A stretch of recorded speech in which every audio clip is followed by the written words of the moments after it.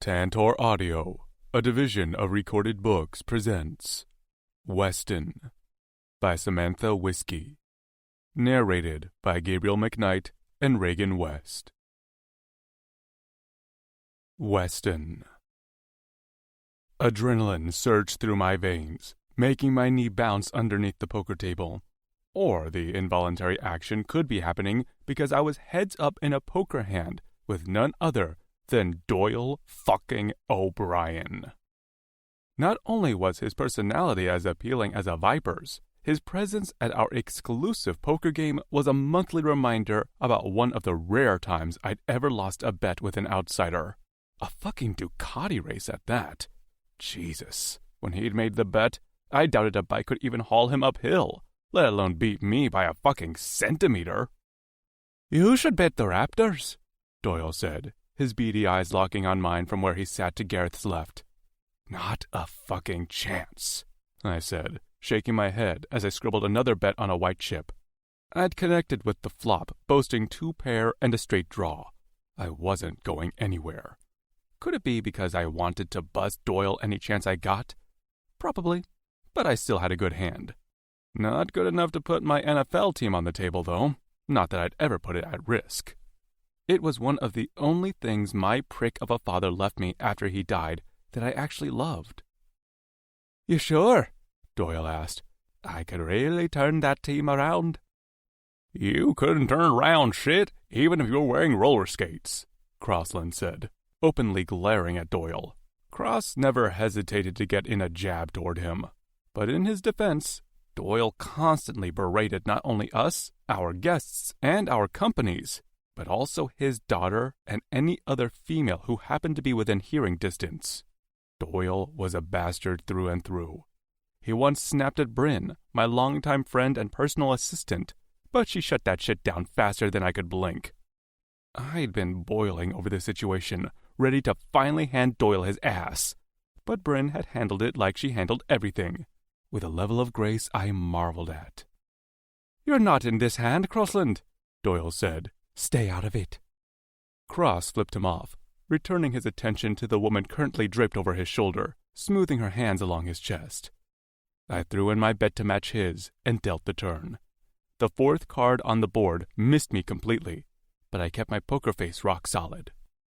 Doyle shook his empty lowball glass, the half-melted ice clinking as he shoved it behind him, not even bothering to look at his daughter dutifully sitting there.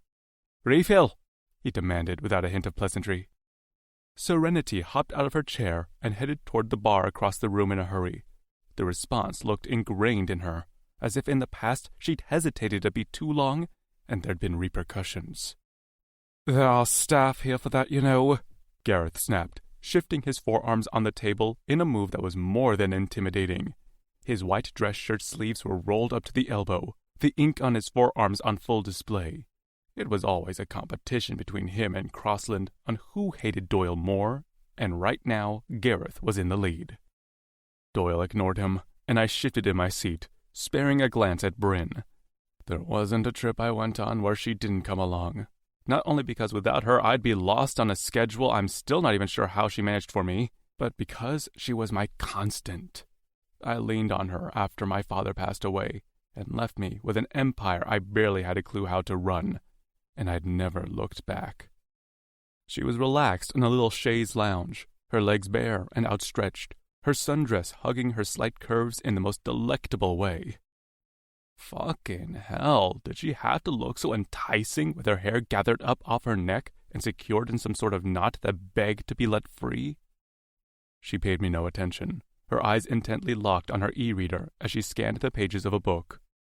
It was most likely something written by Asher's fiancée, Daisy, who was currently writing away on a deadline in Asher's room, but she'd at least been able to make the skydive with us this morning.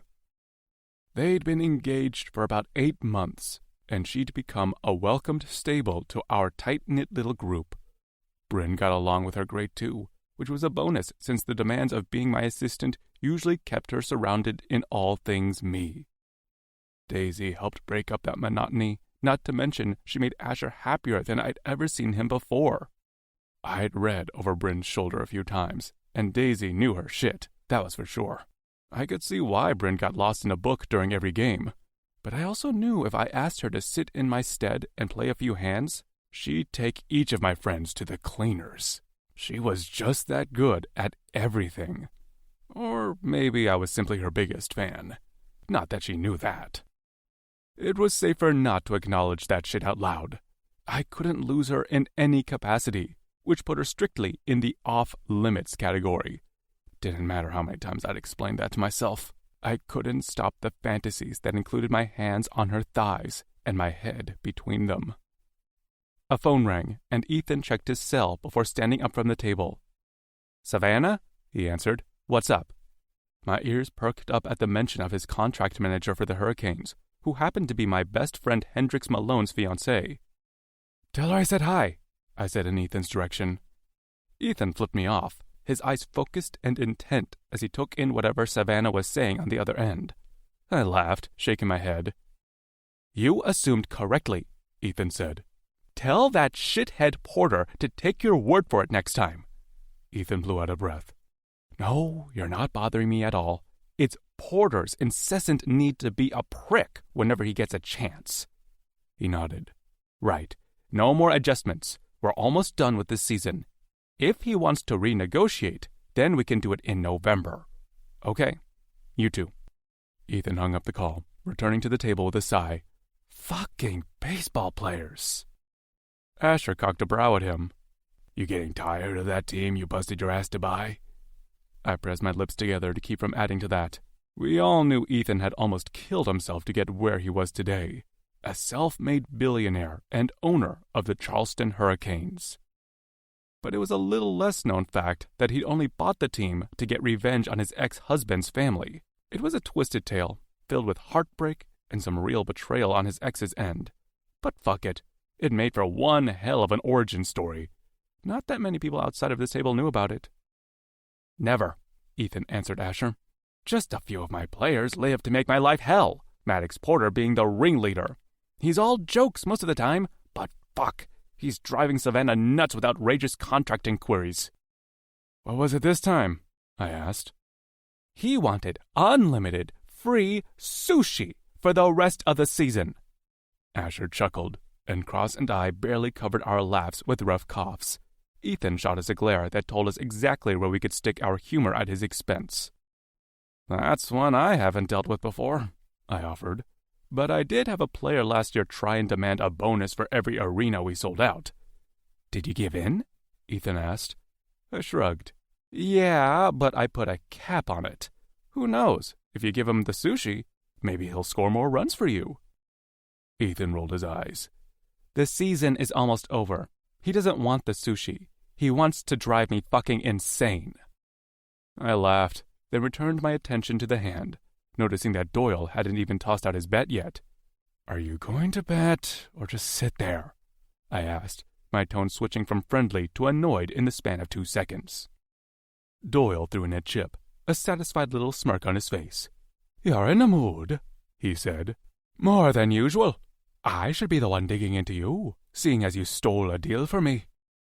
I furrowed my brow, matching his bet before burning and turning the last card. Fucking missed me.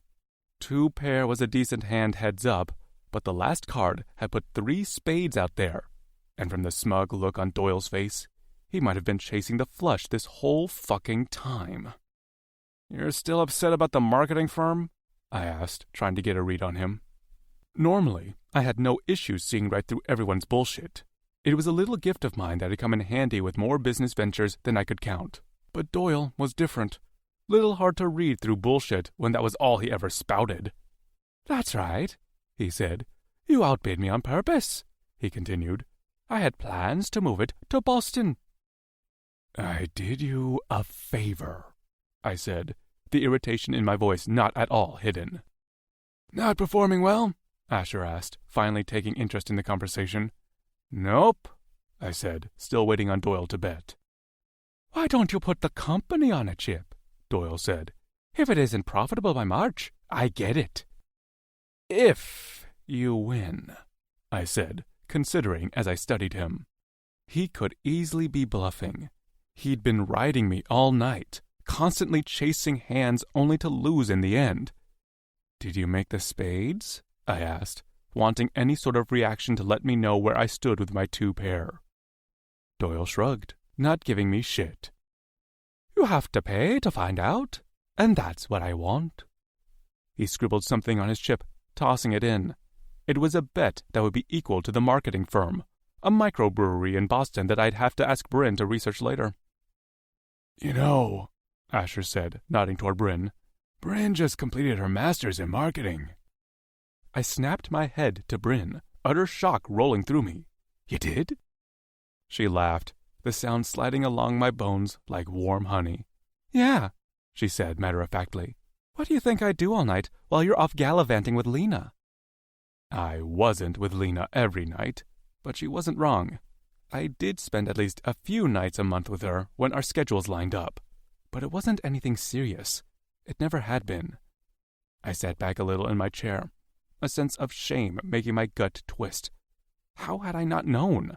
Why didn't she tell me? I would have helped her, paid for it. And that, look, is why I kept it a secret, she said, shifting on the chaise lounge and hitting me with that smile of hers. Fuck. If I wasn't already sitting, she would have knocked me off my feet. You'd try to help. I wanted to do it on my own. I nodded, words utterly failing me as a slew of possibilities formed in my mind. Even if I lost this hand, I could pass the marketing firm over to Brin, and she could absolutely get it up and running before March.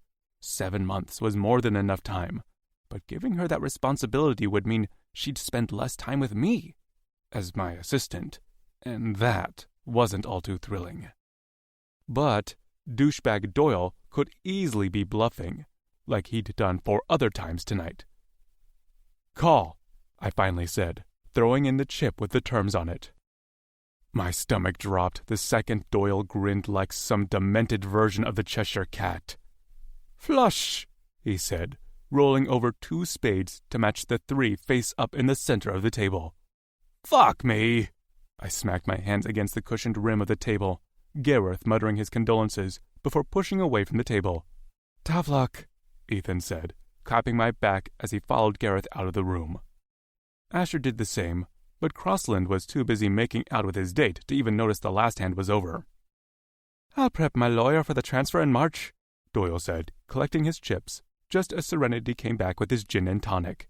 He ignored her, pushing away from the table without a care in the world. Serenity hesitated with the drink in her hand for a few moments before she threw back the contents, her eyes going wide after she smiled. Don't tell him I did that, please, she said, concern lining her features. Never, I said, and Brin nodded her agreement before Serenity offered us a shy smile and hurried out of the room. You okay? Brin asked me, after I'd remained at the table for a few minutes too long. Fucking hate losing to that guy, I grumbled, finally pushing away from the table. Well, you didn't lose just yet. Not the marketing firm, anyway. I looked down at her, offering her my hand to help her off the lounge. She slid her hand into mine, the feel of her skin sending electric shocks up my arm. Fuck, I couldn't imagine how good she'd feel if I hauled her against me, slipped my hands beneath that dress and... Stop, you can't keep going there. Right. Lucky for me, I have an ace up my sleeve, I said, finally letting go of her hand as we headed toward the door. Oh yeah? She asked. What's that? You. I just don't think you fully understand the benefits, Weston, Lena said as she climbed out of my bed. I threw the comforter off of me, the post-coital release completely lost as she launched into another lecture. Lena Nelson had been my steady bed partner for the better part of 2 years. But that's all we were. She'd agreed to it before I'd ever so much as touched her. I wasn't an asshole. I just didn't want to be attached. And in the beginning, she'd been more than fine with that. But now... Fucking hell, now all she did was talk about what a marriage would do for us. Beyond us being an absolute perfect match in the bedroom, she continued, slipping into some clothes, we'd be perfect in the boardroom, too. I headed into the bathroom, just as much to get a reprieve as to get a quick shower. She was way off base. The sex was just that, sex. a release for the both of us, and she was fine company to keep. Hell, she even understood the demands of my numerous business endeavors because she was heiress to her father's tech company. But I didn't want anything serious with her, and serious was all she'd been talking about recently. I stepped under the scalding hot water, washing myself as quickly and thoroughly as possible before stepping out and toweling off. When had Lena caught feelings? Our schedules rarely aligned for any true quality time, and if we weren't running into each other at functions, then we were doing what we'd just done. A quick fuck that left both of us satisfied. Lena, I said, trying to be as empathetic as possible when she followed me into my walk-in closet. You've known from the beginning that I don't want a relationship, I continued, heading into my walk-in closet to slip on a suit. The alarm system had clocked Brin in before the sun had come up, as was our normal routine, and I needed to get to the office soon. Brin was free to come and go as she pleased, and we usually started our weekday mornings getting set up for the day at my place. There were too many demands at the office, so this was the place we could get a proper, uninterrupted jump on the day. She'd go over my itinerary, then discuss the upcoming events I needed to confirm or skip, along with stock numbers and anything else that needed my attention. After that, we'd both head into my offices and continue to work through the day. She was, quite literally, my lifeline in every way that mattered. I thought Lena would have been out of the house before she arrived. Not that Brin had ever acted like my casual relationship with Lena bothered her, but for my own sanity, I liked to keep the two separate as often as possible. We both agreed that with the kind of lives we lead, I finally said, trying to focus my mind. It wasn't easy when I knew Brin could likely hear our discussion from wherever she was in the house. That it's nearly impossible to maintain a true connection. Not to mention, I had no intention of ever tying myself to anyone in that capacity. Brin's face flashed behind my eyes, and I did everything in my power to scrub the thought from my mind. Yes, I was committed to Brin in a way I'd never been with anyone else, but she ran my life. I couldn't function without her. Plus, she'd been my best friend since high school, securing her place in my life with her no-nonsense attitude, and the way she hadn't treated me differently just because my father had money. Sure, Lena said as I stepped out of the closet, adjusting my tie. I also know that you're a brilliant businessman. How can you not see the win here? She extended her arms as if to showcase herself, and yes, she was beautiful. There was no denying it. But her words weren't matching that. We could merge our companies, which you know would send stock prices soaring. We'd likely make a few million the day after the wedding. She took a few steps toward me. Every major news source would cover the union, she continued, which would only help our branding, leading to more income. How was she worried about money? She had more money than she could ever spend in a lifetime. We both did. Everyone who is anyone would want to partner with us. And you know I'm an understanding woman, Weston, she continued. I wouldn't mind sharing if that's what you're concerned about. She reached for me, but I took a step back. The benefits she was describing, the life she proposed, and the man she wanted me to be in it, sounded a whole of a lot like someone else. Someone I hated. My father. Memories swarmed me, making my chest tight. My mother crying in her bedroom because of another uncovered affair by my father. Her loneliness practically seeping into the hallway. The way I had to step up and be there for her when my father left at a moment's notice to some supposed work function. The way she tried to hide how much he hurt her for my benefit. The way he used to throw every single dollar in her face, saying she had every luxury at her disposal, so she should be content to leave him to do whatever he wanted. Every reason you're listing has to do with an idea of me, not actually me, I said, once I found the strength to crawl out of that headspace. It wasn't often my father crept in there, but when he did, it made me angry all over again. A laugh ripped from her lips, half amused, half angry. Weston Rutherford, you aren't one for grand declarations of love. Come on, we're both more practical than that. My last name isn't up for discussion, I said firmly, wanting to end this conversation. If you want this to continue between us, you're going to have to make a smarter decision, she fired back, her voice rising to an octave that was grossly unnecessary. You're throwing an ultimatum at me? Maybe I am! I took a deep breath, cursing myself for not noticing her intentions sooner. If I would have paid attention, maybe I could have spotted the exact moment she went from enjoying what I offered her physically to wanting to sink her claws into my corporations. I could have ended it all right then and there. She didn't want me. She wanted what my last name and an exclusive business partnership could offer her. She wanted someone who didn't care about things like love, loyalty, and trust. She wanted me to be like my father, even if she didn't know that's what she was implying. And I would never be him. Here's my answer to that then, I said, and stomped right out of my door. Brin. My last name isn't up for discussion. I heard the irritation in Weston's voice all the way from my spot in the kitchen. If you want this to continue between us, you're going to have to make a smarter decision, Lena practically screeched. You're throwing an ultimatum on me? Maybe I am. My heart thudded anxiously in my chest as I stood frozen, one hand on the kitchen island for support as I waited to hear what Weston would say. Surely he wouldn't be backed into a corner like that. Not for something so important. Here's my answer to that, then, Weston said. And I heard the bedroom door open. I hurried out of the kitchen, Weston's favorite coffee concoction in hand, as I rushed to catch up with him as he bounded for the garage. Thank you, he said, his tone altogether different, and this side of gracious as he took the offered thermos from my hand.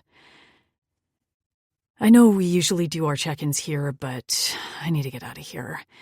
I'll see you at the marketing firm, though. We can do it there, right? Absolutely, I said. He smiled down at me. You're going to do great, you know. Confidence slid over the nerves that had been tangling with excitement all morning. Today would be my first day at the marketing firm, and I wanted to make him proud. Thanks, Weston, I said. And don't worry, we'll figure out how to balance everything. I won't leave you in the trenches that I call your schedule. He laughed, nodding before he paused in the doorway, his features shifting to irritation when he heard drawers slamming in his bedroom. His eyes met mine, a silent, apologetic question hanging there. Yes, I said, then motioned over my shoulder. I'll handle that. Relief pooled in his eyes. I don't pay you enough. You really don't, I teased, grinning at him as he winked at me and disappeared into the garage. I waited until I heard him headed down the graveled drive before I pulled out my phone and tapped a few keys. The squeaky sound of Lena's voice echoed in my ears as I headed toward the master bedroom. I didn't necessarily mind handling all of Weston's day-to-night activities, but God, did I really have to deal with this before I'd had coffee?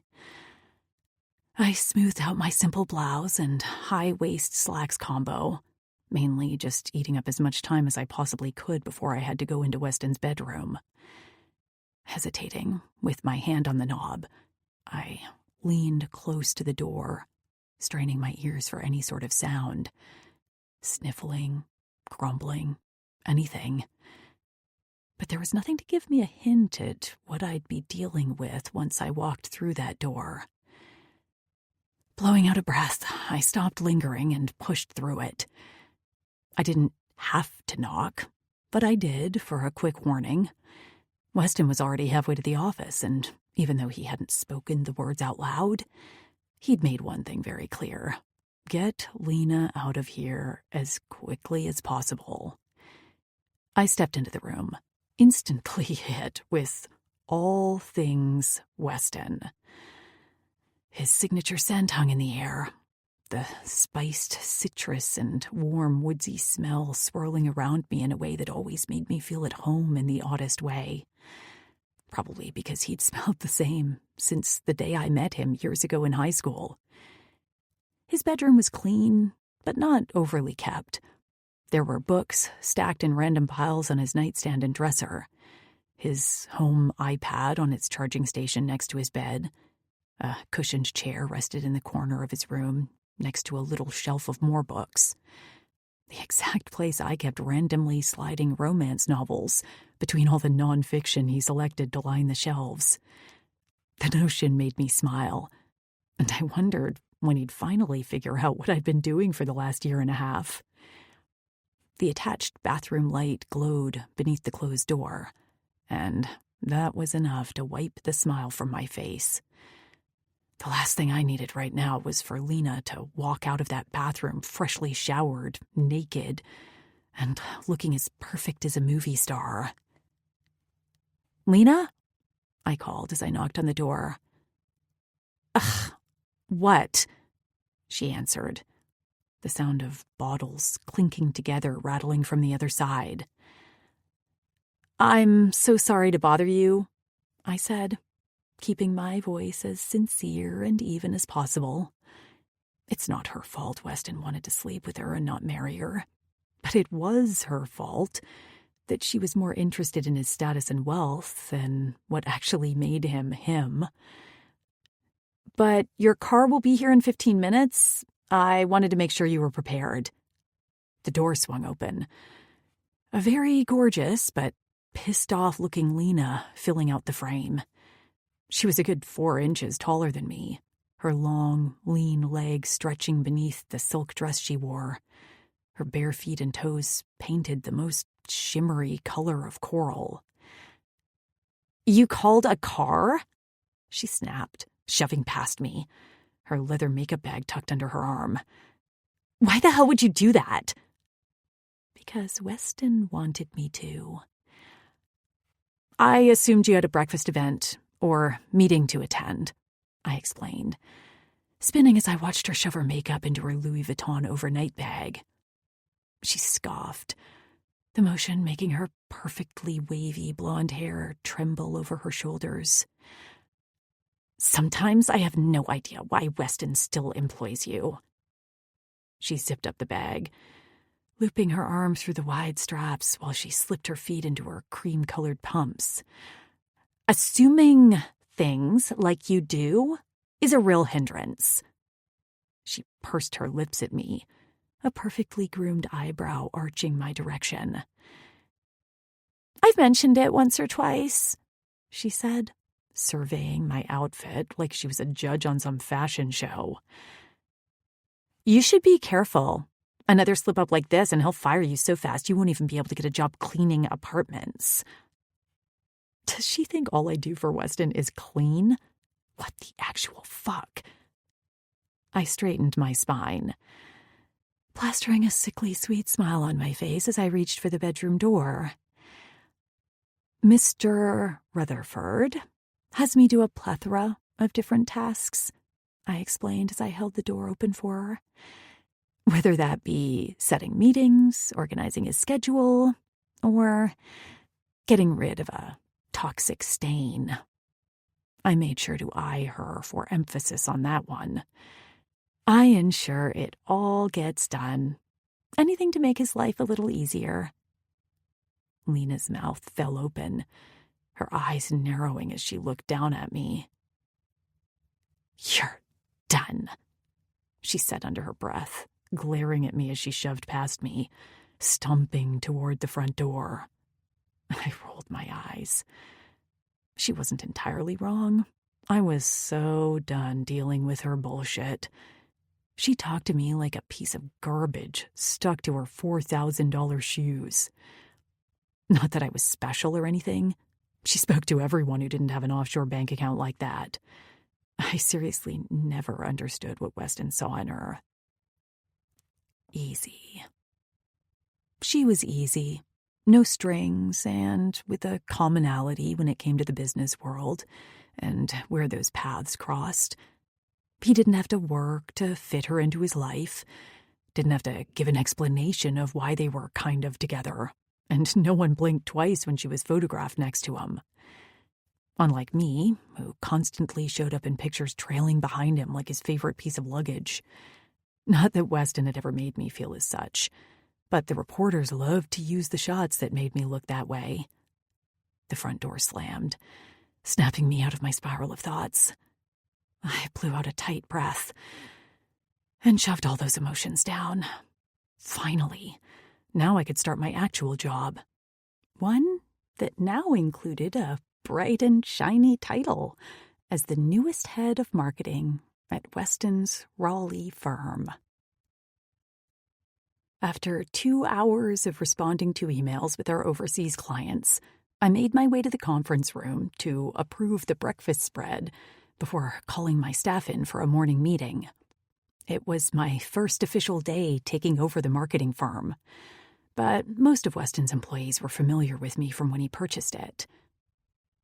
"Good morning, everyone," I said, once they were seated at the long, oval-shaped table set up in the conference room. "Please feel free to dig into the food and coffee, and then we'll get down to business." "Really?" Jake asked. "Weston usually makes us wait until the meeting is over to eat." I smiled from where I stood at the head of the table, my coffee already steaming in front of me. I reached for a mocha muffin and took a seat. "Really?" I said, after taking a huge bite.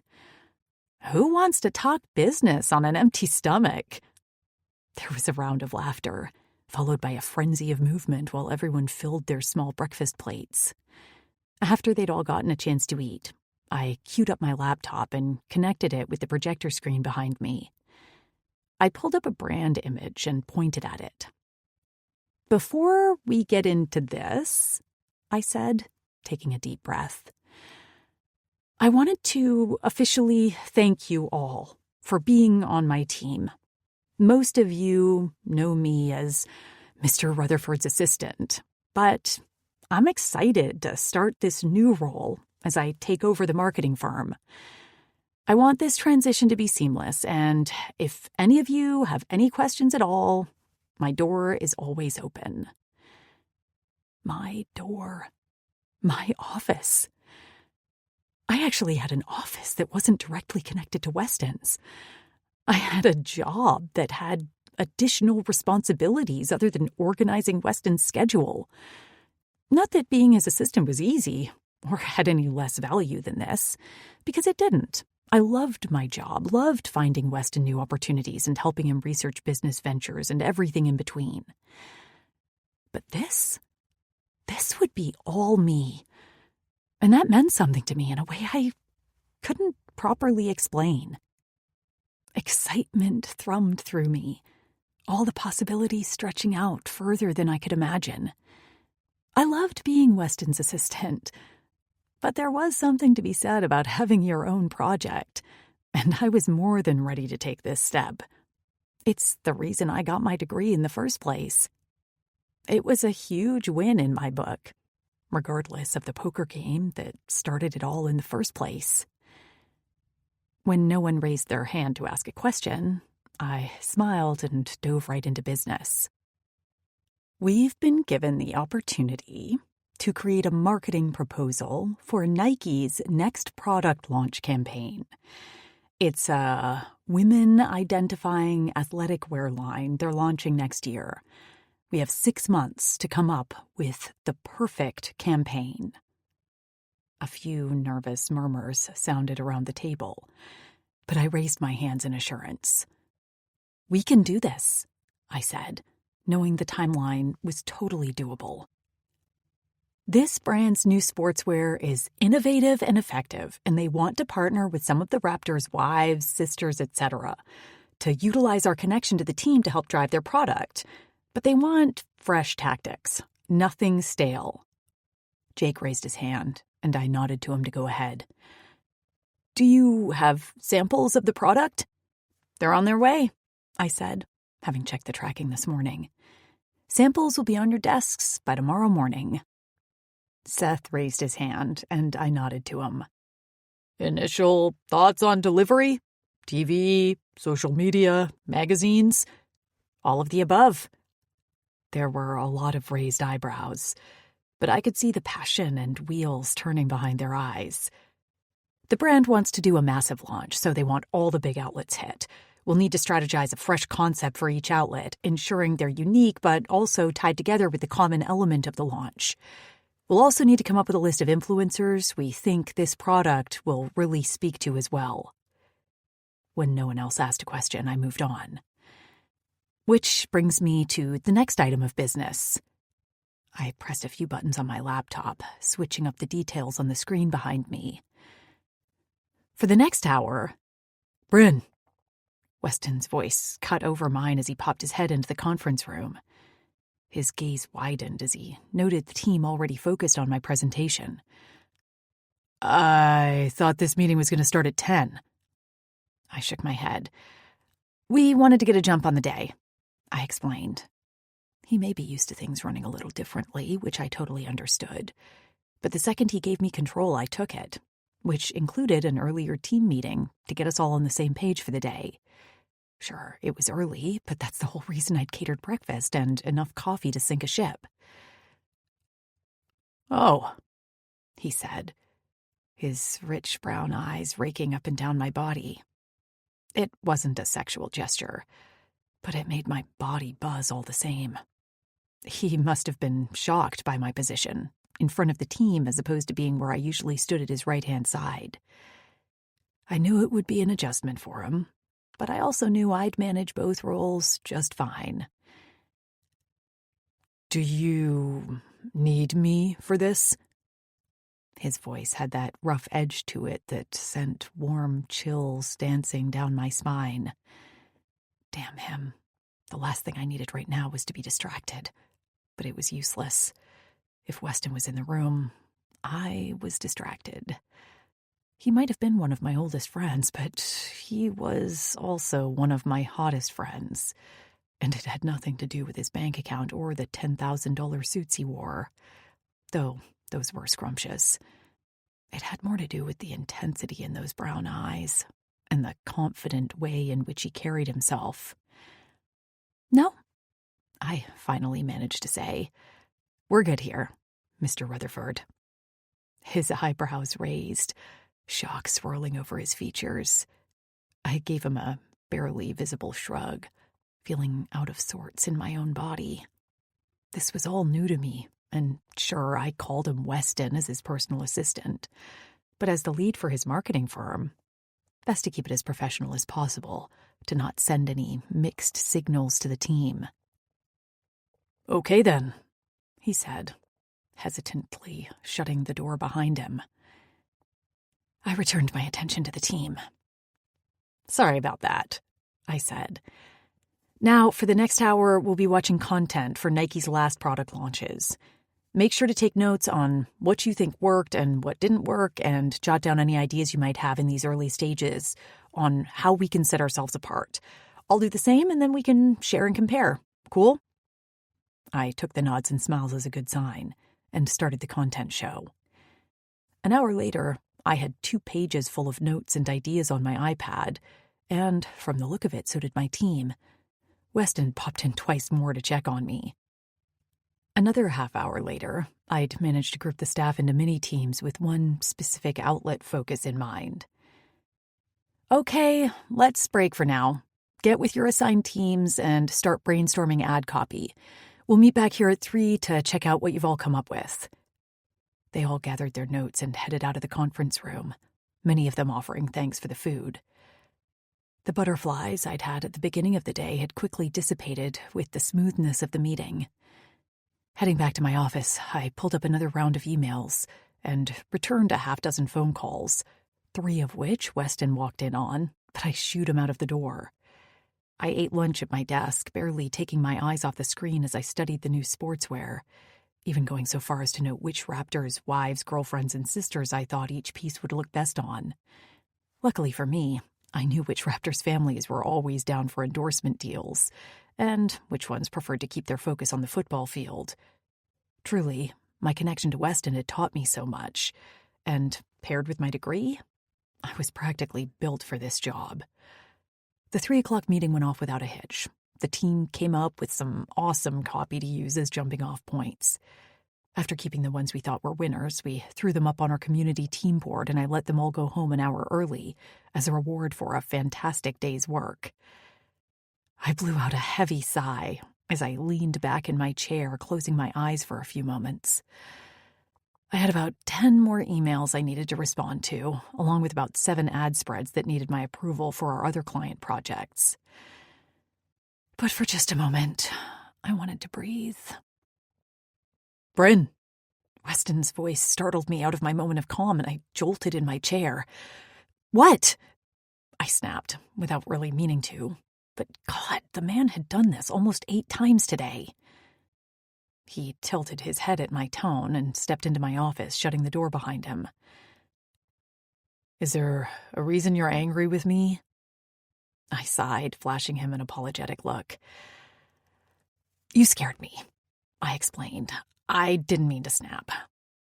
Weston cocked a brow at me as he rounded my desk and leaned against the edge of it. "Were you meditating?" I laughed, shaking my head. "Just breathing," I said, then grinned up at him. "Something you've been doing a lot of today." Weston furrowed his brow, and I absolutely hated it when he gave me that look. The curious, he had no idea what I meant look.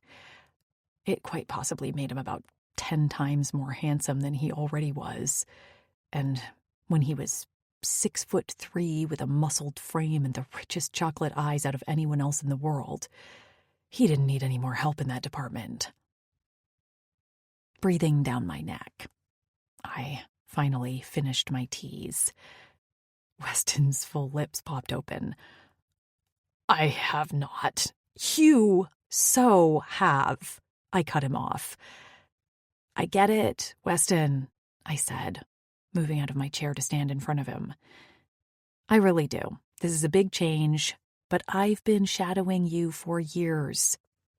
I've watched you make $1 million deals before brunch countless times. Plus, with my degree, I'm not going to let you down. You have to trust me." He shifted against the desk, reaching for my hand. I slipped it into his, the motion easy, effortless, and something we'd done 1,000 times before. But every time, it had the same effect on me. My lungs tightened, my skin flushed, and a blinding need flared in my core. Weston had touched me like this too many times to count because we were friends, not to mention we were almost always together. There were about 100 different reasons for him to grab my hand, to help me out of a car or to guide me through a crowd. He'd just never touched me in the way I'd always dreamed about. And that was a good thing. Our lives were too entangled. Crossing any one of those lines would send us spiraling into a ruin we surely wouldn't make it back from. Besides, he had women like Lena constantly vying for a coveted spot on his arm. He smoothed his thumb over the back of my hand, and the innocent touch sent a jolt of electricity straight down my spine. God, I couldn't help but wonder, what else could those hands do? "I'm sorry. I was breathing down your neck," he finally said. "I'm not used to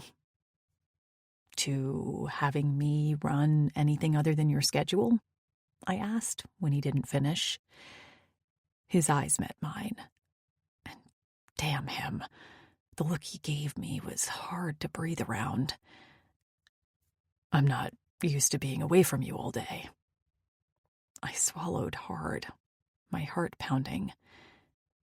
He kept doing that thing with his thumb against my hand, and it made my mind whirl with fantasies about where else he could stroke my skin. "Stop. He's your boss. And your oldest friend." I pulled my hand back, trying to laugh away the tension making my body tight. I pretended to clear up some things on my desk, literally just shifting my tablet and some pens to the other side of it. Anything to give me space to breathe in air that wasn't drenched in his intoxicating scent. "Figured you'd enjoy the reprieve," I said. He watched me shift around the items on my desk, eyes calculating. "I don't like it," he said, and I couldn't help but laugh. "Poor Mr. Rutherford, not used to getting his way," I teased. "Cut that shit out, too," he grumbled, shaking his head. "What's with the Mr. Rutherford crap? You've known me since we were drinking out of Solo cups and avoiding my family's politician guests at parties." I pressed my lips together and bit back another laugh. "I don't know," I said. "It felt right to address you like that in front of the team. The last thing I need is someone thinking I was handed this position because we're friends." I cringed. Well, that, or what the truth actually is, that I was handed this position because you lost a bet. Weston hissed, then pushed off the desk, stopping only a breath away from me. "I should have offered it to you the second I bought the place. Hell, before I bought it," he said, eyes intently on mine as he looked down at me. "And not because you're my friend, or even because you're my assistant, but because you're brilliant." Emotion climbed up my throat, and I tipped my chin to hold his gaze. "Then why didn't you?" Sure, I'd kept the master's portion of my degree to myself, but he'd always known my passion was marketing. Something tightened in the space between us. Or maybe that was just my feelings, getting way too caught up in how close he stood to me. It wasn't new, the closeness, the ease around each other physically. But it was getting harder every day to ignore how my body reacted to him. How my heart sped up every time I heard his voice. "I didn't, because I'm a selfish bastard," he answered with a shrug. He dragged a knuckle down my cheek, and I swear my blood was on fire with the innocent touch. He looked at me for a few more seconds, then blinked a couple of times before backing up. "So, it's not about your trust issues with delegating larger tasks to people?" I asked. He shook his head, and I watched as he walked with that confident gait of his back to my office door. "Don't work too late," he said, then paused in the doorway, glancing over his shoulder.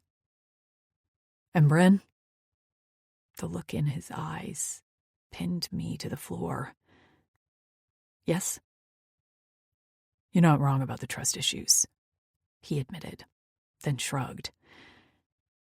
"But there's only one person in the world I trust implicitly, and that's you." Weston. "What the hell are you still doing at work?" Hendricks Malone, my best friend and the current best wide receiver in the NFL, asked by the way of hello when I answered his FaceTime call. We had a standing monthly call ever since he'd traded to the Cougars, Gareth Maxfield's team. Normally, I was already home or out for late-night drinks, but not tonight. "Brin is still working," I said. "Oh," he said, dragging out the word and pairing it with a shit-eating grin. "That explains it." He laughed. "I've never known you to work past 7. I shrugged. Unlike Asher, I know my limits and actually enjoy my time off. Asher was the definition of a workaholic, but ever since he paired up with Daisy, he'd been taking more time off. It was good for him to find a life outside of work, but I couldn't help it that right now, my life and my work were colliding in a big way. Usually, Brin would have already tapped out by now, electing to meet me at my house before I'd even woken up the next morning. But things had changed since I'd made her the head of marketing. "How are you handling having her focus more on the firm than you?" Hendricks prodded. "Just fine," I lied. "I don't need her attention 24/7, I continued, shifting in my office chair behind my desk. I'd claimed a smaller office at the marketing firm when I acquired it, knowing I wouldn't spend all my time here, but wanting a space for myself all the same. I am capable of functioning as an adult, you know. Hendricks burst out laughing, shaking his head. You keep telling yourself that, he said. Wasn't it Brin who always brought your books to class because you constantly forgot them? I rolled my eyes. What are you getting at? I'm just saying, you've always gravitated toward her in any capacity. It's not a surprise you're hanging around while she works late, even though you could have easily left. It's not like she needs you to do her job. Whereas I need her to do mine. I grumbled the question, but we both already knew the answer. He wasn't wrong, the overconfident prick, and I appreciated him even more for always calling me out on the bullshit. That's why our friendship had lasted so many years in the first place. Definitely, he said. Pretty sure you'd be out at least $1 billion if she hadn't stepped up as your personal assistant. No way you'd be as successful without her. Couldn't deny that either. She'd saved me more times than I could count with her brilliant mind and her ability to take a step back and offer non-biased advice on one prospective deal or another. Brin had saved me in more ways than she would ever know, starting with the first day I met her. She'd been a freshman while Hendricks and I were juniors in high school, and I'd already earned an established label of hot jockey with daddy's money, which I absolutely hated. I had girls tripping over me left and right, always saying exactly what they thought I wanted to hear, just so they could get a chance to ride in my father's Porsche to prom. Not Brin, though. She worked one of the concession stands at school games, and the first time I went to buy something, boasting that I could buy the whole stand in a way to try and impress her, she'd rolled her eyes and skimped me on the popcorn. You don't get special treatment just because you have money, she said. You have to earn it. If you don't, then you'll never know what's fake and what's real. Her words had struck something vital in me. Not only had no one ever spoken to me like that before, but she was right. She'd cut to the quick of me because I'd been lamenting about my role in life for years before she came along. We'd been best friends ever since. And the second I realized I couldn't live without her was the second I put her strictly in the off-limits section of my mind. Did it stop the fantasies I had about getting my hands on her body? No, but it kept me in check well enough the past decade. How's the poker game? Hendricks asked, drawing me back to the present. Fine, I said. Doyle is still an asshole, but there is no getting around that. I can't believe he has the balls to cross Gareth at the games like you say he does, Hendricks said. I only see Gareth when he comes to the games or the occasional locker room drop-in, but he's a scary motherfucker, even to me. That's why I like having him on my side, I said. Gareth was intimidating as hell, with his sleeves of tats and the predominantly pissed-off look he boasted on the regular. But he was a smart-as-fuck businessman, and an even better friend. You talking to Weston? I heard Savannah's voice off the screen, and Hendricks looked toward the source of the sound. The shift in him was immediate, his features completely transforming into a love-struck man with eyes only for her. Yeah, Hendricks answered, and then a flash of red hair popped into the screen right before she leaned over Hendricks so I could see her face too. Hi, Weston, she smiled at me. Hi, Savannah, I said. How's my asshole friend treating you? I asked. She was the contract manager for the Charleston Hurricanes, which my friend Ethan Berkeley happened to own. Oh, stop, she said, waving me off. He's not an asshole. Hendricks looked up at her, cocking a brow. A video of him went viral not 2 weeks ago because he broke a baseball bat when one of the umpires made a bad call. That sounded like Ethan all right, but I hadn't seen the video. Normally, I kept up with as much media coverage and my friends as possible so I could try and stay on top of things.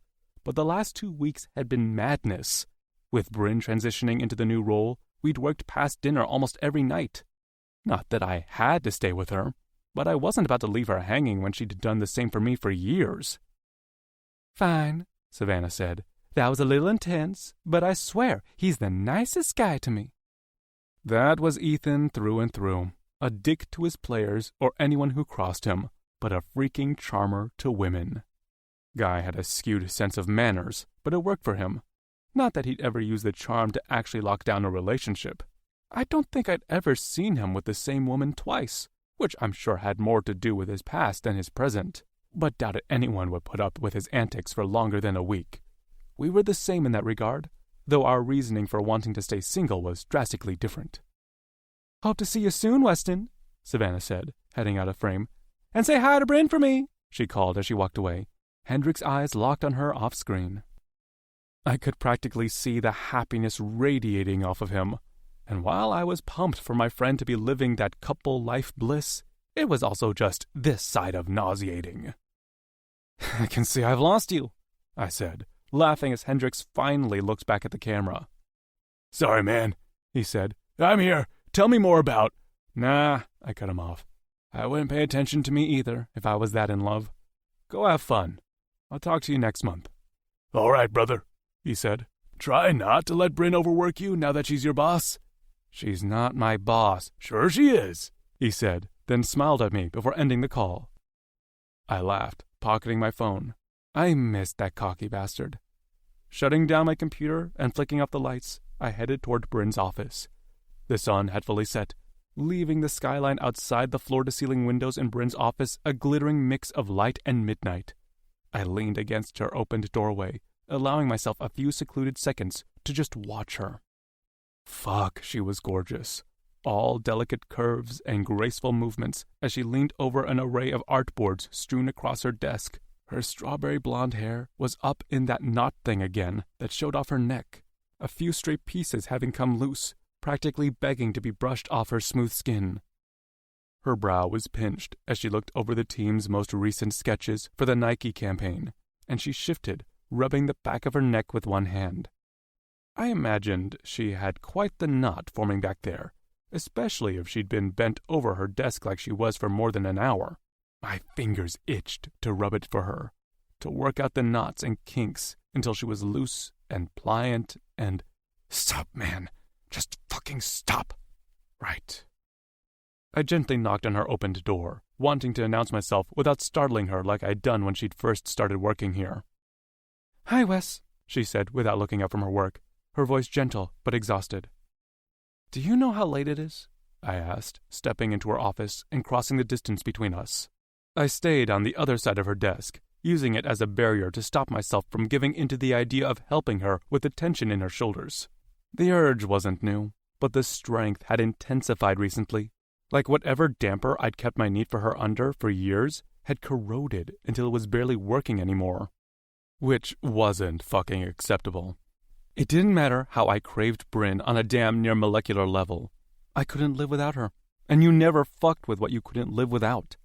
I'd spouted that advice to my friends on more than one occasion, but here I was, wanting to ignore it all. She asked, finally looking up from her work.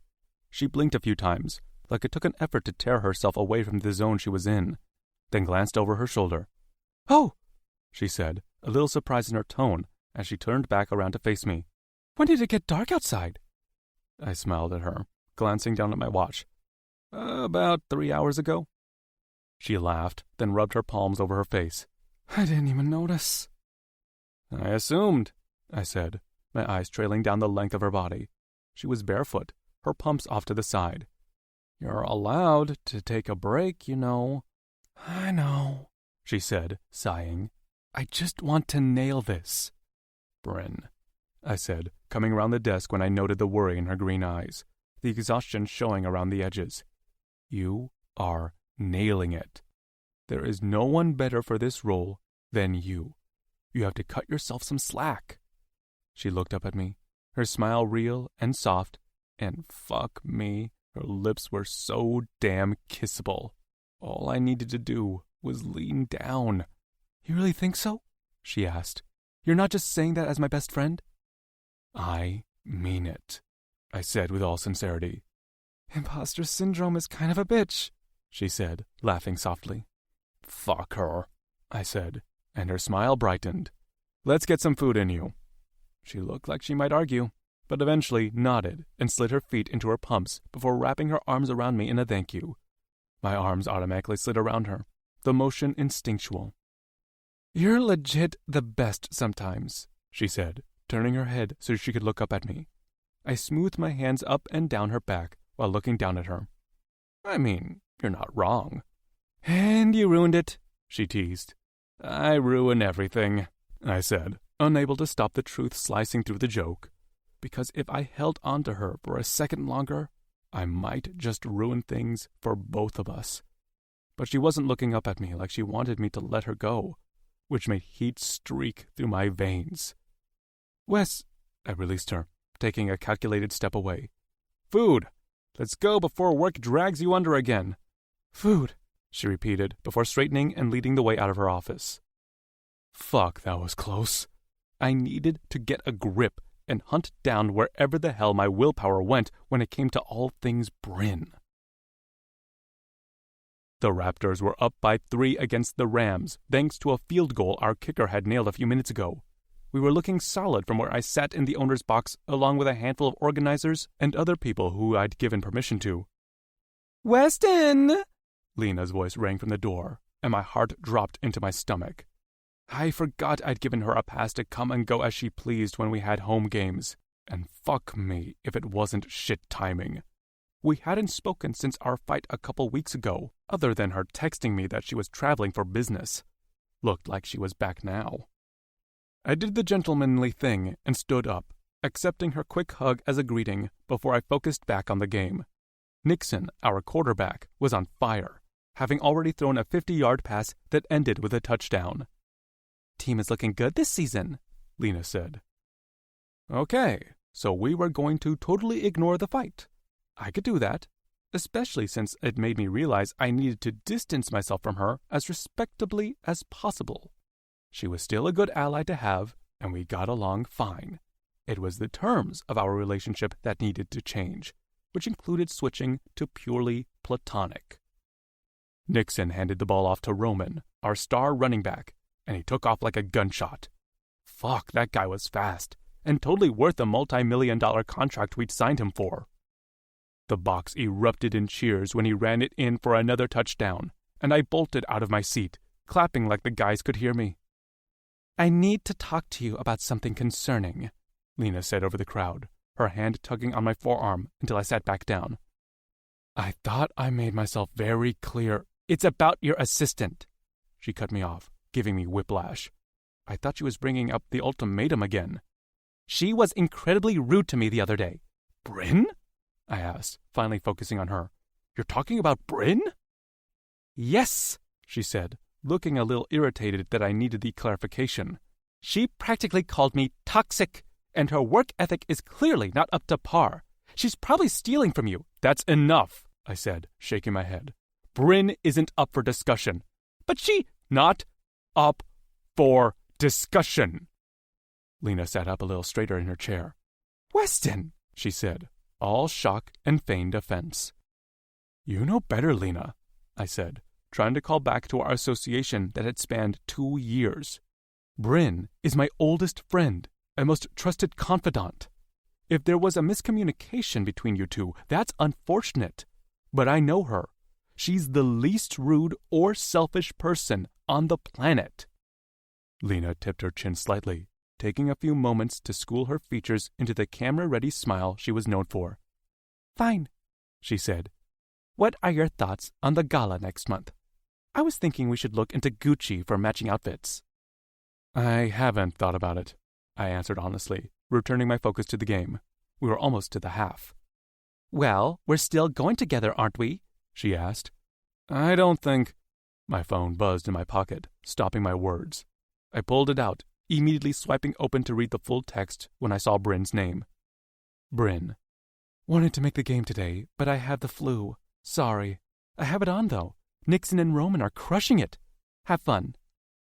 I stood up, pocketing my phone and heading toward the door. Weston! Lena called, and I glanced over my shoulder.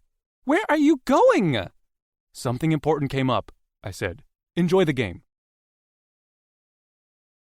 Brin.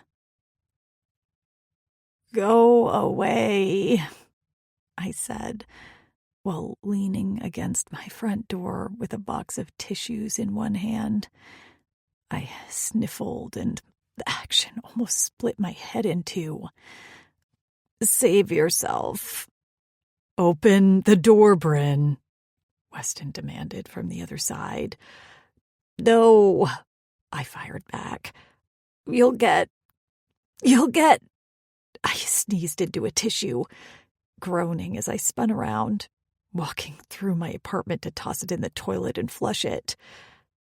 Go away, I called while I washed my hands, my legs trembling from the simple act of standing. I hated the flu. I rarely got hit with it, but when I did, the shit lingered. If you don't open the door, I'm going to break it down.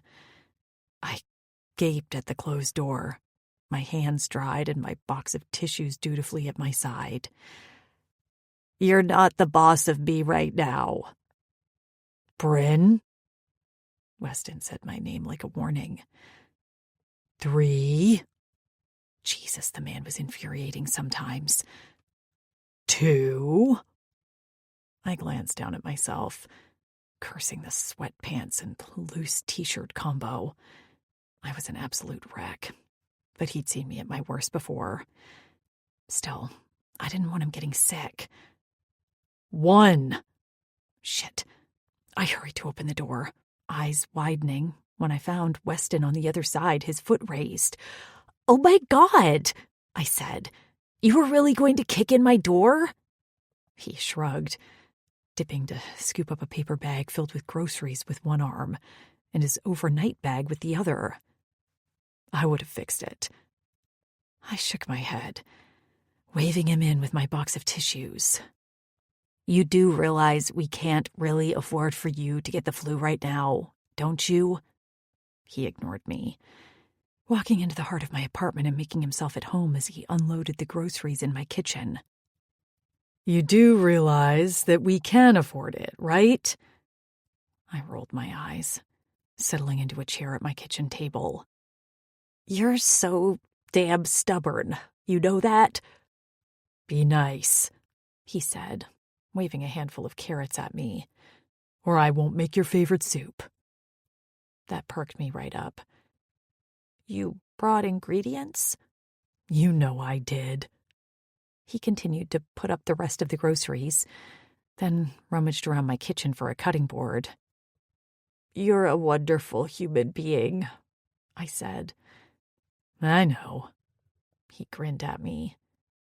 Reckless, I continued, but wonderful. I've always been reckless, he said with a shrug. I propped my too heavy head on my hand, practically draping myself over the kitchen table.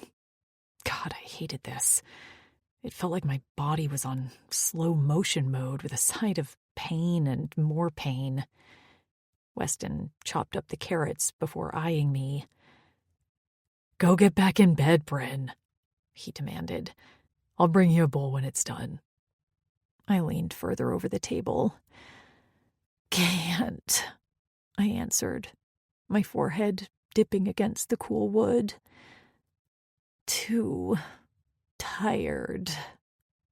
My fever was back, and it was a rueful bitch. God, when did it get so cold in here? I shivered, but didn't have the energy to move. I'm just gonna close my eyes until you're done, I explained, sinking heavier against the table. Thank you. Strong, muscled arms wrapped around me, hauling me off the chair and against an even broader chest. Weston, I whined, but let my head rest against his chest anyway. I could walk. I was only kidding that I was too. I yawned. Tired. Yeah, he said. It's a super funny joke. He cocked an eyebrow at me as he carried me down the hallway to my bedroom. Here, he said, laying me gently on my bed and tucking the covers around me. Sleep. I'll bring you the soup when it's ready, and if you need anything in the meantime, just yell for me. I sank into my pillows, my body sighing at the comfort my bed offered. My eyes were heavy, shutting completely without my permission. "Thanks, Wes," I whispered, my entire being submitting to the exhaustion. I felt his hand brush across my forehead, the touch gentle and comforting. I wanted to open my eyes, to keep talking to him, to tell him he didn't need to leave the Raptor game for me, to argue with him some more about his own well-being. But now that I was warm and cozy, there was nothing on the planet that could keep me awake. "Wait," Weston said after taking another bite of his ice cream. He pointed a licked-clean spoon at the television hanging on the wall over my chest of drawers. It was about 3 a.m, because after my 4-hour-long nap, I'd awoken starving and energized, even though I still felt like I'd been run over by a bus. I ate 2 bowls of the soup Weston prepared, a deliciously flavorful chicken noodle, my fave. And now we were on to ice cream and Netflix. "They never see each other?" he continued, dipping his spoon back into his bowl of ice cream. "Nope," I answered, my bowl already empty and sitting on the nightstand next to me. We were both stretched out in my bed, leaning against a mountain of pillows.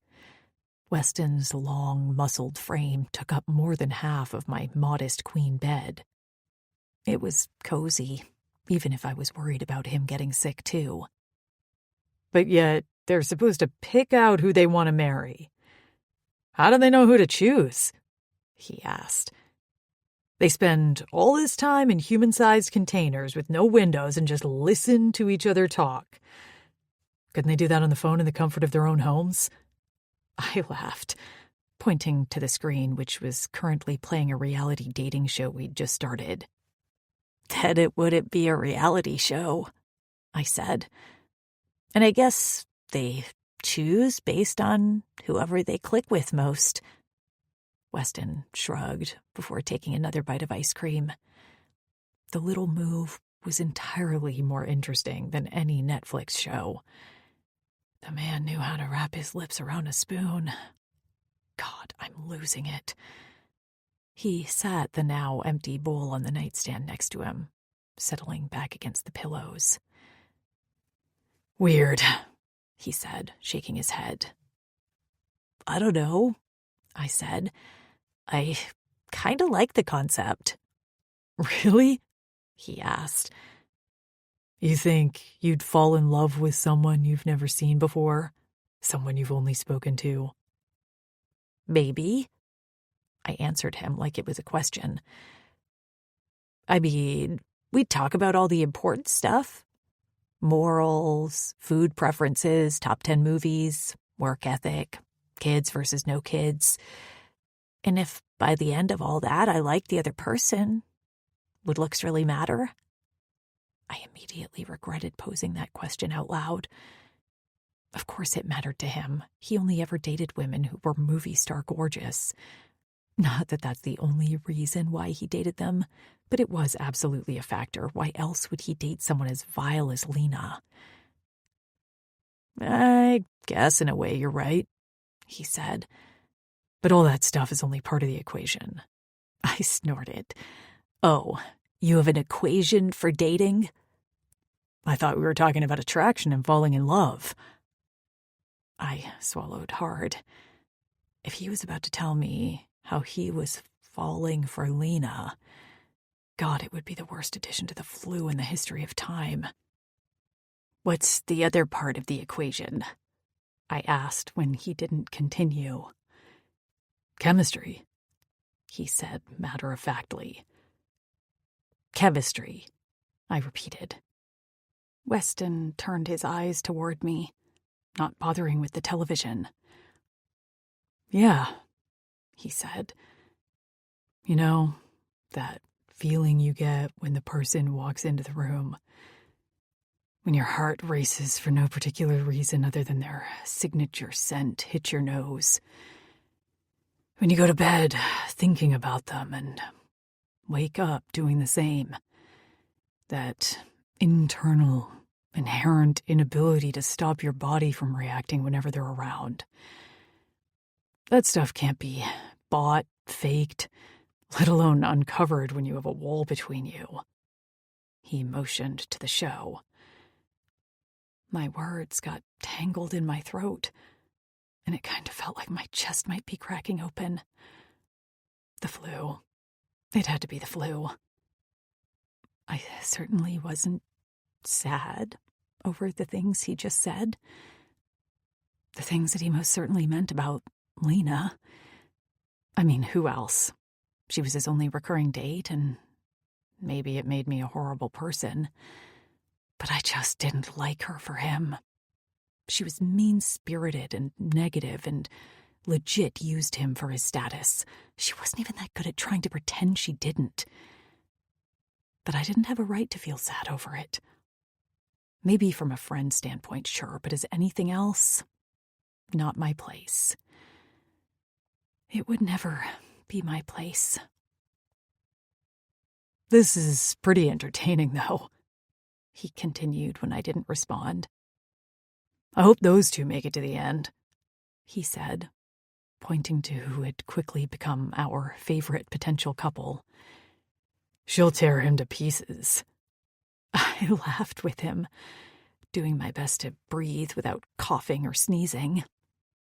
I was just exhausted. That's the only reason my emotions were all over the place. You want to watch another one? Weston asked after we binged 4 episodes. Or do you want something else to eat? I'm so full, but thank you. I'm really glad I was able to eat today. It was the first time I'd been able to successfully eat since I'd gotten sick a few days ago. Even though I'm still worried about you getting sick, I continued, I'm really grateful you came. Weston nudged me with his arm. What are friends for? The cliche made me cringe, but I forced out a laugh. Why did the term bother me so much? It's what we'd always been. Friends. Partners in every way that mattered but one. And really, how could I even dream of asking for more? The universe had given me so much with him in my life. It would be selfish to demand all of him for myself. What else do you need? He asked. You don't have to stay, I said for the 4th time tonight. It's beyond late. I'm sure you're missing your bed. Mine is bigger, he said. Everything you have is bigger, I blurted out before I could run it through my mind. A wild little smirk shaped his lips, the mischievous look doing things to my body that so shouldn't be capable of happening at the moment. I had the flu, for heaven's sake. I clenched my eyes shut. I bet that your house is bigger. Your bank account, your car, everything. Got it, he said, humor dancing over his features. Everything about me is bigger. I'll take it. I laughed, shaking my head. You're impossible. You didn't answer my question. I sighed, a snap of pain zipping through my head. What was it again? What do you need? I gave in and thought about it, trying like hell to listen to my body and its demands, which were definitely all over the damn place. Something logical finally hit me over the head. I wished I could wash my hair. It had been a couple of days, and the idea of having it clean sounded like absolute heaven. Nothing, I finally answered him, because really it's not like he could take a shower for me. And I didn't have the energy to do it myself. Don't do that, he said. I know you. I saw it on your face. You thought of something. It's fine. I waved him off. I just thought about how much I'd love to take a shower so I could have clean hair, but I'm really too tired. I know that's contradicting, but it's the truth. Weston stared at me for a few moments, then rolled off the bed, standing with his hand extended toward me. Come on. What? I gaped at him. No. Why? Weston, I sputtered. I know we've known each other for years, but I don't know if you remember we don't exactly take showers together. Weston laughed and shook his head. Trust me, he said. I would never forget something like that, he said. Then what are you? I'm not going to shower with you. He cut me off. I'm going to wash your hair. I raised my brows at him, eyeing his outstretched hand like he suggested we run away together with the moon as our destination. I'm sorry? I said. You're going to wash my hair? Will it make you feel better? Well, yes, but... No buts. He cut me off. Let me help you feel better. I had to be in a fever dream. That's what this was. There was no way Weston freaking Rutherford, billionaire extraordinaire, adrenaline junkie, drop-dead gorgeous, and oldest friend of mine was leading me to my shower to wash my hair. Hang on, he said after he'd gotten me into the bathroom. He came back a few moments later with my modest one-piece swimsuit in hand. Change into this, and you can sit on the bench and I'll use the shower head. I gaped at him again. How did you know where to find that? You wore it on the last trip we took, he said, and my skin flushed. I was with you when you unpacked. That was months ago. How did he remember things like that?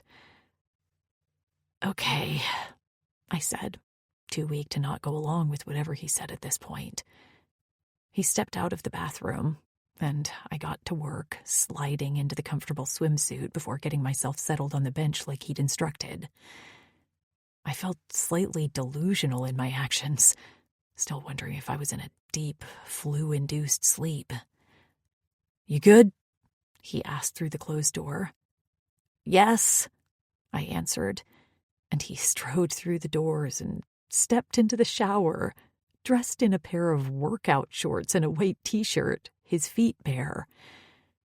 He detached the shower head, then turned on the water, testing it on his fingers a few times before moving behind me on the bench. Wait, aren't you worried about getting wet? Not at all, he said. Besides, you're mainly the one getting wet, he said, his tone low and slightly rough, and just enough to make a warm shiver race down my spine. Hence the bathing suit. Tilt your head back. He maneuvered my chin gently with his free hand, and our eyes met from where he towered behind me. He smiled, then brought the water to my hair. Oh, I said, sighing at the feel of the warm water soaking my hair. Too hot? He asked. It's perfect, I said, closing my eyes as he worked his fingers through my hair. I can't believe you're doing this. Why? He asked, setting the shower head to the side and lathering his hands with my shampoo. He brought them to my head, working the lather into my strands. Because you could have hired someone to come over here and bring me soup and ice cream. Not that I would have accepted it, but I was losing my train of thought. How were his hands so freaking perfect?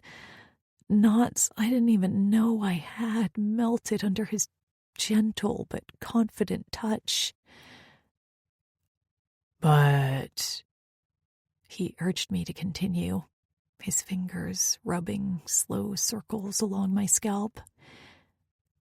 I forgot what I was saying, I said, practically purring. Probably telling you you're the best. Again. That sounds about right, he said, laughter in his tone. Oh, wow, I said, unabashed because everything just felt too damn good. With each circle, each stroke of his fingers, my headache subsided. "You're amazing, Wes." He paused in his work, long enough that I opened my eyes. His were on mine, dark and churning with something I couldn't define. "Time to rinse?"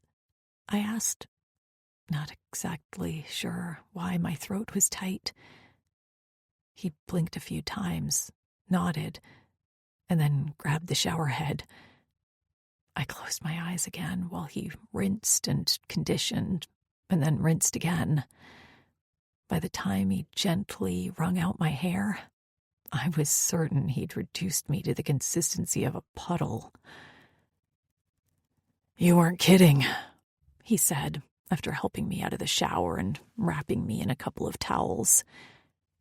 "You're dead on your feet." "Is it so obvious?" I called to him where he stood outside the closed door, not even bothering to dry my hair. I secured it in one long braid, slipping back into a fresh pair of PJs. "It is," he said once I opened the door. He visibly swallowed, and I cringed. I probably didn't look any better despite having fresh, clean hair, but I definitely felt almost human again. "Thanks," I said, my voice a shade softer than it was a minute ago. "I can't even tell you how good this feels." A muscle in his jaw flexed, and he cleared his throat, nodding. "Anytime," he said, his aloof smile returning. He motioned behind him toward my bed. "You want me to carry you again, or can you make it?" I half debated asking him to carry me just so I could be close to him again. But I quickly shook my head and walked on my own. He'd done enough. More than enough. It made my heart do this strange thing in my chest that made it a little hard to breathe around. "More reality TV?" he asked once we were both settled in my bed again. "Please," I answered, hoping I could focus on the show and not the man next to me, who was making it extremely hard to focus on anything outside of the way he was making me feel. "Ugh," I groaned as I opened my inbox. "Is it bad?" Weston asked from where he lingered in my open doorway. "It's bad," I answered, rubbing my forehead. It had been 2 days since Weston came to my rescue and took care of me. I was back to feeling healthy again, and he was miraculously unaffected after spending the night taking care of me. "Want to compare who has more?" Weston smiled as he pulled his phone from his pocket, coming to take a seat across from me. I arched a brow at him. "I bet I have more."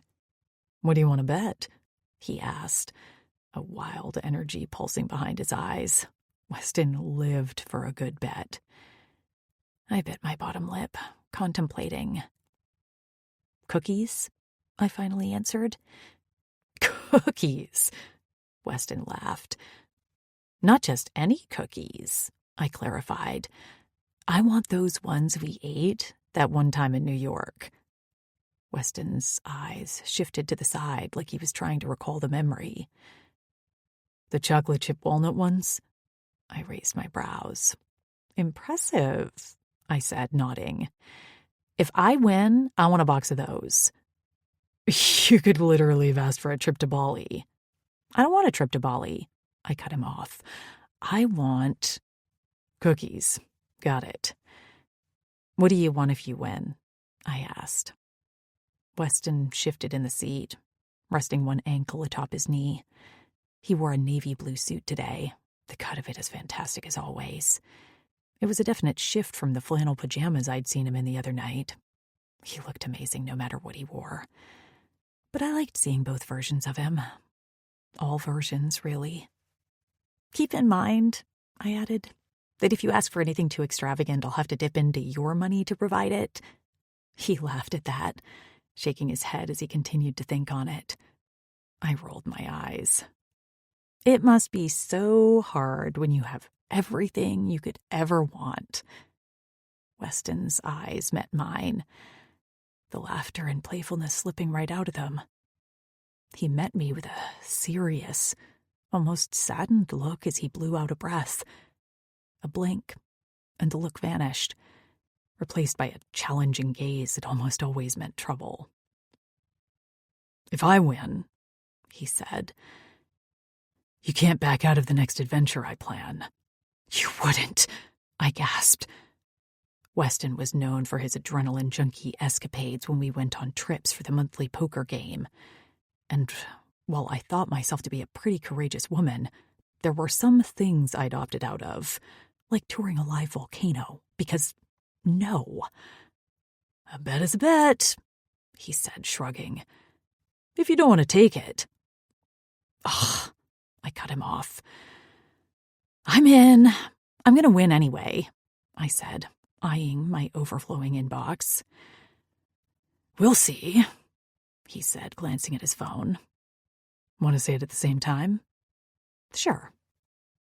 3, 2, Weston counted us down. 1. 1,237, I said, at the exact same time Weston said, 1,486. I gaped at his email number. "What?" I shook my head. "There is no way that is all from the past 2 days we've been out." He turned his phone toward me, leaning up in his seat so he could show me. I noted the evidence, then slammed back in my seat with a heavy dose of pout. "You always win," I said, a total sore sport. I was sure I had him that time. Weston chuckled, pocketing his phone as he stood up to lean over my desk. "Not always," he said, resting his palms on my desk while he looked down at me. "But I'm surprised you have that many emails from only being gone 2 days. That's not counting the endless amount of ad copy waiting for my approval in my Dropbox." "Looks like my assistant needs her own assistant," he said. "You think so?" I asked, honestly wanting his opinion. I loved my new position. It was what I'd always dreamed of during college while I worked toward my degree. But I was currently managing 2 roles, Weston's personal assistant and the head of his marketing firm. I didn't want to split myself too much, but I also knew I couldn't be his personal assistant forever. "Trust me," he said. "Having a good personal assistant is a lifesaver." He winked at me before heading toward my door. I laughed, shaking my head. "I'll start looking." "Good idea," he said, tapping my door as he swung it closed behind him. He paused before he got it all the way shut. "And good luck." It was after 8 p.m. by the time I finished responding to all the emails and filtering through the ad copy and the rest of the tasks in my Dropbox. Add on top of that, smoothing out Weston's schedule to clear a path for some much-needed charity work. And I was wrecked, but satisfied in a way that only a good hard day's work could do. After powering down, I left the office with nothing but a hot bubble bath and a good book on my mind. Asher's fiancée, Daisy, had just released a book, and I was more than ready to escape into it for an hour or 2. But I stopped outside my door, shock filtering through me when I spotted a blue box sitting on my welcome mat. I scooped up the box, heading inside and setting it on the kitchen counter. There was a small card, and I opened it quickly. "So you know that you always win too. W." What in the world? I popped the lid on the box and smiled so hard my cheeks hurt. Nestled inside the blue box was a dozen of the cookies I loved from New York. "That man," I said out loud, shaking my head before grabbing a cookie and unwrapping it as quickly as possible. I took a bite and moaned around the flavors. Definitely a winner. Weston. I heard Brin's laughter before I'd even reached her door and paused to check my watch. It was after 7 p.m., and everyone else had gone home for the day. Naturally, Brin had stayed late to continue working, which meant I stayed late too. It was just as easy to answer emails and have conference calls from here as it was at my normal offices, and I wanted to make sure she was all packed and ready for our trip to Iceland in a few days. I scowled as I heard a male voice coming from her office. "I'm serious," the guy said. "You would be stunning in these. You should put yourself in the campaign." She laughed again, and I knew what had given me pause a second ago. It wasn't her normal unrestrained laugh. It was her "I'm being polite" laugh that bordered on nervous. "I prefer to be on this side of things," she said. "Maybe you can tell me more about that over dinner. We could take this interview out." "Thank you, but I'll have to pass." She cut him off, which was a fucking good thing, because adrenaline was surging through my veins, and I had about 2 more seconds before I was going to bust into her office and throw the asshole out. Maybe he wasn't an asshole, but he was hitting on my nothing. Brin didn't belong to me. She was perfectly capable of dating anyone she wanted to. I certainly had over the years. God, I was a dick sometimes. Did that stop me from knocking on her partially opened door just enough for it to swing fully open? Nope, not at all. "Thank you for coming," Brin finished her sentence, nodding to me with a smile and professional grace I didn't have at the moment. I downright glared at the guy in the cheap suit who stood just a hair too close to Brin for my liking. "Thanks for accommodating my schedule for the interview," he said, all smiles and confidence. Who the fuck was this guy? "I hope to hear from you soon." He winked at her. The jerk actually winked. "Hi," he said when he had to stop in front of me, my 6'3" frame blocking his exit. "We good?" I didn't say a word, just stepped to the side and watched as he left a little faster than he probably intended. "Who the hell was that?" I asked, closing the door behind me as I stepped into Brin's office.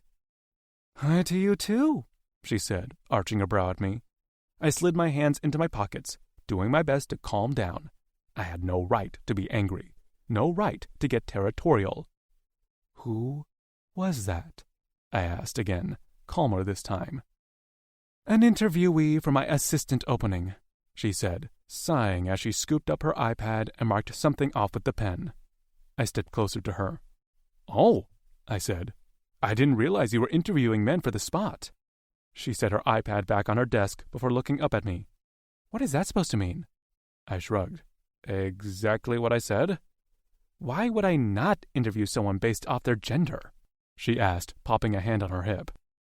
Fuck, she was adorable when she was checking me.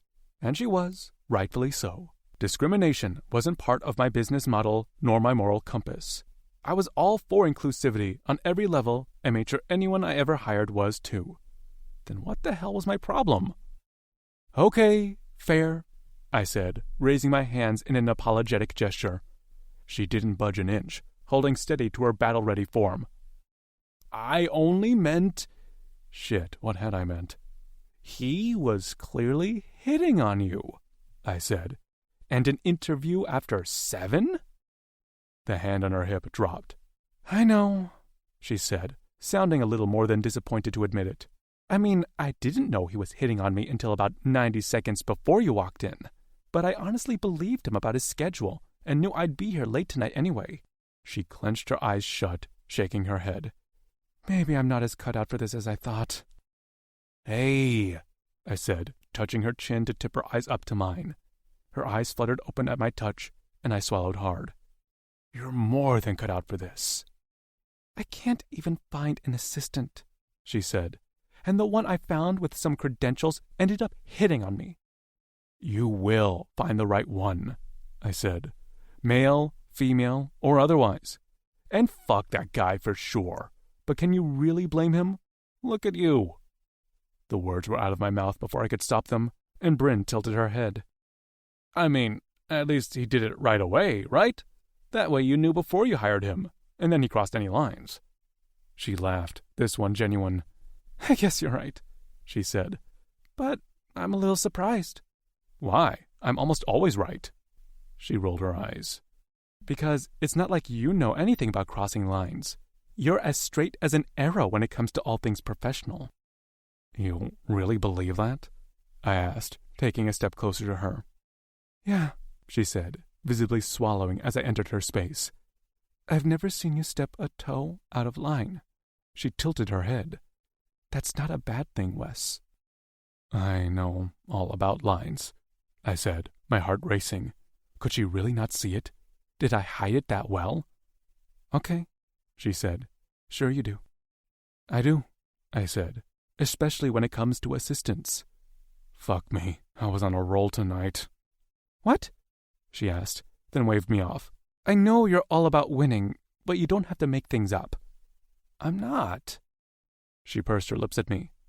So, since I'm your main assistant, you're saying that you've struggled to not cross lines with me? I clenched my jaw, forcing myself to shut the fuck up. Why the hell had my mouth chosen this time to get loose? Maybe it was because I couldn't stop thinking about where exactly I wanted to put my mouth when it came to Brin. Seeing that asshole hit on her during a job interview had just pushed me over the edge. Wes? She asked, intrigue and curiosity lighting up her eyes. What if I wasn't your assistant? You are. She took a step toward me, and I took a step back. What if I wasn't? You're my best friend, I said by way of answer. So? She shrugged. What if I wasn't? I swallowed hard, stopping my retreat. See, you're all talk. Is winning at everything that important to you? No, I said. It's not about winning. I'm being serious. She looked like she didn't buy it for a second. Fine, she said. If you're so serious about dealing with crossing lines, then pretend I'm not your assistant. Pretend I'm not your best friend. My eyes widened, the blood in my veins running hot. You don't want that, I said. Maybe I do, she said. Maybe I'd love to see you be wrong about something just once. But I wouldn't be wrong, I said, because I have a million lines when it comes to you, and crossing any one of them is unacceptable. Shock fluttered through her eyes, her pink lips parting open just enough for me to hear her gasp. Pretend, she said, the word almost a whisper. The tension between us was like a snare drum ready to bust. Pretend those lines don't exist. Just this once. Brin, I said, practically begging her to take it back, to save us both because I sure as hell wasn't strong enough. She blinked a few times, hurt and rejection swirling in her irises in a way that crushed me. It's fine, she said, attempting to get back to the humor we'd danced with earlier. I know you're just trying to prove a point. It has nothing to do with me. It has everything to do with you, I said, stepping back into her space. I slid a hand over her cheek, cupping her face. Ask me again. What? Ask me again, I demanded. Electricity crackled between us as she held my gaze, as she kept us suspended in this moment. Pretend, she said, just this once. I want you to pretend. I leaned down, brushing my lips over hers in an almost chaste kiss. Fuck, her lips were soft as they met mine. She wanted me to pretend like my lines didn't exist with her for just this once? Then I sure as hell wasn't going to waste it. I kissed her again, slowly, languidly, as if I had all the time in the world to study the curve of her lips. Wes, she sighed against my mouth, stepping closer until our bodies were flush. She fisted my shirt in her hands, holding me there as she reached up on her tiptoes. Again. Lava streaked through my veins at her demand, at the lust hazing her eyes like she was starved for me. Fuck, I groaned, folding my arms around her and lifting her off her feet at the same time I slanted my mouth over hers again. She whimpered, opening for me as I walked us back to her desk until I sat her on it and stepped between her thighs, barely breaking our kiss. Our mouths crashed against each other, reckless and frenzied with a decade's worth of tension mounting between it. I tunneled my fingers into the silken strands of her hair, tipping her head back so I could sweep my tongue into her mouth at a better angle. She tasted like mint and honey from that tea she loved, and I decided there was no better flavor in the entire world as I licked into her mouth. She met me, and then some, locking her ankles behind my back while drawing me closer, rubbing her tongue against mine in sweet little flicks that had every nerve ending in my body standing at attention.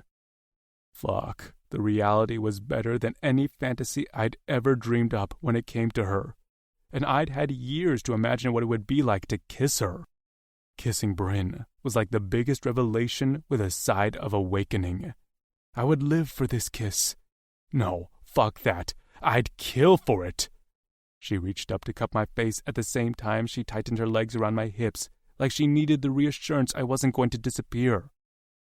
I wasn't fucking going anywhere. Not a chance. Not after we'd taken those lines and obliterated them.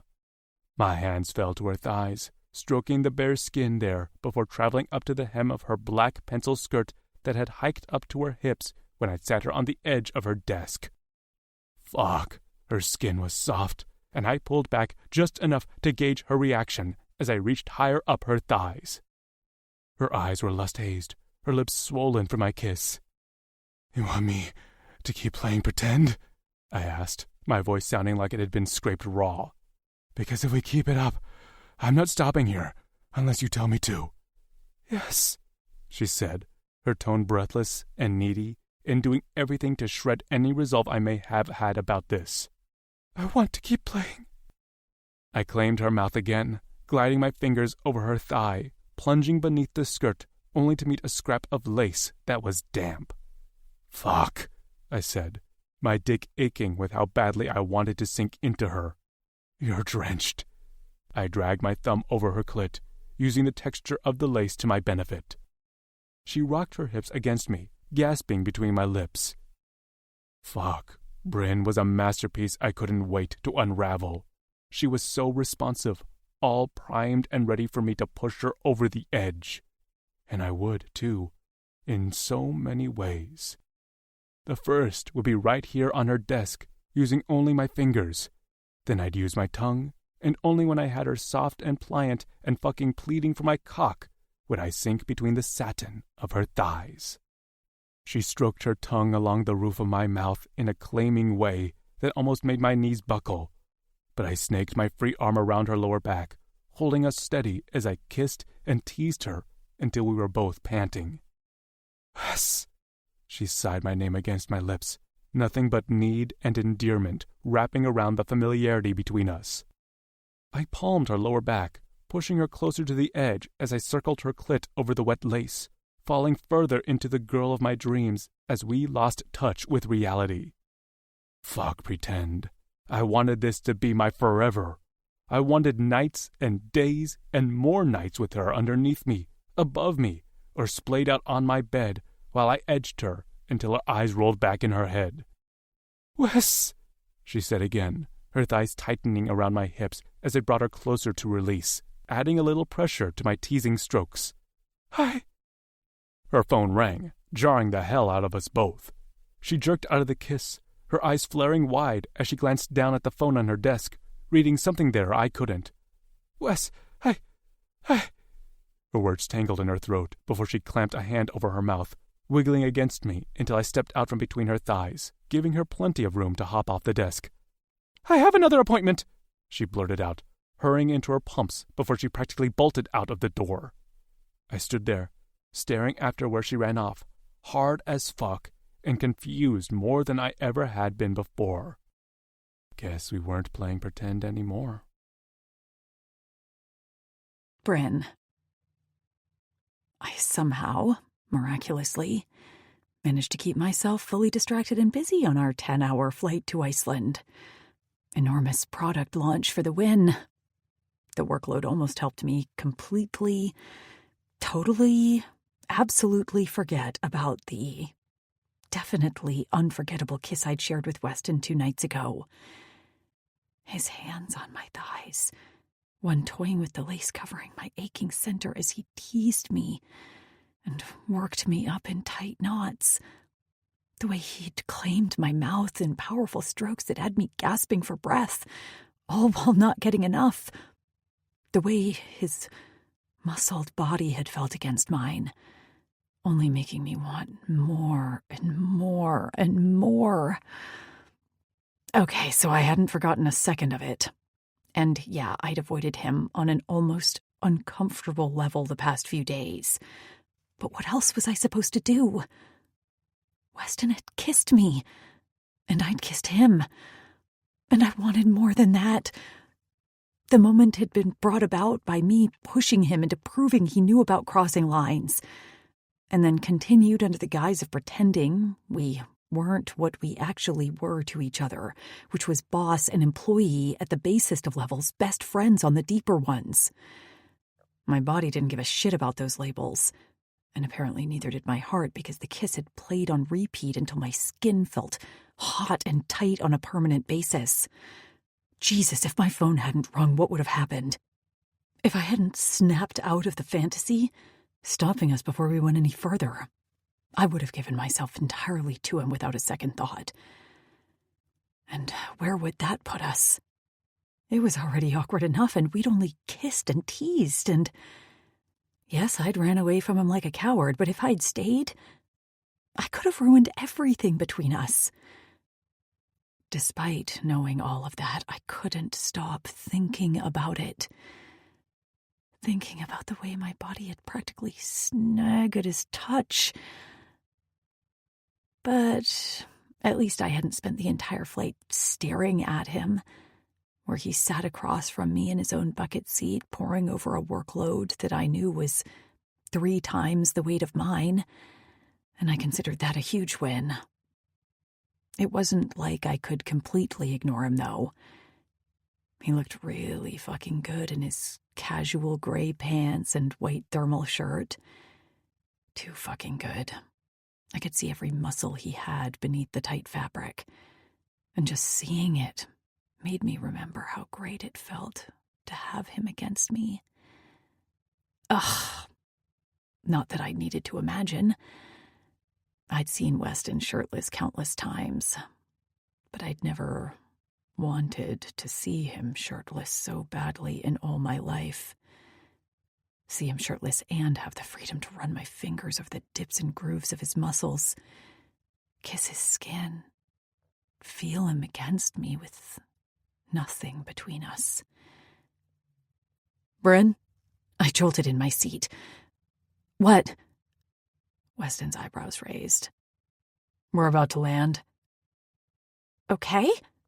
I asked, damn near breathless. God, this was going to be such a long trip, despite it only spanning a weekend. I'd never dreaded a poker game more than I did right now. I mean, normally I lived for these trips. Getting to see exotic locales and experience new cultures was a freaking dream. But after what had happened between us, it was hard to picture anything about this trip being as easy as the others. You need to put your laptop away and buckle up. Weston shook his head, giving me a look that screamed, How many times have you flown before? Oh, I said, blinking as I realized I still had my laptop opened. Right. I quickly closed out of everything and stowed it before buckling up. Damn, I really needed to get my head on straight. It was just a kiss. I'd been kissed before plenty of times. Some of them were very good kisses. Why was Weston spinning my head so much? Because he took your breath away. Because it was like waking up from a deep sleep and finding yourself in the arms of your dream man. Because it was just a kiss.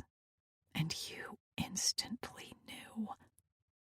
I forced the thoughts to stop right there. I was not going to overanalyze this. I was not going to let things get weird between us because I had one lapse in judgment and pushed him into it. I was the one who'd suggested he pretend after all. But could he really blame me? I didn't have a clue he considered there to be any lines between us. So naturally, when he'd brought it up, I thought he was joking.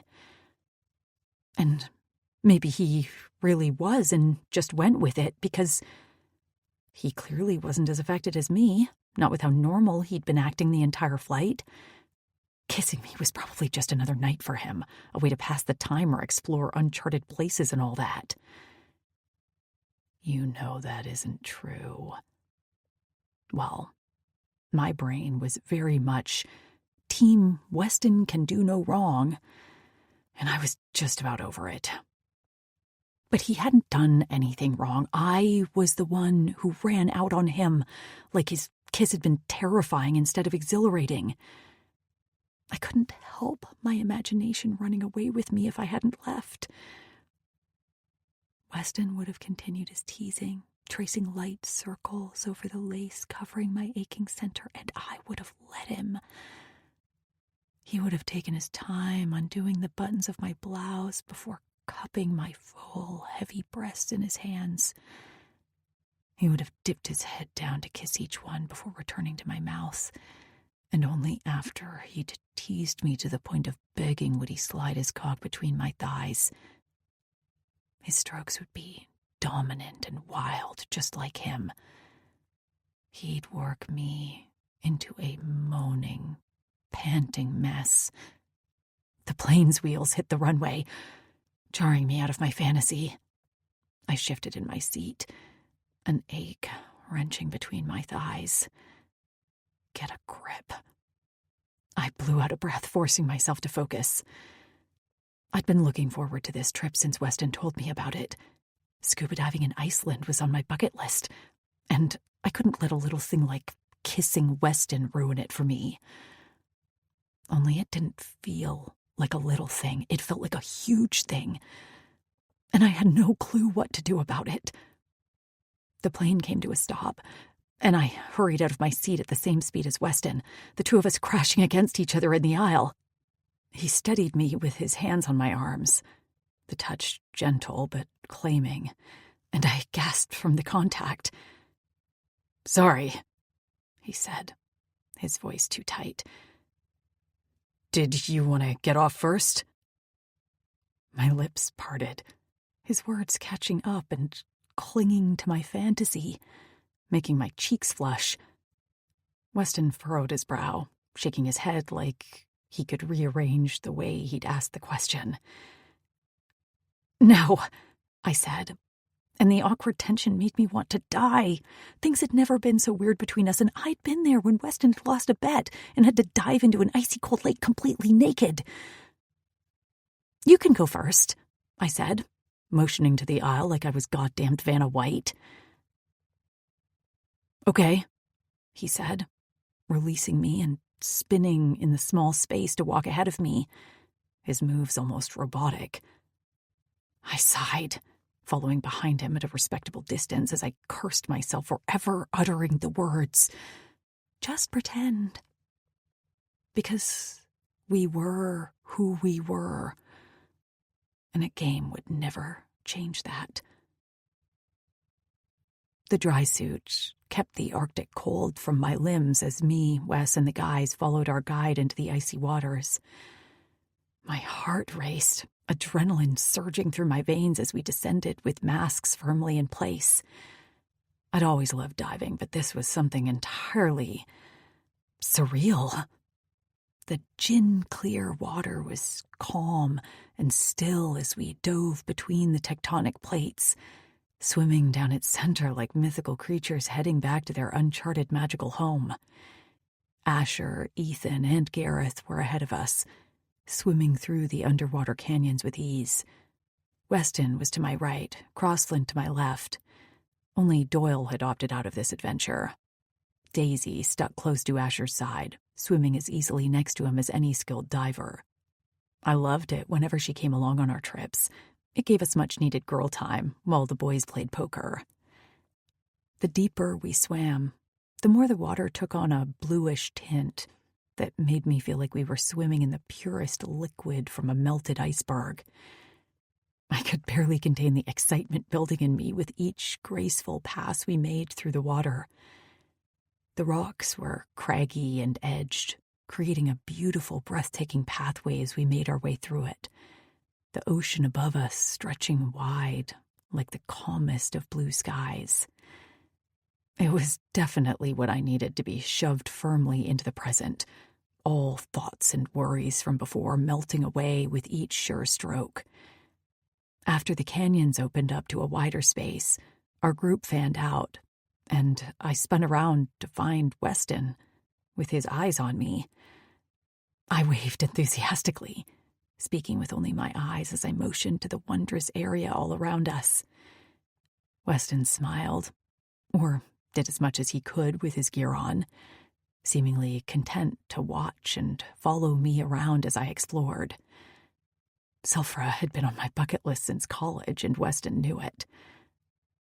I wondered if that's one of the reasons he chose this place, or if it was pure coincidence. Knowing his memory, I guessed the prior. I soaked in every second of the excursion, my heart so damn full as we ascended once our time was up. Overwhelming gratitude filled my chest as we all packed into the van that drove us back to the resort. The sensation effectively washing away the awkward tension that had plagued me a few hours prior. How could I possibly feel awkward or worried after experiencing something like that? That was one thing I loved about the ocean and about diving. It always put things into perspective about how small I was in the big, wide world we lived in. And it made my problems feel just as insignificant, too. I can't believe how clear it was, Crossland said to me as we rode back. I know, I said, nudging him. I've seen videos of it, but they don't do it justice. Those canyons have been there since the earthquake in 1789.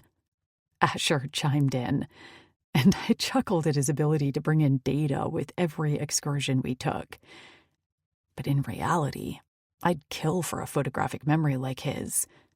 Daisy lovingly patted his chest from where she sat tucked into his side in the back seat. I kept waiting for something to eat us, Ethan said, nodding toward Weston. Your adventures usually come with a side of, we're probably going to die today. Weston grinned, shrugging. We swam between tectonic plates. That's pretty intense even on my scale. Plus, Brin has wanted to do it since freshman year. Figured this trip would be the perfect time. Warmth radiated all over my body as he confirmed my suspicions about him choosing this excursion specifically for me. As a friend, I assured myself. He didn't make plans like this for any other reason than because we were really, really good friends. And he had his hand between your thighs and his tongue in your mouth for the same reason. I enjoyed it, Gareth said, his usual jagged tone a little smoothed out today. His massive arms were folded over his chest, his signature scowl in place. No injuries, good workout. He shrugged. I call it a win. I appreciated his no-frills attitude and sighed with absolute happiness, despite my treacherous mind continually taking me back to the kiss. My knee bounced with all the excited energy jostling around inside me, and I practically leaped from the van when it pulled up to our resort. See you at the game, Asher said to Weston as he and Daisy turned down the hallway that led to his room. Weston nodded to him and the others as they went their way, and we went ours. Weston's room was connected to mine this time, so he walked with me down the hallway. I don't think I've ever seen you smile that big for that long, Weston said as we stopped in front of my door. I opened it, turning to face him with said smile on my face. Can you blame me? Not at all, he said, leaning against my doorframe and looking down at me. He was grinning too, and it just felt right. Gone was the awkwardness, the questions, the embarrassment. It was all replaced by this overwhelmingly grateful feeling I couldn't deny. Weston, I said, biting my bottom lip. I really don't know how to thank you. He furrowed his brow. You never have to thank me. You know that. That's not true, I said, emotions climbing up my throat. I really do. This life, you've given me a place in this unreal, beautiful, wonderful life that comes with such an awesome family. And I just don't know how I'm ever going to repay you. You'll never have to, Brin, he said. You know that. My life would be shit without you. My heart expanded in my chest so big and so wide I wasn't sure I could contain it. So I didn't. I let it pull me in the exact direction it wanted to go. I reached up on my tiptoes and kissed him. I didn't let my mind try and talk me out of it. I didn't stop for a second to worry or analyze. I just did what my heart begged me to do because I was grateful for him. And I wanted to show him. I pulled back quickly, grinning up at him again. I just wanted to say thanks. His chest rose and dipped, his eyes churning as he stepped closer to me. He snaked one arm around my waist, his hand at my lower back as he backed us into my room, the door shutting and locking behind us. Say it again. He breathed the words. Thank you, I said, my pulse spiking. His mouth met mine, his kiss stealing my breath as he took control. One hand tunneled in my hair, tipping my head back so he could kiss me at a deeper angle. I fisted his shirt, drawing him closer as he walked us until I hit the dining table in my room. Weston broke our kiss long enough to heft me up, placing my ass on the edge of that table before reclaiming my mouth. I parted my lips, clinging to him as his tongue swept in against mine. He shifted between my legs, spreading them so he could step between them, and I gasped as he brought our bodies flush. It was all familiar and exhilarating, and yet somehow completely different. Is this pretend? I asked, slipping my fingers beneath his shirt, desperate to feel his skin under my fingertips. He was all smooth skin and hardened muscle, and God, he felt so good. If that's what you want, he said, and the declaration sent fire licking down my spine. I just want you, I admitted. After the other night, I'm aching, Wes. Fuck, he groaned. You want me to take care of that for you? He asked against my lips. He drew away, cradling my face between his powerful hands, looking down at me. Please, I said, the answer coming out of me ragged and raw. Fire churned in his brown eyes as he held my gaze, shifting one hand away from my face.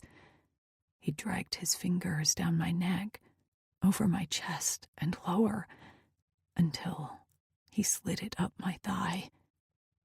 I trembled at his touch, and the breath caught in my lungs when he worked his way up to the band of my leggings, moving them until he slipped his hand all the way inside, never once looking away from me.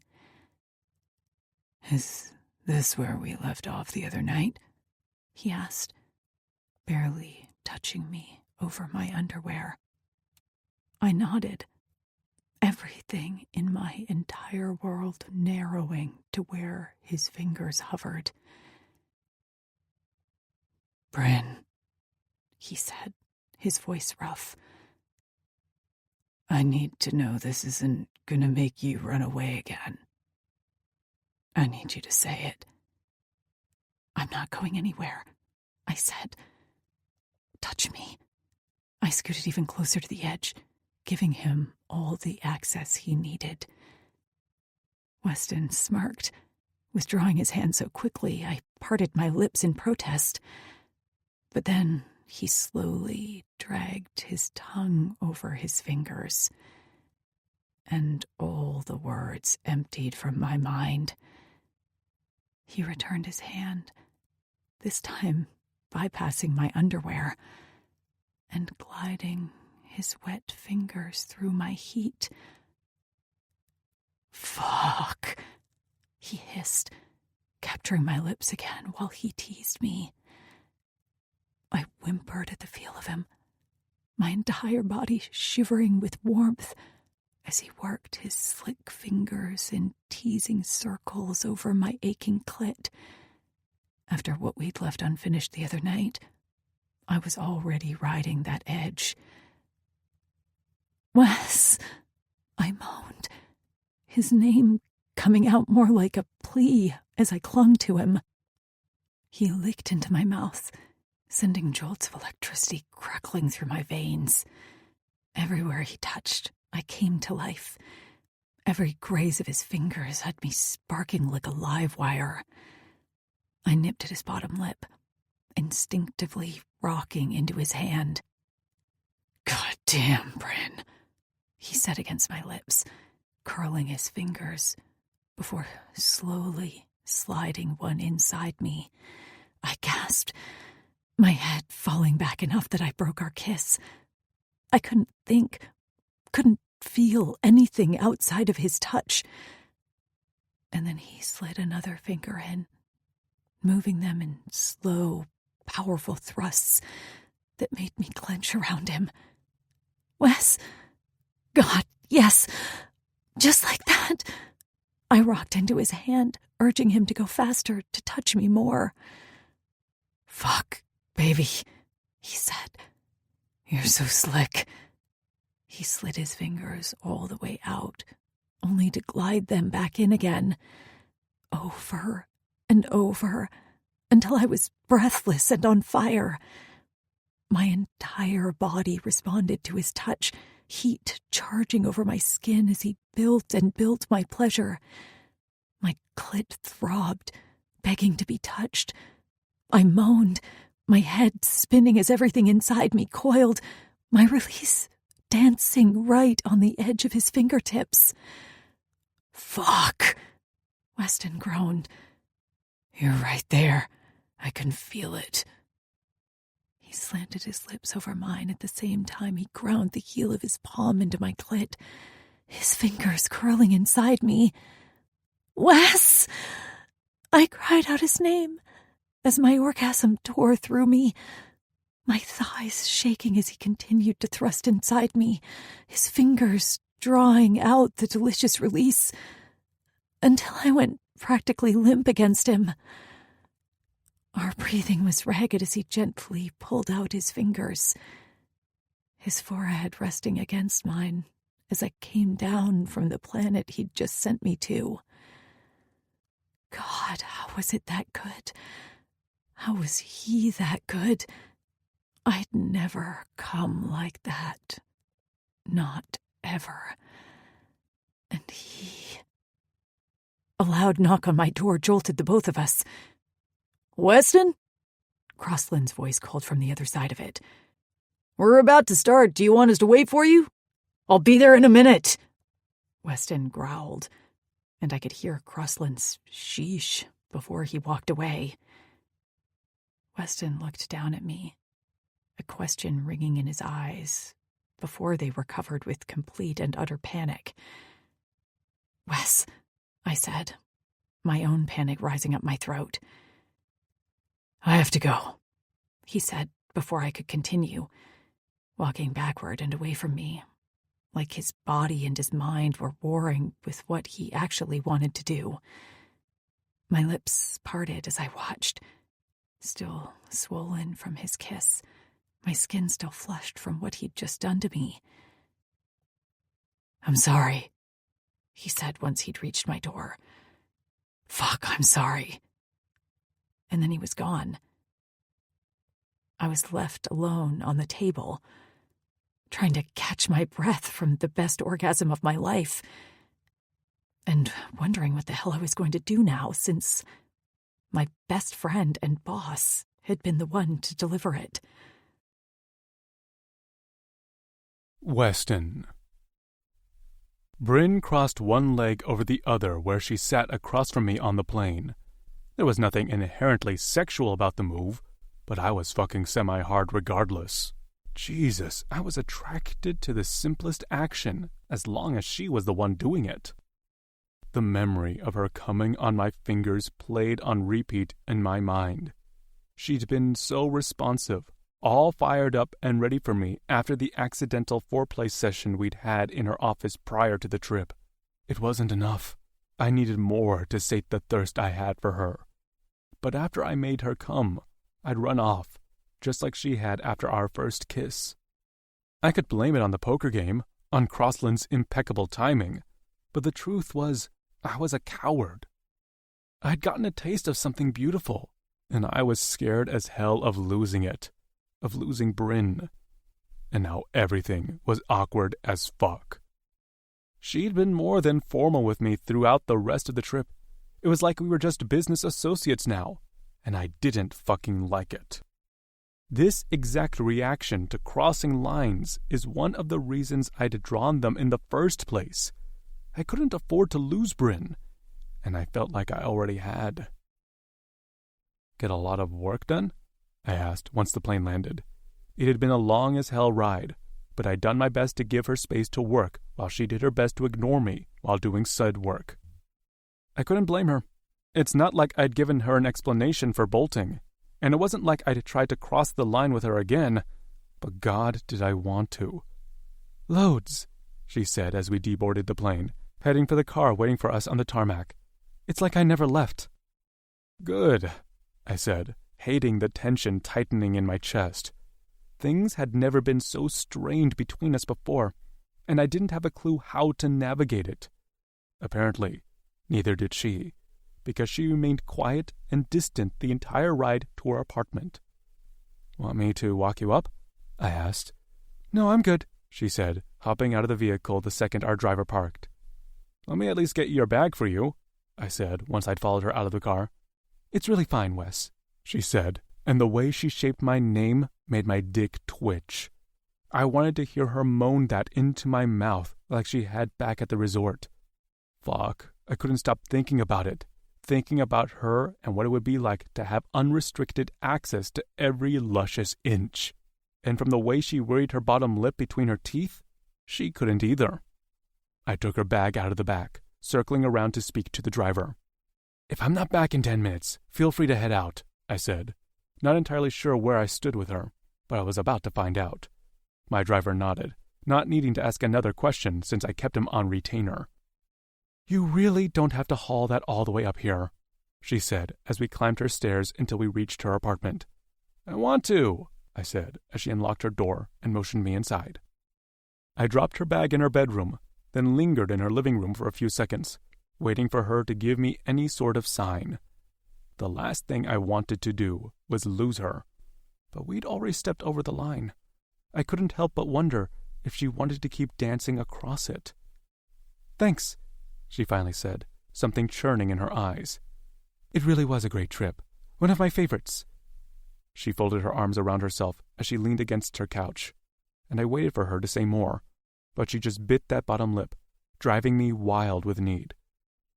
Mine too, I said, hating that the words I needed to say were locked in my throat. Fuck, I'd always been able to talk to Brin about anything before, regardless of stakes, but now everything was tilted. Well, have a good night, I finally said, heading straight for her door. I wasn't about to linger where I wasn't wanted, and I felt like I'd encroached on her space enough. Wes, she said once I'd made it to her door. Yeah? I asked, hand stopping on the knob. She parted her lips a couple times, but then shook her head. Never mind. Have a good night. I pressed my lips together and gave her a nod before shutting her door behind me. Her face kept flashing behind my eyes, the look taking me a few moments to puzzle out. I stopped halfway down the stairs before spinning around and climbing them again. I knocked on her door, bracing my hands on either side of the frame. My heart pounded in my chest, pure adrenaline racing through my veins like I was about to step into a free fall from 10,000 feet up. You forget something? She asked as she opened the door. One night, I breathed the words. What? Let's give ourselves one night, I clarified. One night to work out whatever is happening between us, and then tomorrow we can go back to normal. I know we have to go back to normal, Brin. I know things can't remain tense between us like this, but I can't stop thinking about you. What about Lena? She asked. I know you two aren't exclusive, but I'm not too keen on the idea of sleeping with you tonight, only to be calling her a car from your house next week. I flinched, guilt twisting up my insides. I had considered things over between Lena and I the second she put the ultimatum on me, but the last thing I ever wanted to do was make Brin feel like she was just someone on a weekly roster. "There is nothing between Lena and me anymore," I answered. "We'll see each other at events, I can't avoid that, but there's nothing intimate anymore." Brin considered that, a small smile shaping her lips. "One night," she said, tilting her head. "As in, one time?" Fuck, my girl was negotiating? I went from semi-hard to full-blown hard in the span of a blink.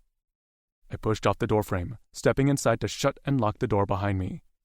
"As many times as you can handle," I said, cocking a brow at her and relishing the way she visibly swallowed. "And then it'll be off our minds, and we can go back to normal. Does that sound okay to you?" Her tongue darted out to wet her lips before she nodded. "Those terms sound amenable." "I love it when you speak boardroom," I grinned, reaching down to swipe an arm beneath her legs, hoisting her into my arms and cradling her against my chest. Her arms flew around my neck, her eyes never leaving mine as I walked us through her apartment and to her bedroom. I gently sat her on the bed, the strangest combination of excitement and nerves twisting inside me. I hadn't been nervous about betting someone in years, but this was Brin. One night. I had one night to be with her with no restraints. I certainly wouldn't waste it being fucking nervous. Leaning down, I captured her lips with my own, the two of us crashing together like someone had just cut the ties holding us back.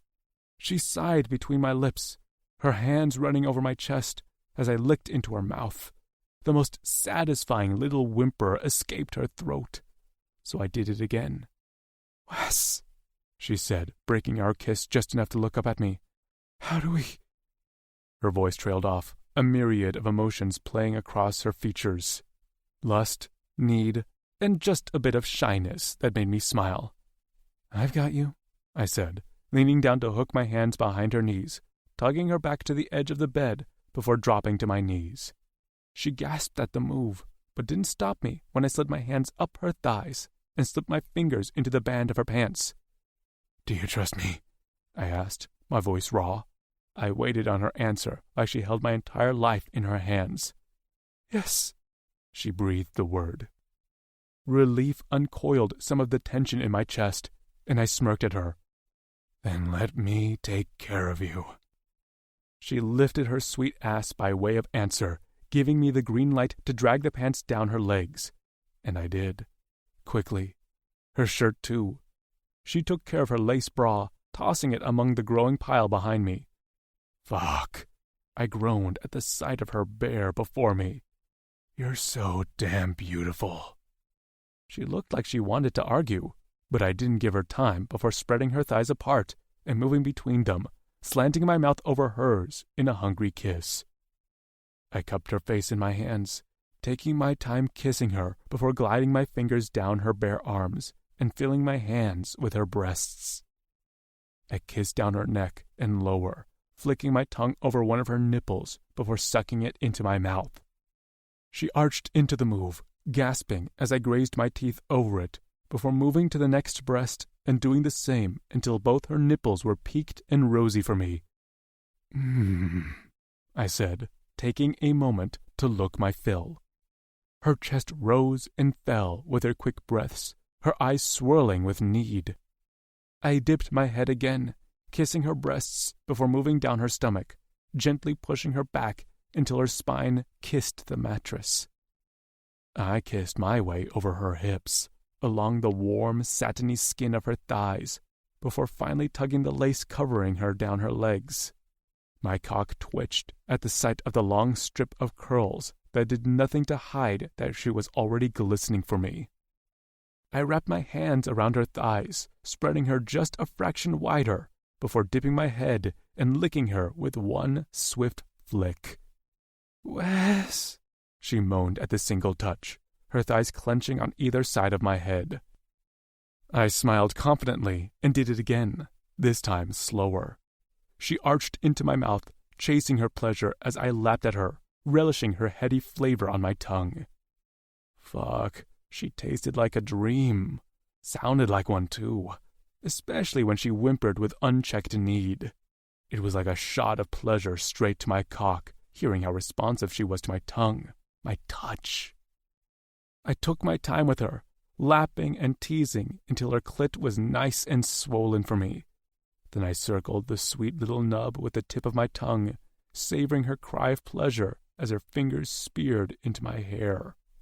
"Wes," she groaned, and I smiled against her warmth as she did her best to arch up and get the pleasure she so desperately needed.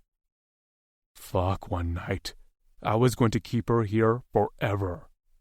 "Impatient, are we?" I asked, ensuring that she felt the vibration from my voice against her pussy. "Yes," she snapped, and I laughed against her, dragging my tongue from her center all the way to her clit and back again. "Have you ever been edged before, baby?" I asked, kissing her clit soft enough for her to feel it, but not hard enough to shove her over the edge. "No," she admitted, and I fucking felt a drop of pre-cum bead on the tip of my aching dick. God damn. I was going to be her first in this regard, and that meant more to me than I knew possible. I turned my head, kissing the inside of her thigh, and her grip tightened in my hair, sending bolts of electricity across my body. "The thing about it is," I said, kissing her other thigh before splitting her with my tongue again, "it's about tension. It's about me dancing you right up to the edge of release, only to walk you away from it." I kissed her clit one more time before shifting higher, reaching one hand up to massage her breast, my other hand sweeping through her wetness. "Oh?" she asked, half a question and half a moan. "Yes," I said, gently sliding in one finger, then another. "We'll do this dance until you can't stand it," I explained, moving up her body to hover over her. I dragged my nose along the seam of her neck, curling my fingers inside her with the softest of pressure. "And when I do let you come?" I asked, kissing the line of her jaw, stopping at the shell of her ear. "It'll be so hard, you won't be able to walk properly after." She shivered in my embrace, turned her head so she could capture my mouth. I pumped my fingers inside her and was rewarded by her moaning into my mouth. Fuck, she was drenched and completely ready to fire. Gently, I slid my fingers out of her, pushing off the bed to stand beside it. She whimpered, but quickly stopped when she saw me unbuttoning my shirt. I peeled it off, using the time to let her go from a boil to a simmer. If I only had her just this once, then I was going to make sure I made it so good for her she'd never be able to forget it. My clothes joined hers in the pile on the floor, and I swear my chest puffed out a fraction at the sight of her taking me in. I'd never been so happy to have installed a home gym at my estate as she looked over me with an almost starved look. "Wes," she said appreciatively. "Wow." She shifted on the bed, scooting back as I climbed atop it. "You're a dream, Brin," I said, shifting my thigh between hers as I settled over her. She was slick against me, and it took everything in my power to not immediately hop off the bed and grab a condom. I may have bought a box after what happened in Iceland between us, just in case. I was nothing if not prepared. I kissed her again, loving the mixture of her flavor in our kiss, and ran my fingers teasingly down her skin. Chill bumps raised everywhere I touched, everywhere I kissed as I memorized every stunning inch of her body. She was better than any fantasy, better than anything I could have imagined in the years I'd spent picturing this exact moment. "Wes," she moaned into my mouth as my fingers found her pussy again. She jerked at the gentle touches, letting me know everything I needed with just the little move. She was oversensitive and needy, just the way I wanted her. "I can't take any more," she said, a plea in her tone. "Please, Wes." I curled my fingers against her, and she shivered, her body hot and flushed against mine. My dick was rock hard and aching. The two of us stretched out so tightly it wouldn't take much for either of us to snap. I grinned down at her, kissing her breasts a few more times before I maneuvered myself off the bed. Brin groaned, her chest rising and falling from where she laid on her back. "You're impossible," she said, shaking her head. "I feel like we've been skydiving for an hour with no end in sight." I smirked, ripping open the foil packet and rolling the condom onto my dick. "Oh, thank God," she said, eyes flaring as she watched me climb back onto the bed. "This feels like skydiving, huh?" I asked, settling myself between her thighs. I dragged my cock through her heat, clenching my jaw against the rush of need I felt pulse through me. "Yes," she said, her arms wrapping around my neck. She spread her thighs wider, more than giving me access to all of her, and the submission almost made me come right then and there. "You want to fly?" I asked, thrusting my cock against her clit. "Is that it, baby?" "Yes," she moaned, arching her hips. I leaned down, slanting my mouth over hers as I snaked one arm beneath her lower back, hoisting her higher before I thrust inside her heat, inch by silken inch. "Wes!" She cried out my name as I pulled all the way out and did it again. I sank into her heat over and over again, each time feeling better than the last. "That feels—" Her breath caught as I bottomed out, the angle I held her at allowing me to stroke that spot deep inside her.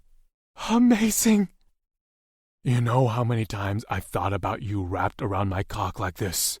I groaned, taking her in slow, powerful strokes that had her clenching around me like a hot fucking vice. So fucking perfect. Brin's nails bit into my back as I slowly worked us up, so much sweat shone on our skin, our bodies gliding and crashing together like we were made for each other. And she was absolutely made for me. I knew that in the bolts of pleasure that zapped down my spine with each of her moans, her whimpers, her demands for more. My entire being concentrated on one thing and one thing only: Brin. "Wes," she moaned, and the desperation in her voice set my blood on fire. "You ready to come?" I asked, and she nodded, her nails raking down my back, sending jolts of painful pleasure down my spine. I upped my pace, pumping into her with a speed that had my pelvic bone grinding against her swollen clit with every thrust, and her moans turned into the sexiest little keening cries as I pushed her right over the edge. "Fuck!" I groaned as her pussy clamped around my cock, rippling as she came in powerful waves that had her slicking all over me. "Wes! Wes!" she moaned, her body convulsing beneath mine as I pistoned my hips. My own orgasm barreling through me with enough force that I blacked out for a second. Slowly, we caught our breath, and I rolled us to the side until her head rested against my chest. "That was—" She breathed the words, both of us trying to catch our breath like we'd just run a marathon. "So much better than skydiving." Well, fuck me. Those words sounded better than anything I'd ever heard before. "You're incredible," I said, holding her to me. Beyond incredible, she was downright addictive. "I can't. That's never happened before." She glanced to the side of us, where she'd practically soaked the sheets. Another ripple of pure male pride snaked down my spine. "We're only getting started," I said, shifting off the bed and taking her with me. She wobbled on her feet, so I scooped her up and headed toward her shower. "Now," I continued, turning on the hot water, "let's get you cleaned up." Brin. Weston, licking and lapping between my thighs, his fingers curling inside me, but not enough to give me the release I needed. Wes winding me up and up and up until I was certain I wouldn't be able to breathe or think straight until he made me come, edging me and making me come so hard I soaked my sheets. "Ms. Allen?" Jake whispered my name, startling me out of the memory. I took a deep breath, blinking a few times. "What do you think?" he asked, his tone indicating he'd asked once before. I flashed him an apologetic look and walked around the conference table to where he had his ad copy board spread out before him and his team. The other teams were currently showing their work to Weston. Weston, who was only separated from me by the conference table. Weston, who'd been as close to me as humanly possible last night. "It's stunning," I said, answering honestly as I looked over Jake and his team's work. "I know the company is going to absolutely love it. It's exactly what they're looking for." And with 4 months before we had to turn our campaign in and hope that Nike selected it for their new product launch, it was a good thing we had work of this quality already. With the time we had left, it would be beyond perfect. I really was blessed with a fantastic team. "I'm excited to have this for the Raptors," Weston said as he tapped the board image on the other side of the table. "We're going to be the best-looking team in the NFL." "Like the Raptors weren't already?" I asked, and his eyes met mine across the table. Big mistake. Huge, giant mistake. Why did he have to look at me like that? Why did I have to sleep with my best friend? And most importantly, why wasn't I a better negotiator? Couldn't I have sprung for 48 hours instead of just one night? Would one night really ever be enough? After what we'd done? After the way he'd made me feel? No, one night was never going to cut it. "Ms. Allen?" Jake asked again, at the same time Sarah on the other team asked for Weston. We tore our eyes off of each other and buried them in the work. "You feeling okay?" Jake asked as I finalized some notes on the early stages of the product launch campaign. "Yes, why?" I asked. He shrugged, gathering his supplies while everyone filed out of the room, including Weston. "You seem distracted today. And I don't want to be selfish here, but with the deadline approaching, none of us could survive if you got the flu again." I laughed, waving him off. "I'm healthy," I said. "Just a little tired. I'm not going to abandon you all when you need me most." He smiled at me. "Thank you," he said. "Get some sleep." I nodded at him as he left the room and settled into an empty chair. I could go to my office, but what if Weston was in there waiting for me? It wouldn't be anything unusual. He popped into my office for a chat or to work in a very comfortable silence all the time. But what were we supposed to do now? Wes said doing it one time would get it out of our systems, but we'd done it 3 times last night and I still wanted more. Did he really expect me to act like it never happened? If the previous meeting was any indication, I was failing miserably. After cleaning my apartment 3 times over didn't help take my mind off Weston at all. I was in knots. An overly full workday plus cleaning should have wiped me out enough to fall into bed without a second thought, crashing into a much-needed sleep. But it didn't. I laid in bed, desperate for a reprieve from my constant analyzing and overthinking. Around 11, I finally gave up, sitting up in bed while I reached for my phone. I didn't give myself time to think before I dialed up Weston. "What are you doing up?" he asked by way of answer. My heart fluttered at the sound of his voice, and I rolled my eyes at myself. "I have a problem," I said, launching right into it. "Do you have time?" "I'm not like Asher," he said. "I don't need to schedule you in, Brin. What's up?" I laughed at the joke at Asher's expense, both of us having witnessed the man's extreme schedule.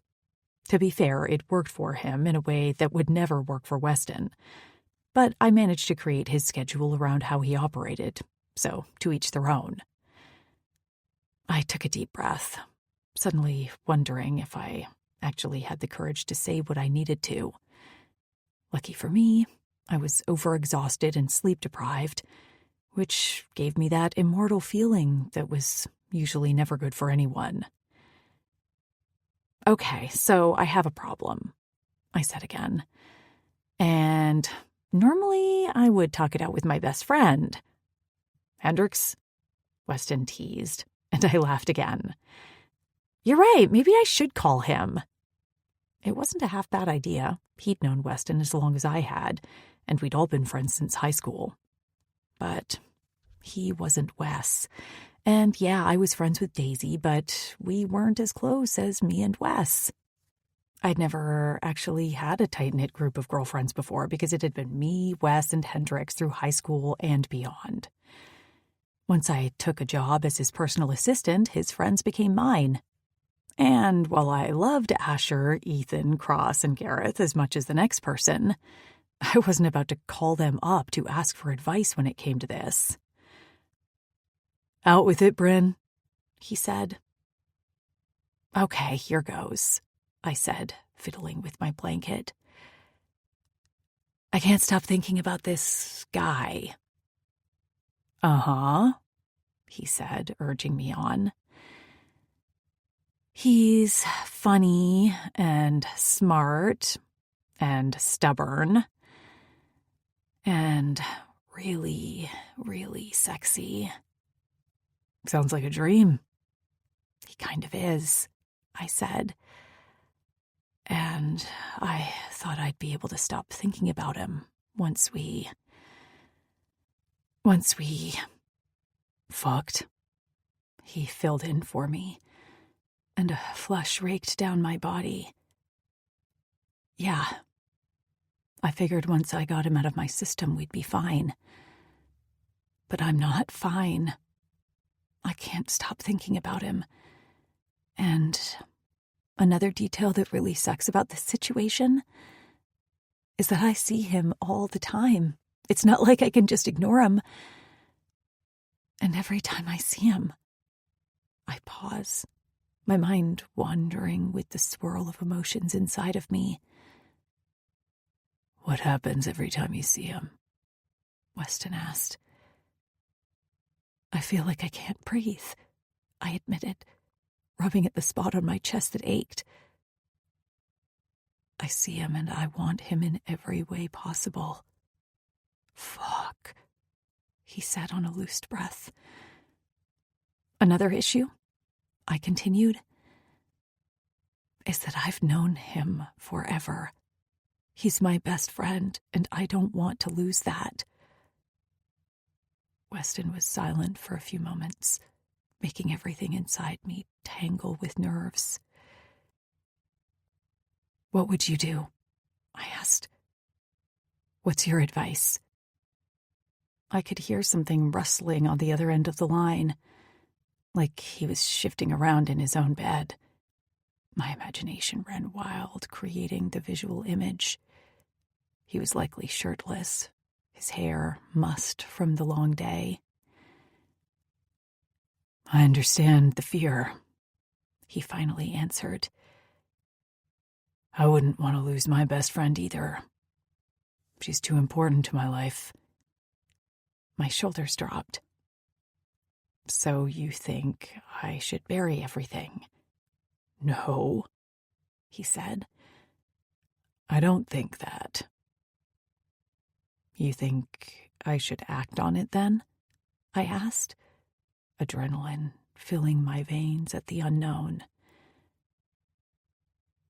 "I think that you both need to be absolutely sure about this," he said, and my heart stuttered. "I think that you both need to make sure this isn't just about sex." "It's not." I cut him off. Did he really think that? I mean, yes, the sex was amazing, mind-blowing. But that's not all I wanted from him. "We have to be sure, Brin," he said, and warm shivers danced down my body when he said my name like that, all stubborn and demanding. "I can't lose you. My life wouldn't be complete without you in it. And if we do this, just because of sex, we'll end up ruining everything between us." "Okay," I said, nodding. "I get that." "What do you propose?" I asked, feeling like this had just taken a turn into a full-on business meeting between us. 2 weeks, he said. We need to take 2 weeks to think this all over. If at the end of the 2 weeks you still feel the same, if you haven't lost that sense of urgency and need, then we'll figure out what to do next. But if the 2 weeks passes, and it's enough that we both realize taking anything further would only ruin our friendship, we won't. My heart sank to my stomach. What if we made it to the end of the 2 weeks and he didn't feel like I was worth the risk? I knew my feelings wouldn't change. They hadn't changed in years. I wanted to tell him that, but I also didn't want to influence him in any way. I didn't want to trap him out of some obligation to satisfy my feelings. I wanted him to choose me because he couldn't see anyone else but me. Brin? Yes, I said. 2 weeks it is. Agreed. Weston let out a long sigh. Now, one more thing. I held my breath, wondering what other kind of impossible situations he wanted to subject me to tonight. What is it? I asked, timid. What are you wearing? I laughed, sliding back against the pillows, my skin growing hot all over. I would tell you, I said, but our 2 weeks just started. Maybe I should just come over and find out. My toes curled and I couldn't contain my smile. You set the standard, I said. I'll stick to it. You should too. Fine, he grumbled. Good night, Ms. Allen. Sparks skated down my spine. Good night, Mr. Rutherford. Weston. Winner buys dinner, Gareth said, shaking my hand firmly as we took our seats at the hotel steakhouse. I'm fine with that, I said, still riding the high off the Raptors' win. We'd played the Charleston Cougars in a tight matchup at their home field, but ultimately came out with a win. One that Nixon, our quarterback, and his wife Liberty were more than happy to celebrate with us as they took their seats at the large table. "Hendricks!" Brin's voice reached an excited level that had a smile creeping along my face that I firmly kept in check while I spun around, watching her practically leap into Hendricks's arms as he came in behind us. "I've missed you," she said as he scooped her into a hug. "Missed you too, kid," he said, teasing her like he always did, because she'd been 2 years behind us in school. He set her back on her feet while I reached for Savannah, who gave me a quick hug and a smile. "Good to see you," I said to her. "Definitely," she said before punching my chest playfully, "even if you beat us." I laughed, waving her off and nodding to Nixon, who was now greeting Hendricks too. "You should blame him," I said, pointing to our quarterback. "I had nothing to do with it." "You did all right," Hendricks said, clapping Nixon on the back. The two had been close when they both played for the Raptors, and they made sure to put in the work to stay close once Hendricks traded to the Cougars, just like he had with me. We all took our seats, settling into a fun conversation reminiscing old times before arguing over which play was the real game-changer tonight. "Not a chance," Gareth said before biting into his porterhouse. "What turned the tides for your team was that run-in by Padilla. The yards he gained opened it up for you to throw it in," he said, aiming his knife at Nixon. Nixon raised his hands. "I'd never tell you you're wrong," he said, and we all laughed at that. "I don't want to end up at the bottom of a river or anything," he joked. Gareth grunted, which was as close to a laugh as anyone was going to get with my surly, intimidating friend. "Oh, stop it," Savannah said. "Gareth is not scary at all." I nearly choked on my water, setting it down quickly. "Not everyone is as fearless as you, babe," Hendricks said, leaning in to kiss her cheek before returning to his meal. "Plus, working for Ethan is probably 10 times worse, right?" I teased. "Ethan may be an asshole half the time," Savannah answered, but he's always been nice to me." "That's because you're a woman," I said. "At least he's upfront about it," she shrugged. "I'm only scary to the wrong people," Gareth said so matter-of-factly it was hard to tell if he was joining in on the joke or being deadly serious. "You're all good in my book." Brin laughed at that along with Savannah and Liberty, but it was hers I heard over all the rest. The sound had a direct line to my heart, tugging on it in the warmest way any time I heard it. 1 week. It had been a long fucking week. Days of seeing her in the office, seeing her in my house in the morning as she briefed me on my schedule before heading into the marketing firm for the day.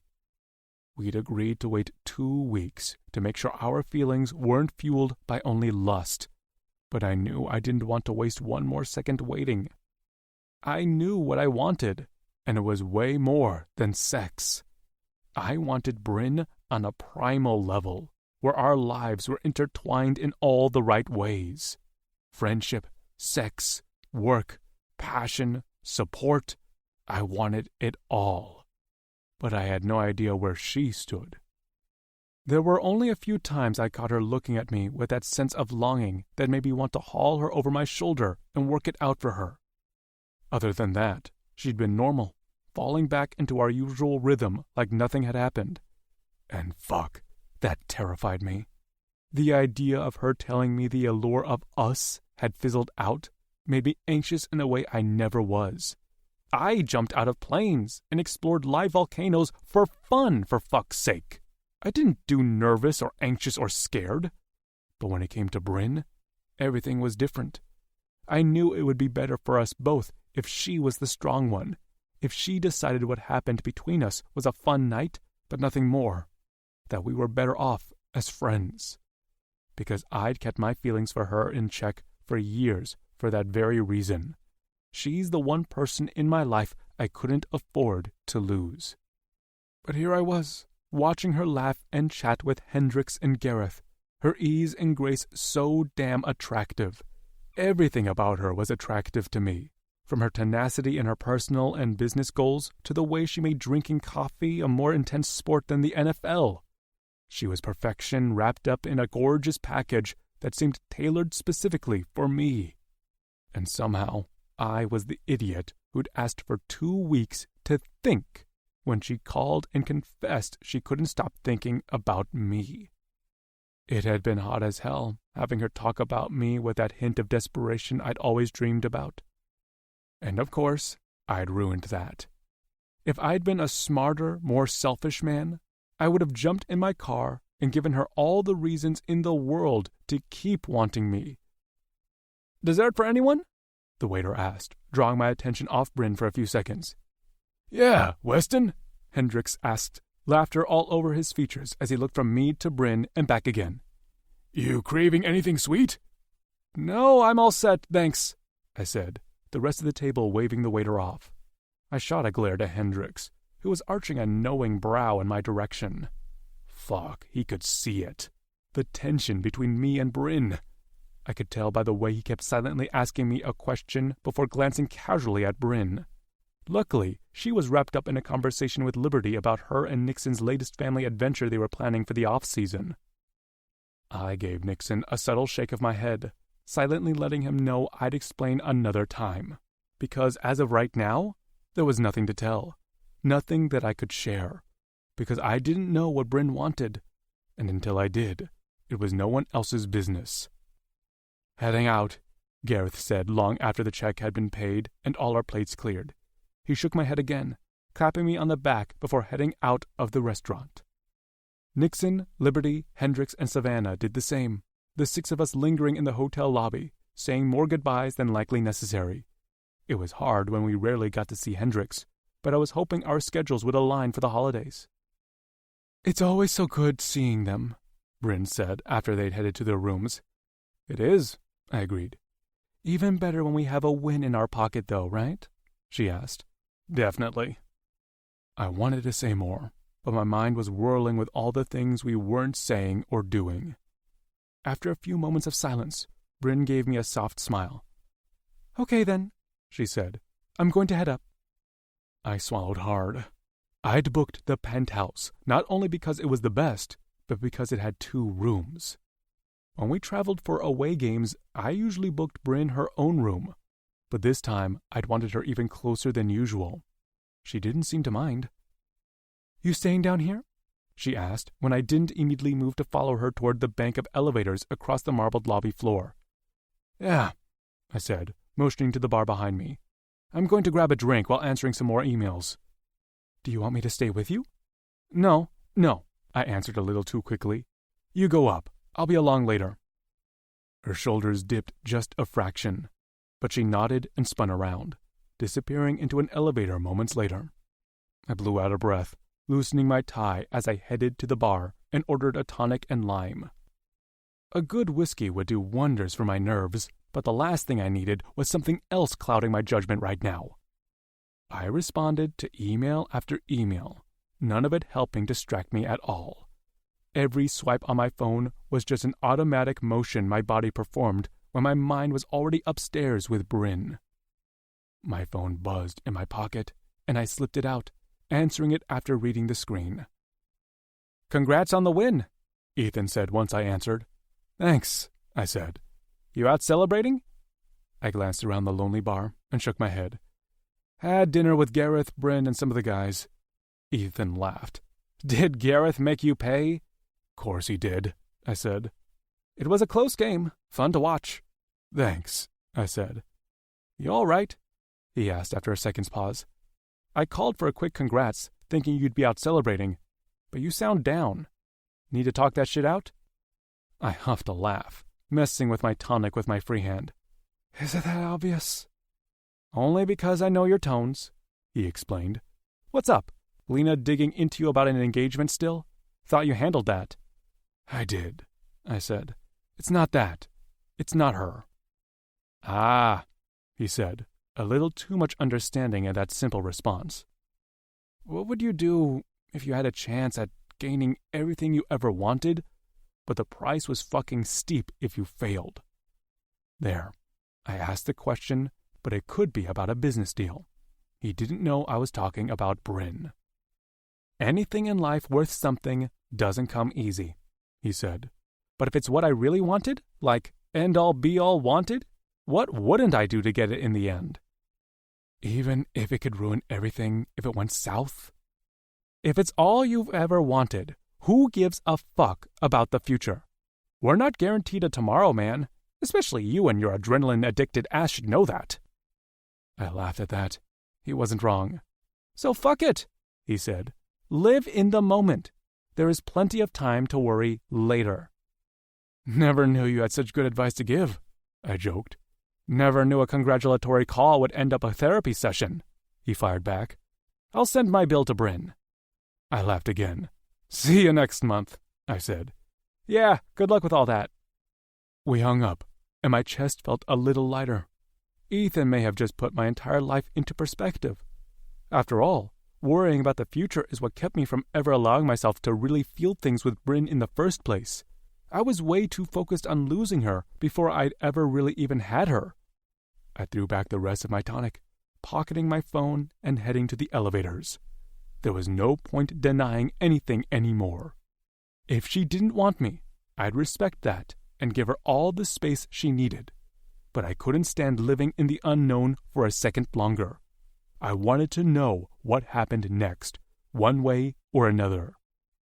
My heart thudded against my chest as I slipped my key in the penthouse door, closing it behind me. It opened to a living and dining room, the kitchen off to my right, and the bedrooms on opposite sides, separated by a long hallway. Brin's room was shut, but a gold glow came from underneath the door, so I knew she was still awake. I walked down the hallway, and each step I took felt like a movement toward the brightest future or the biggest heartbreak.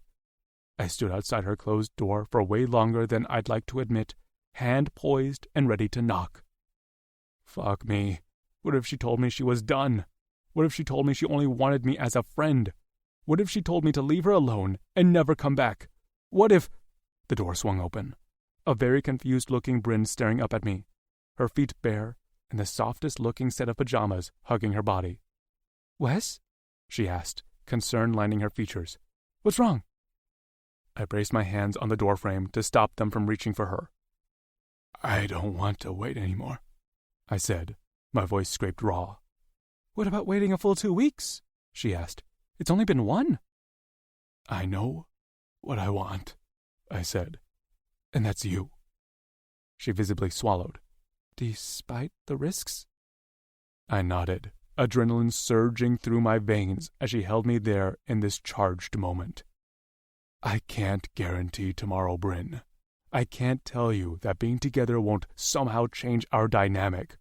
The only thing I can say for certain is that I want you, I said. I want this.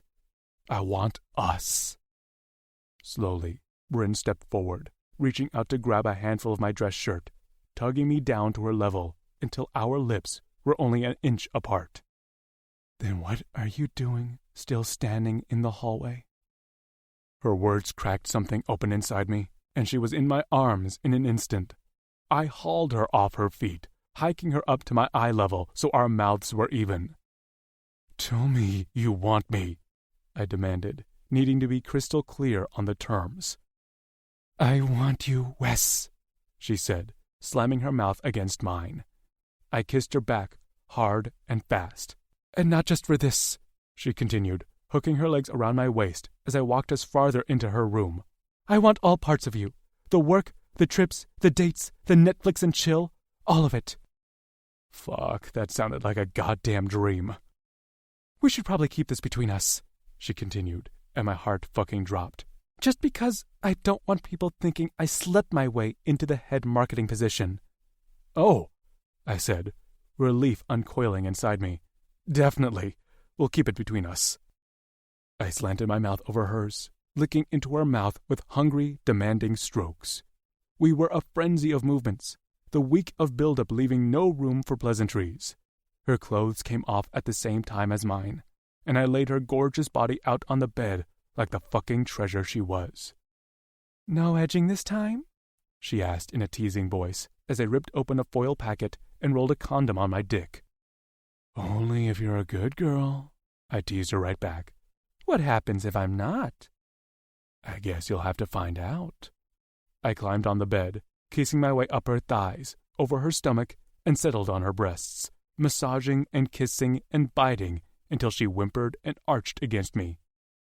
Wes, she said my name with a hint of demand that made my cock twitch. I need you. Fuck if that wasn't aligned to my exact thoughts. You need me here, baby? I asked, shoving my hand between us and curling my fingers through her heat. Yes, she said, reaching up to capture my lips with her own. Like this? I asked, sliding 2 fingers inside her, pumping while I used the heel of my palm to tease her clit. God, yes, she said into my mouth. I kissed her back, our tongues rubbing and exploring at the same pace as my fingers. Tonight wasn't about drawing it out. Tonight was an unleashing, and I fully intended on her coming at least once before I sank into her with my cock. You're so responsive, I said, intensifying the pressure from my palm against her clit.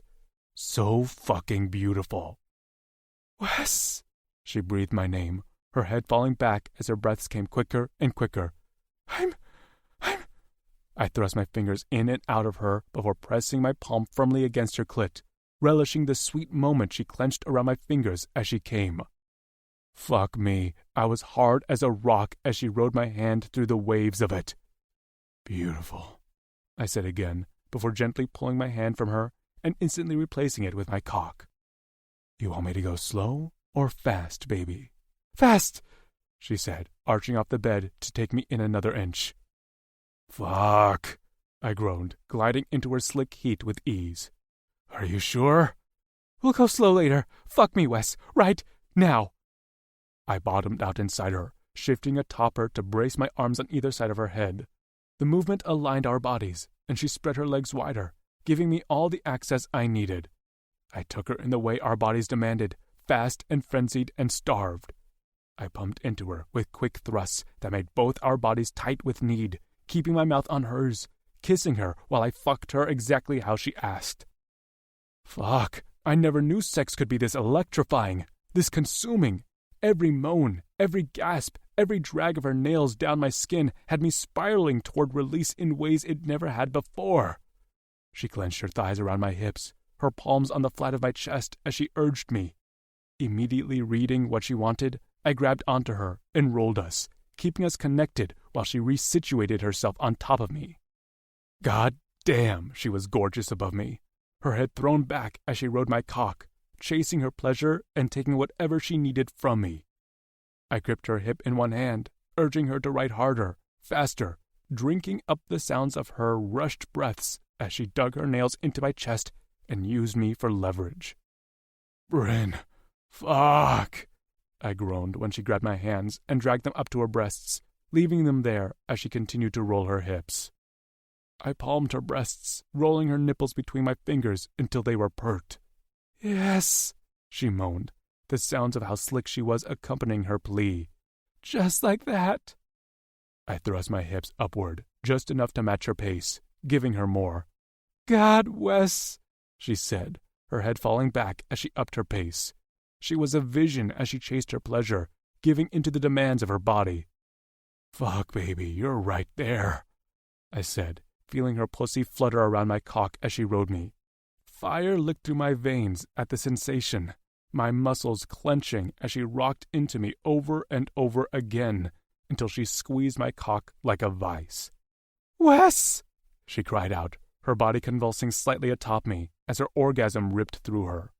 I gripped her hips, moving her body when she couldn't, lifting my hips to pound into her from below, pushing one orgasm right into another for her, before my release zapped down my spine like a lightning strike, blurring my vision before I went slack on the bed.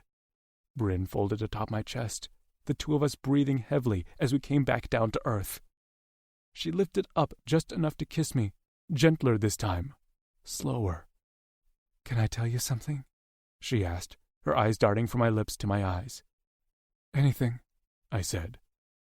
I didn't even need a week. I grinned up at her, smoothing some of her hair back from her face as I cupped her cheek. I reached up and kissed her back, all languid and appreciative. Fuck me. I didn't deserve this woman, but I would do whatever I could to earn her. I pulled back, nipping lightly at her bottom lip. I didn't either. Brin. That's all I need from you for now, Amelia, my personal assistant, said after I'd signed off on a few projects needing approval. Your meetings are all set for next week, and the brand test campaign for the sportswear line is bringing back great numbers. The CEO sent this over. She grabbed a very expensive-looking box of chocolates from her over-the-shoulder bag and set it on my desk, along with a message that she can't wait to hear final pitches when the deadline hits. I checked out the box before handing it back to her.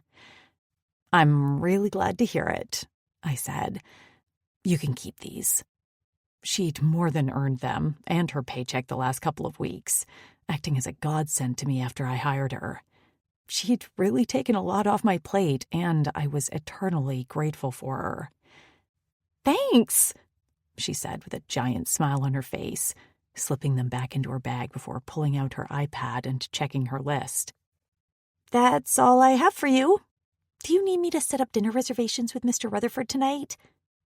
My lips parted, an uncontrollable flush raking over my cheeks. Why would I need you to do that? I asked, practically sputtering. God, I was so not good at keeping secrets. I totally understood why we needed to, but it was definitely not my best skill. Amelia raised her brows at me, packing away her iPad. Because you normally have dinner on Fridays with him? Right, because we did that sort of thing all the time, as friends, as colleagues. But Amelia wasn't smiling at me like she thought we did it as those things. She was giving me a knowing, innocent, but suggestive look. I'm good, I said. Thank you for asking. Perfect, she said, shrugging. I'm heading out then, if you don't need anything else. Have a good night, I said, watching her walk out of my office. I blew out of breath, shaking my head. Who cared if my personal assistant had guessed at something going on between me and Weston? It wasn't any of her business. And besides, she was an amazing assistant. She would keep my secrets and have my back. I knew it. My phone buzzed on my desk and I scooped it up. Weston, dinner at my house? I smiled down at the text, quickly typing my response. Me. Depends on what we're having. My heart raced as I waited for his response. He sent back a picture of a beautiful feast of roasted chicken, fresh greens, smashed potatoes, and bread. The air rushed out of my lungs, my shoulders dropping. It was a beautiful dinner, sure, but there was no tease back, no sexy banter. Me. Be there in 10. I hurried to my car after shutting everything down.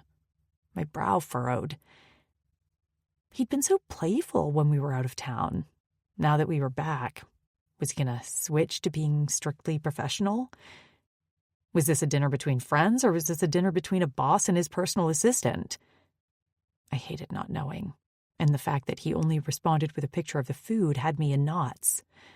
By the time I punched in the code to get through the gates around his home, I was a complete mess and totally unsure of how to act.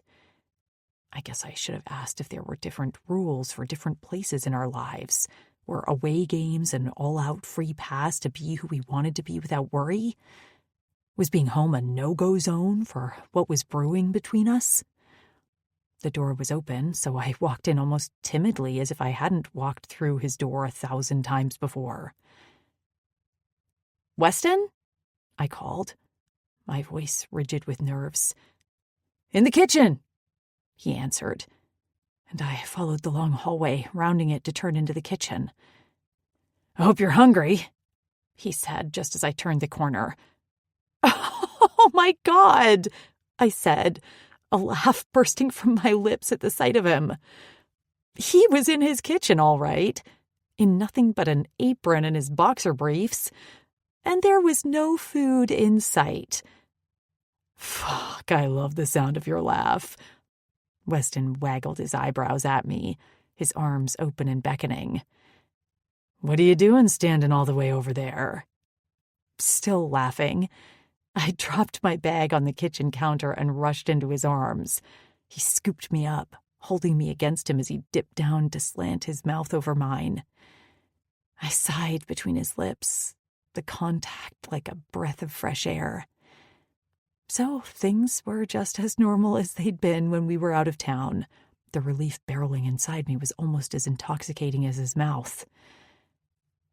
"Where is that dinner?" I asked when he pulled away to look at me. "About that," he said innocently, dipping down to wrap his strong arms beneath my ass and haul me to his eye level. "Change of plans." He settled me on the large kitchen island, his lips grazing mine. "You're the main course tonight." A warm shiver ran down the length of me as he stepped away, pulling the apron over his head, leaving him looking downright edible himself in just his dark blue boxer briefs.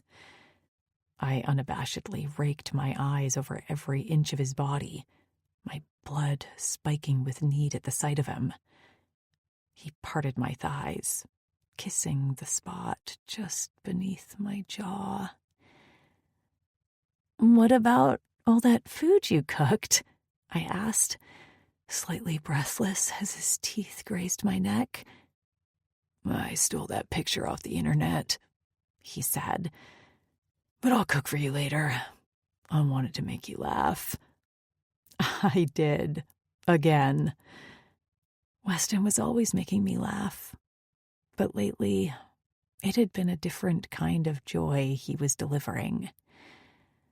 "What if I need to eat?" I asked, leaning back enough so that I could see his face. He looked downright sheepish. "Tell me what you want," he said, "and I'll make it happen." I'd eaten a snack before I left the office, but this was too much fun. "Anything?" I asked, arching a brow at him.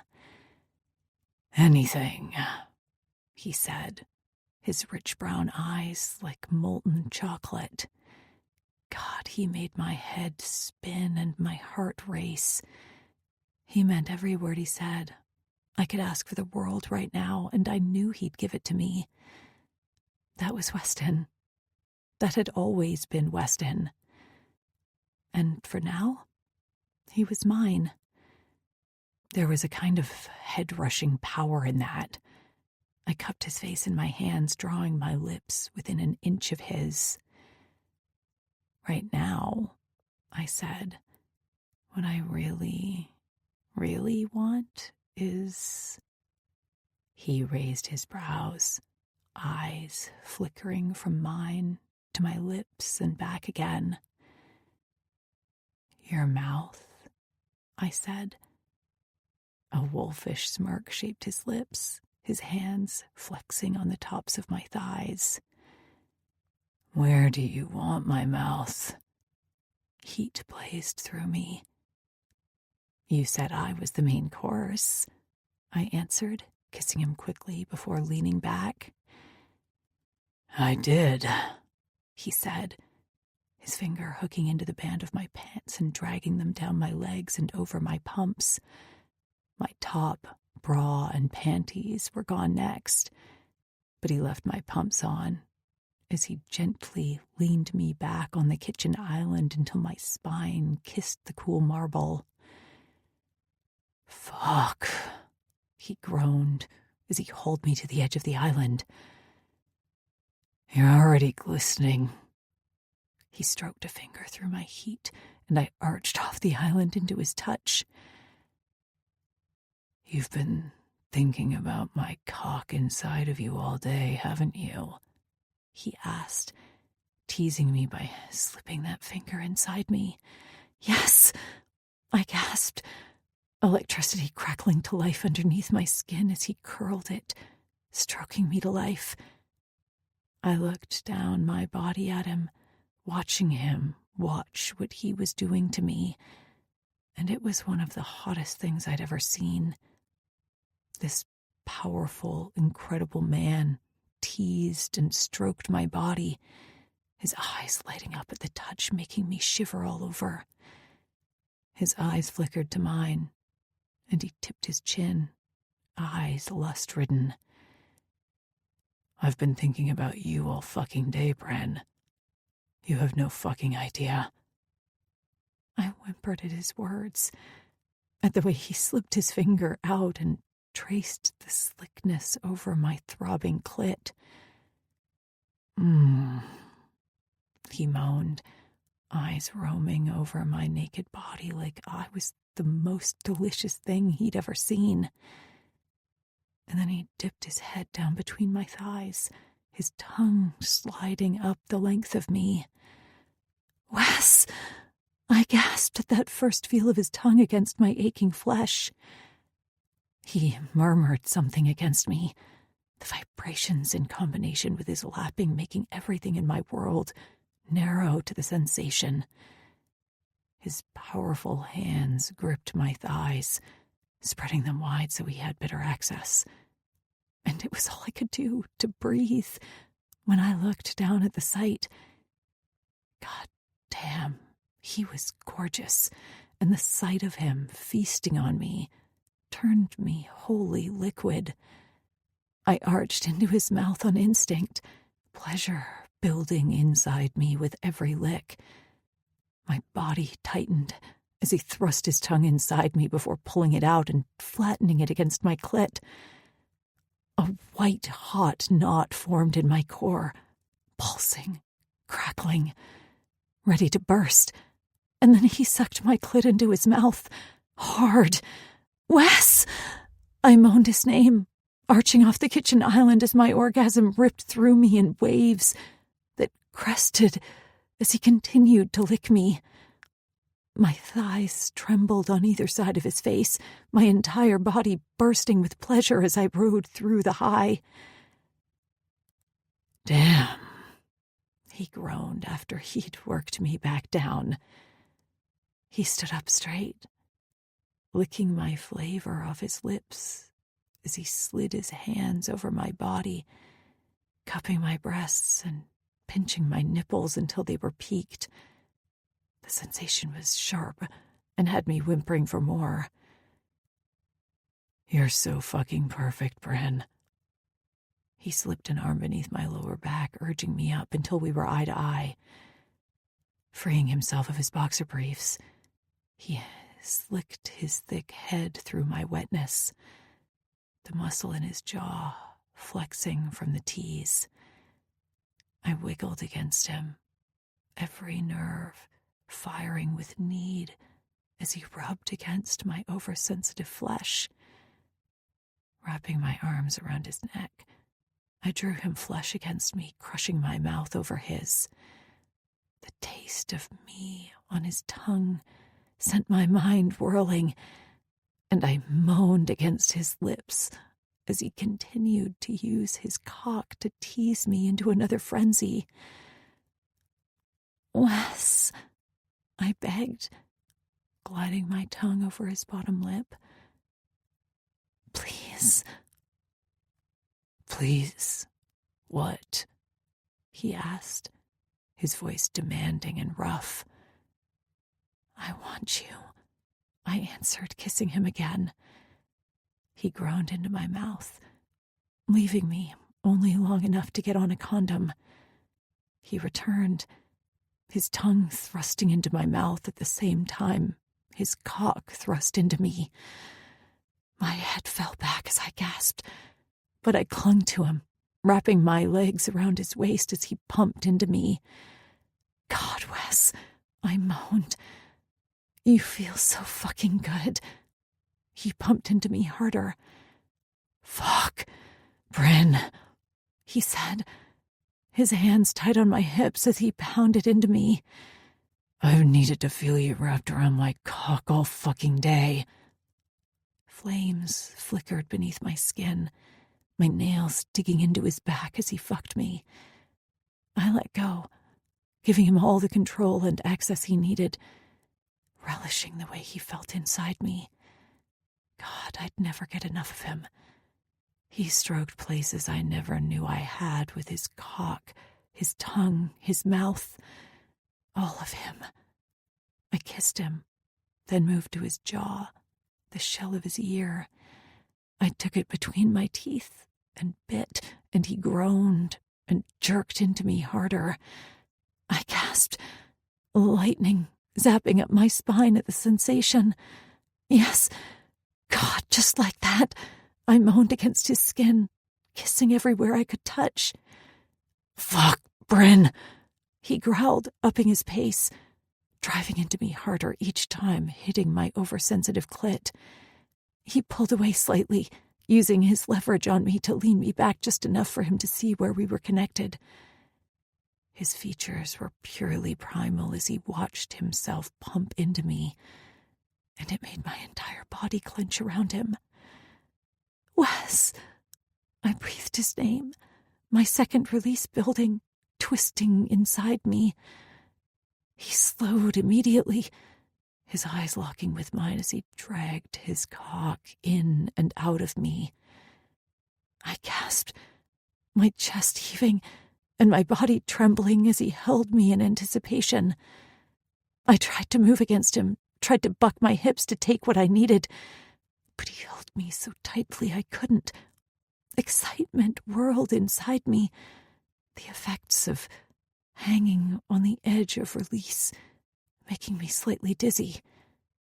Weston grinned at me, the smile almost animalistic as he leaned over me, his lips brushing mine. "Brin," he said, slowly rocking into me. Each stroke was like a match to kindling, the flames brightening every time. "Yes," I whispered, barely able to think around the way he was making me feel, all tight and hot and on edge. He thrust into me a little harder. "Be a good girl," he said, and my body was on fucking fire. and come on my cock. He pounded into me then, snapping the slow pace in the span of a heartbeat. The switch was exhilarating and shattered me into a million pieces. I clung to him as I came, my thighs clenching around his hips so tight he had to fight through it to maintain his relentless pace, stroking one orgasm right into another before he found his release inside me. I fell against him, my head over his shoulder, my body limp with pleasure. As we both came down, Weston planted kisses down my neck and over my lips as my shivers subsided and my breathing evened out. Gently, he slipped out of me, returning quickly to clean us both up before he scooped me off the island and cradled me to his chest. He walked us to his bedroom before gently laying me down. My muscles were weak and happy, and so damn relaxed. "Now," he said after he'd gotten me settled, "let's get some food in you." He grinned down at me, where he had his phone in his hands, assumingly to order in. "You're gonna need it before round 2. My lips parted, my body already flushed from what he'd just done to me. Anticipation spiraled down my spine, and I couldn't help but smile back at him. "You are the perfect man." Weston. "And I disagree," Brin said from where she sat at the head of the conference room table. All eyes lobbied back to me, where the staff had been witnesses to a disagreement Brin and I were having, which might have been the first one in weeks, since we'd been living in an ecstasy-like bliss since we agreed to be together. But this wasn't about where we were going to eat for dinner, or how long I was going to wind her up before finally making her come. This was business, and she, above all people, wanted me to treat her like I would anyone else when it came to the business side of things. Still, I couldn't help but feel like I'd be paying for this later. "We need 2 presentations," I said for the 5th time in this meeting. "It's reckless to prepare just 1. This is Nike. We need to see at minimum 2 presentations with different viewpoints before we can decide which one to present to Nike. The CEO heading up this product launch has already contacted me personally to say she's loving the test campaigns we've sent her." I smiled at the fire in her eyes, but did my best to separate the need it had swelling in my veins. "Which is a great thing," I said, "but it's not a definite sell. We can't rely on early optimism. We have to keep working every angle we can until we land the brand." Brin stared me down, but eventually blew out a breath and nodded. "That's fair," she said, before nodding to the staff. "You've all been doing amazing work. Why don't you talk among yourselves and figure out who you'd like to take lead on an alternative point of view for another presentation option and get back to us?" There was a collection of nods around the table. "Okay," I took over. "You're free to go." The room filed out until it was just me and Brin left. She backed away from the table, standing to fold her arms over her chest, and planted me with a look that screamed trouble. "Don't look at me like that," I said. She pursed her lips. "You couldn't have brought that up outside of a staff meeting? Discussed it with me first?"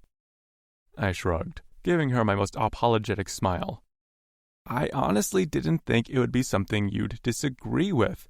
And weren't you the one saying I shouldn't treat you any differently just because—" Her eyebrows raised. "Because what?" I smirked, letting my eyes trail the length of her body. She looked stunning in her skirt and blouse outfit, the fabric hugging her curves in all the spots. I wanted to strip her down and worship her. "Oh," she said, a flush raking her cheeks. She headed over to the door, and just as I was about to tell her not to leave angry with me, she shocked the hell out of me and flipped the lock. She made sure to swish her hips in an irresistible way as she spanned the distance between us, placing her hands on the arms of the office chair I sat in at the opposite side of the conference table. "You mean because we're dating now?" she asked, her voice a whisper, even though she very well knew the answer. "Yes," I said, holding her gaze as she leaned over me, smoothing her hands over my chest. "Brin," I said, drawing out her name, "what are you doing?" She bit her bottom lip, her hands roaming lower. "Punishing you," she said, shocking the hell out of me as her fingers went for my belt. "Brin," I said, half chiding and half excited. She arched a brow at me, undoing my belt and zipper, her cool hand wrapping around my cock before I could say another word. "Fuck," I hissed. "How is this punishment? And why am I in trouble when I did exactly what you told me to do?" She seemed to consider, then shrugged, squeezing me tighter as she pumped me up and down. "You just are," she said. "And the punishment part is this." Brin dropped to her knees, shifting between my thighs in the sexiest move I'd ever seen in my entire life. She dipped her head down, flicking her tongue over the head of my dick. I jerked in my seat, the sensation sending a lick of fire straight down my spine. She grinned a winner's smile, then did it again. "Brin," I groaned, and she fisted my cock, backing away just an inch. "You have to be quiet, Mr. Rutherford," she said. "That's your punishment, to feel my wet, hot mouth wrapped around you and not be able to make a sound." Jesus Christ, this woman. She was... "Fuck," I whisper-hissed as she took me into her mouth without preamble. I leaned back in my seat, clenching my eyes shut as she bobbed up and down on my dick, her mouth like warm silk as she swirled her tongue along my shaft before sucking on my head hard enough to make me see stars. "To be fair," she said, pulling out so she could speak, "I've been thinking about this all morning." "God," I groaned, "you're going to be the end of me." She smirked, holding my gaze as she took me in her mouth again, stroking me up and down while lapping and sucking, bobbing up and down so quickly I could hardly contain a groan. "Brin," I whispered her name in a warning, my entire body clenching from the way she was devouring me. I had seconds, fucking seconds before I came. "Baby, I'm going to come." She sucked me harder, faster, never backing up for a second. I tangled my fingers in her hair, holding onto her while lightning streaked down my spine, my orgasm bursting from me fast and hot as I spurted into her mouth. Brin swallowed me down before pulling back, my cock springing from her mouth in the most satisfying way. She wiped her lips, then beneath her eyes, standing up to look down at me. "How do I look?" she asked, smoothing back her hair. "You're the sexiest woman I've ever seen," I said, my chest still heaving. She smiled down at me, glancing at my cock still out. "Put that away, Mr. Rutherford," she teased. "This is our place of business." She winked, heading for the door without so much as a glance back at me. I hurried to situate myself, adjusting my suit jacket as I exited the conference room a few minutes after her. No one paid us any attention, and why would they? It was perfectly normal for Brin and I to continue working after a staff meeting. But that hadn't been work. That had been pure pleasure. Pleasure my girl had given me just because she wanted to, just because she could, and she hadn't asked for a damn thing in return. "I can't believe we were able to get you all in the same place at once," I said from my spot at the head of the table, a massive Thanksgiving feast stretched out atop it. I raised my glass to my friends who were gathered around the table. "And it's not even a poker game," I said toward Gareth and Ethan. "Or a football game," I said to Hendrix, who sat next to Savannah. "I'm happy for the day off," Hendrix said. "I'm just glad you didn't invite that prick, Doyle," Gareth grumbled. I laughed, then raised my glass in a cheers motion toward them, and we all took a drink.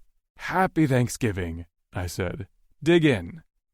The table became a frenzy of movement as plates were filled and dishes were passed around, a comfortable, easy chatter humming all around us. I grinned over at Brin, who sat to my right, wanting so badly to reach across the table and take her hand. But we were still playing things close to the chest, even if we'd had a perfect 6 weeks of being together behind us. The last thing I wanted was Brin's integrity to be questioned when it came to her position with the marketing firm, but I couldn't help wanting to tell the world we were together either. Surprisingly, it hadn't come up that much. We'd been busy, both with the marketing firm and my usual crowded schedule, and we spent our nights wrapped up in each other as much as our days. We'd fallen into this incredibly comfortable rhythm where everything was different and yet everything was the same. She was still my best friend, still the person I went to with dilemmas or the latest viral cat video just because I knew it would make her laugh. But she was mine in a way she'd never been before. She was mine to kiss, mine to tease, mine to fuck, mine to Damn, Brin! Ethan groaned the words after taking a bite of something off his plate. Did you make these potatoes? Brin nodded. It was one of the things Weston let me cook on my own, she said, shooting me a playful look. What? I shrugged. You've worked hard enough this week. I wanted to give you a break. They're incredible, Ethan said. Can't remember the last time I had a home-cooked meal. What? You don't have a personal chef waiting on your every need? Hendricks asked, laughing when Savannah nudged his ribs with her elbow. We're not all Asher, Ethan said, returning his focus to Brin. I'd have to text Asher later to let him know he'd been a topic of conversation, but he was celebrating with Daisy and Harper and Nathan at his place right now. He said they might try to swing by later, but I understood. Family was everything. And funnily enough, I had mine all right here, minus my mother, who had been caught up doing charity work and couldn't make the flight out. Do you cook like this for him a lot? What's your going rate? I could pay you more than Weston, I'm sure, Ethan said. Stop trying to steal I stopped myself before I said my girl. Assistant, I finally finished. Brin flared her eyes at me before focusing back on Ethan. You couldn't afford me, she said, winking at him. Ethan laughed, shaking his head. You should put that vintage ring on her finger, he continued, pointing at the food, because this is worth committing over. My heart jolted in my chest at the mention of my grandmother's diamond ring. I'd showed it to the guys once, when I'd recklessly bet it in a hand against Asher one past game. I honestly never thought I'd use it for what it was intended for, having been handed down to me to give to the girl I was going to marry. At the time, marriage wasn't on the table for me.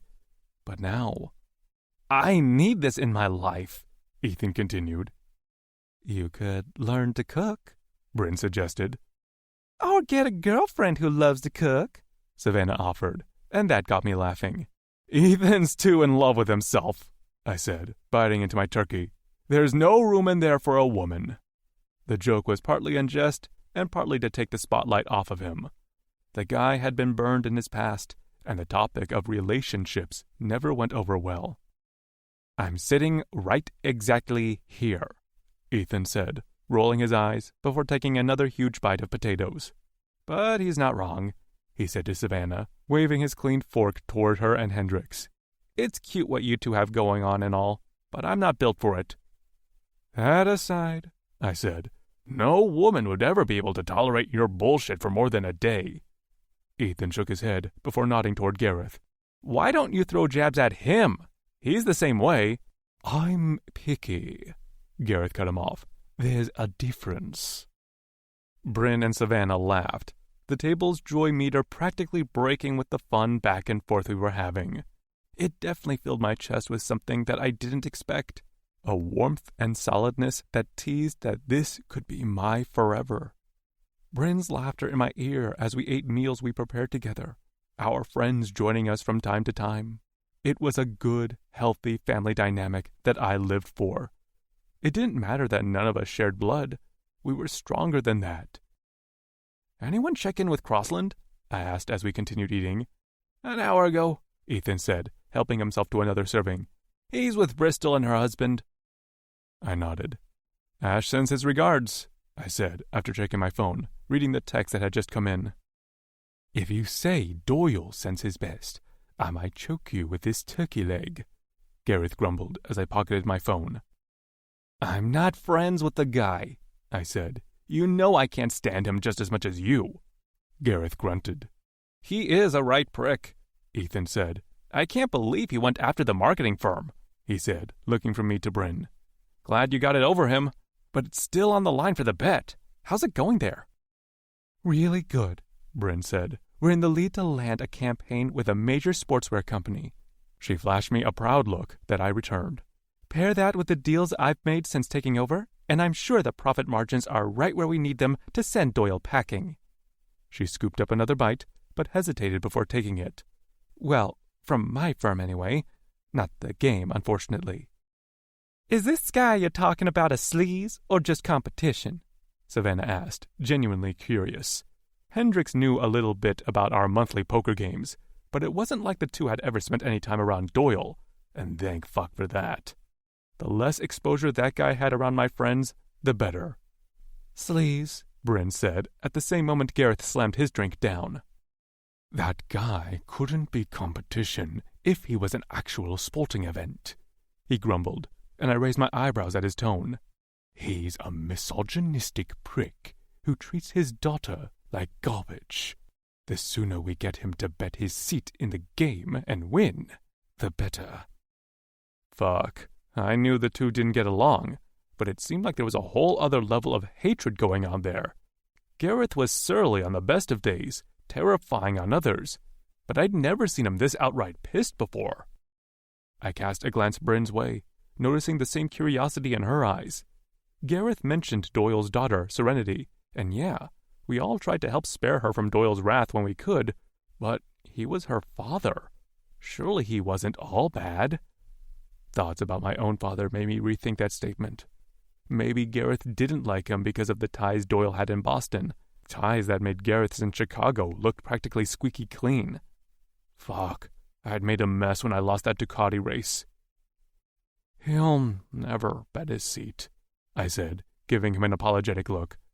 "It took him forever to earn it. I'm sorry, man." Gareth shrugged, continuing to eat. "We'll get him out of there," Ethan said, "one way or another." "If I don't murder the bastard first," Gareth said. It was hard as hell to tell if he was joking or not, but luckily Savannah changed the subject, and we all followed her lead. Hours later, Brin and I finished cleaning the kitchen after everyone had long since left. I washed, she dried, and the rest we crammed into the dishwasher. It was domestic as fuck, and I was practically living for it. "Hey," I said, breaking our comfortable silence as we finished putting the last of the dishes away. "What would you say to having Christmas just like this?" Brin smiled from where she stood on her tiptoes to put away a serving platter. "I'd say I'm for it," she said. "This was so much fun, don't you think?" I shrugged, and she furrowed her brow as she came to stand before me. "You didn't have fun?" "I did," I said, sliding my arms around her and planting a soft kiss on her lips. "But it would have been more fun if I would have been able to hold your hand or kiss you without worrying." She visibly swallowed, a smile stretching her luscious lips. "You're saying you want to tell everyone at Christmas?" "Why not?" I asked. "We'll have landed the Nike campaign, so there wouldn't be any jeopardy or anyone thinking your connection to me was what landed you the job, even though it kind of was." She cut me off, being a bet and all. "You know what I mean," I said, grinning down at her. "What do you think?" She beamed up at me. "I'll put it on the schedule." I dipped down, capturing her mouth in the sweetest tasting kiss as thoughts of forever rang loud and clear in my head. Brin.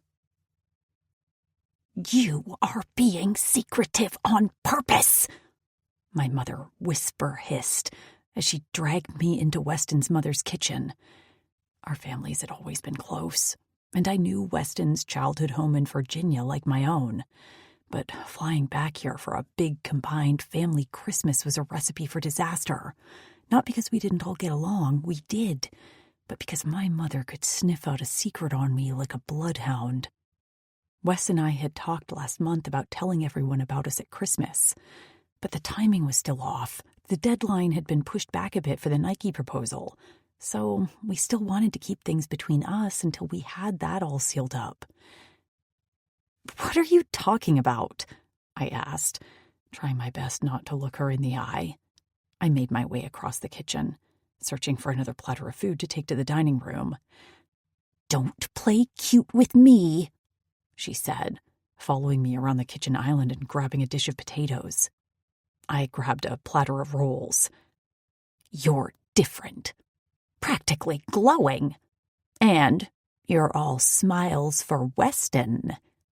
I've always been all smiles for him, Mom, I groaned. He's my best friend. It's different. She cut me off.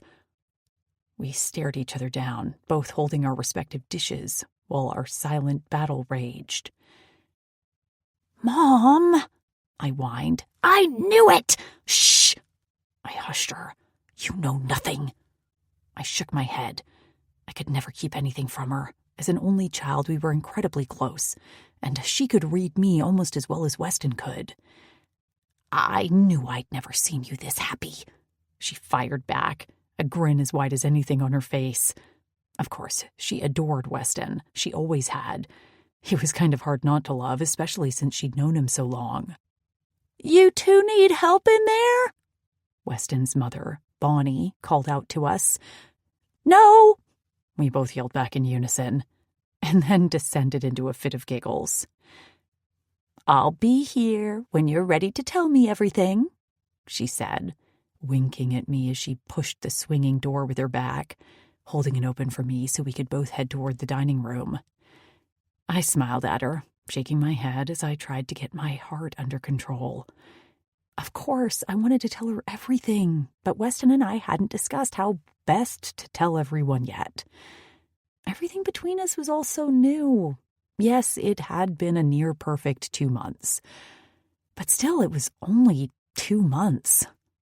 2 months, and a handful of years loving him through friendship. A little happy flutter raced through me, but I made sure to dampen my smile to a normal level. We were just dating, I reminded myself. But it sure felt like a hell of a lot more than that. Setting down the platter of rolls, the table was complete, and the table was surrounded with so many people it was abundant how lucky we both were to have such an amazing family. I took my seat next to Weston, trying my best not to look at him too much, or my mother would absolutely find another way to badger me about it. Hendrix and Savannah sat on the other side of the table, Hendrix's parents and Savannah's father on the other side of them, with Bonnie in the middle. You'd never know Bonnie's husband was missing, even though in reality he hadn't died that long ago. It had been Weston's senior year in college, and while they had problems, I know he never got the closure he deserved on those issues. Still, there was so much love around the table. It made me so happy to know Bonnie was wealthy, not only in the fortune her and Weston had inherited, but in love as well. Have you two set a date yet? My mother asked, after we'd made it to dessert, and I about choked on the strawberry tart. My eyes were wide as I jerked my head to her, forcing down the fruity bite with difficulty. Do you need some water, Brin? She looked at me like I'd grown another head, while Weston patted me on the back just in case I really was choking. Anyway, Mom said, blinking at me before looking across the table at Savannah. We're still in the early stages of planning, Savannah answered, and I felt like an absolute fool for thinking my mother was talking to me. I mean, of course she wasn't. Weston and I were dating, secretly dating. We weren't anywhere near the idea of marriage. Hell, he hadn't even uttered the L word yet. My heart pounded against my chest, and I focused on my tart, while my mother continued to ask Savannah and Hendrix about their plans. I was having a hard time not telling Weston how I really felt. I think I fell for him a long time ago, and now that we were officially together and everything was vibing so well between us, it was hard stopping my heart from spiraling right out of control. How about you, Weston? Bonnie asked, just as I was coming back in from helping clear all the dessert plates. I'd rinsed and loaded all the dishes before returning to the dining room. Hendrix and Savannah, their parents, and my mom had already spread out, some heading to their rooms while others went to the living room to couch surf. Weston was leaned back in his chair, sipping on his after-dessert coffee, looking a hell of a lot like a dream come to life. He was casual in a pair of slacks and a polo, his hair mussed, and the evidence of a 5 o'clock shadow dusting his chin. God, I loved Vacation Weston. I loved business meeting Weston, too. And Netflix and chill Weston, especially when he'd slip on his soft gray sweatpants. I think I just about loved every version of him. "Brin is definitely the one," he answered, the words freezing me in a very awkward position halfway to sitting back in my seat next to him. He glanced at me with a confused look, eyeing the chair and my ass poised a few inches above it. "That's wonderful," Bonnie said, and I settled into the chair, adrenaline racing through my veins. "Brin, you must be so proud." I blinked at Weston, and his grin was this side of shit-eating. I wanted to punch him for letting me flounder. What the hell were they talking about? Us? "Heading up the marketing firm," Weston said. "Truly, I couldn't have found anyone better." I blew out a breath, unable to stop the laughter from leaving my lips. I was really losing it this week. Too many secrets, too much bliss I couldn't contain. It was a tough gig, but it was totally worth it. "I'm very lucky," I said, finally remembering how to speak. "Weston's faith in me gave me the opportunity of my dreams. I wake up every day excited to go to work." Weston scoffed. "Were you not excited before?" I laughed again, Bonnie joining in. "Of course I was," I said, flashing him a chiding look. "Who wouldn't be excited to pick up your coffee and favorite bagels?" I teased. Weston cocked a brow at me. "You do way more than that, and you know it," he grumbled. "You're practically the key to running my empire." His words fluttered around in my chest, making my heart expand. I waved him off, hoping Bonnie couldn't see the flush on my cheeks. "You've always been so gracious with me, Wes," I said, returning focus to his mother. "Did he tell you about Iceland?" "Only a few boring details," she said, leaning forward over the table. "Spill." Weston tapped out, leaving us to girl talk as I made sure to give her every amazing detail about the scuba diving adventure, showing her all the pictures I'd captured on my phone, too. After we laughed and chatted a little more, Bonnie retired to her room, and I was heading to mine. A hand grabbed my wrist and hauled me into the room right next to mine. I squealed, but Weston covered my mouth with his lips, successfully hushing my surprise.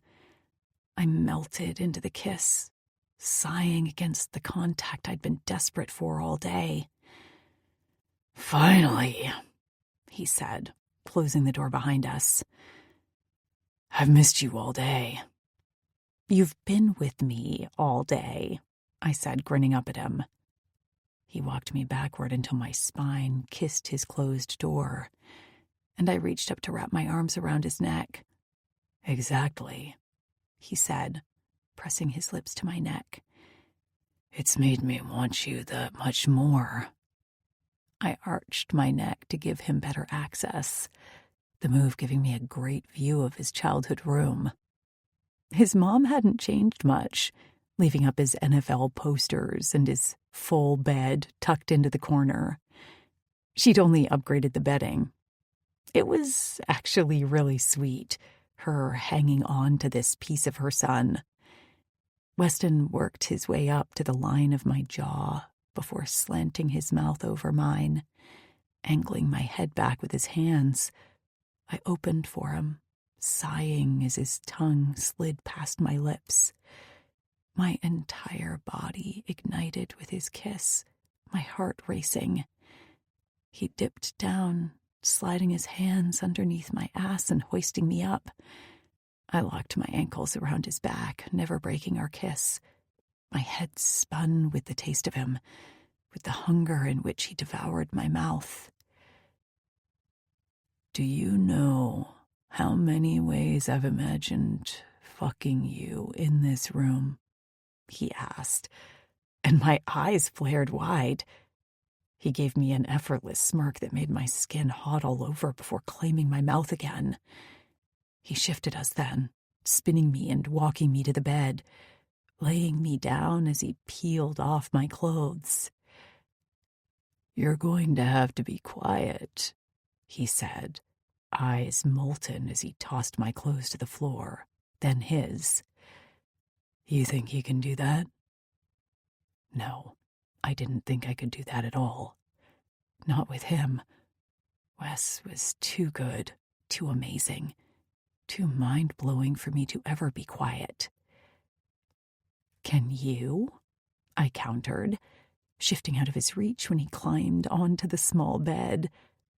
I urged him to his back, immediately situating myself over him. "Fuck," he whispered as he watched me hover my mouth right over his cock. I laughed softly, gripping him, stroking him. "Shh," I chided him, then sucked his thick head into my mouth. "God damn," he whisper-hissed, his hips jerking upward at the contact. Warm shivers raced through my veins, making my breath catch as I took him deeper in my mouth. He filled me, the size of him, forcing me to relax my jaw and open wider than I thought possible, while I bobbed up and down. I breathed through my nose, flattening my tongue as I slid all the way down his cock, then came back, all while squeezing his base. You'd think I'd get used to his size, this not being the first or even 10th time I had him in my mouth, but it was always as jarring as it was exhilarating. "Brin," he groaned, and I drew back, licking my lips as I flashed my eyes up his body to look at him. God, he was gorgeous. I loved the sight of this powerful billionaire. I can have anyone I want male at my mercy. Loved seeing him wound so tight because of me. "Quiet, Mr. Rutherford," I teased, stroking him up and down. "I'm working." I sucked him into my mouth again, increasing my pace as I relished the taste of him on my tongue. His hips bucked, his cock sinking deeper into my mouth, and I had to rub my thighs together to try and soothe the building ache there. Worshipping Weston was as much of a turn-on when our roles were reversed, and he was the one between my thighs. His fingers tangled in my hair, gently tugging until his cock slid out of my mouth. "The only place I'm coming tonight is inside your pussy," he said on a low breath. My clit throbbed at his words, and before I could argue, he hauled me up and spun our positions. My back was against the soft mattress, and he settled between my thighs as his mouth came down on mine. There wasn't a hint of hesitation as he stroked his tongue into my mouth. With such a deep claiming, I arched against him, desperate for relief. Weston hovered over me, supporting himself with one arm by my head, as he kissed his way down my neck until he reached my full, aching breasts. He massaged one while he took the other in his mouth, sucking hard on my nipple until it was pert for him. He bit the peaked bud, and I whimpered, lightning streaking through my veins from the small hurt. "Shh," he chided me, and I bit my lip to hold back my laugh. His grin deepened as he moved to the other breast, repeating his delicious torture, all the while ignoring my needy, shameless grinding against him. His cock was hard as I shifted against him, sliding through my heat as I tried desperately to get the friction I needed. "Fuck, Brin," he whispered, his lips pressing against mine. He tangled his other hand in my hair, arching my neck back so I could meet his eyes. "I've dreamed of this," he said, kissing me fiercely before drawing back, shifting his free hand down to press against my knee, spreading me wider for him. "I imagined you in this bed beneath me dozens of times."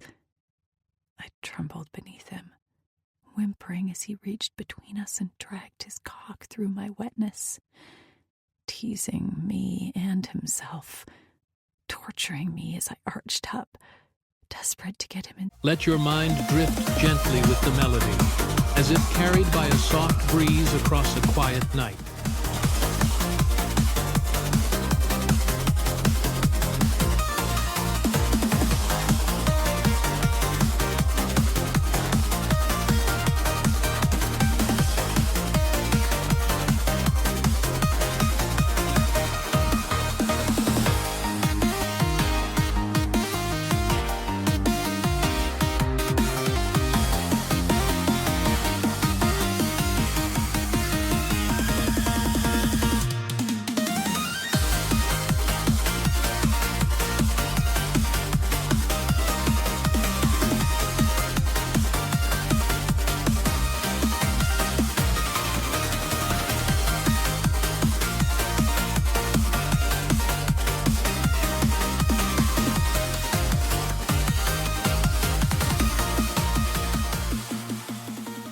Inside me. "You can have me any way you imagined," I said, the words breathy. "Just take me." We'd had the protection conversation weeks ago. We were both clean. I was on the pill, and we'd decided we'd much rather have sex without the thin barrier between us. Weston smirked, drawing the head of his cock around my pulsing clit. "Look at you," he said, pushing up enough to look down at me. "You're all flushed and needy. So fucking beautiful." "Wes," I begged, dragging my nails lightly down his chest. He groaned at the touch, a muscle in his jaw flexing. "Please." "God, Brin," he said, leaning down to brush a kiss over my lips. "I love it when you say my name like that." "Wes," I said it again, coaxing the word out like a caress.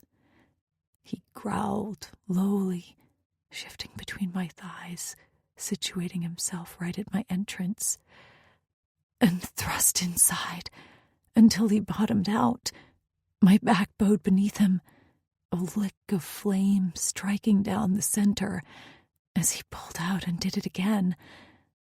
Each motion was slow, deliberate, and dragged out my building pleasure. His strong chest pressed against mine as he pumped to inside me, our bodies flush, my breasts rubbing against him with each move, electrifying my entire body. This time was different. I don't know how, but it was. I could feel it in the way he was taking his time, could see it every time his rich brown eyes met mine. My heart expanded in my chest, filling my soul with a sense of completion and need I couldn't possibly contain. He pulled all the way out, only to slide right back in, his pelvic bone grinding against my throbbing clit with each thrust. My muscles tensed, everything inside me tightening. I dug my nails into his back, rocking my hips up to meet every one of his moves, until we fell into a rhythm that had both of us breathing ragged. "Oh my God," I moaned, when he held still inside me for a few seconds, stretching out the anticipation as my body shivered around his. "Wes," I moaned his name, and he reached up, flattening his hand over my mouth. My eyes flew wide, sparks shooting down my spine at the restraint.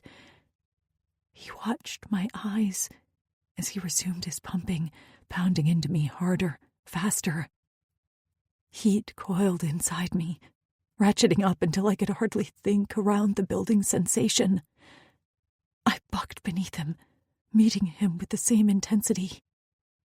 "Fuck!" he groaned, and my hand flew to his mouth, covering it exactly as he did mine. He growled against my hand, but didn't slow his pace.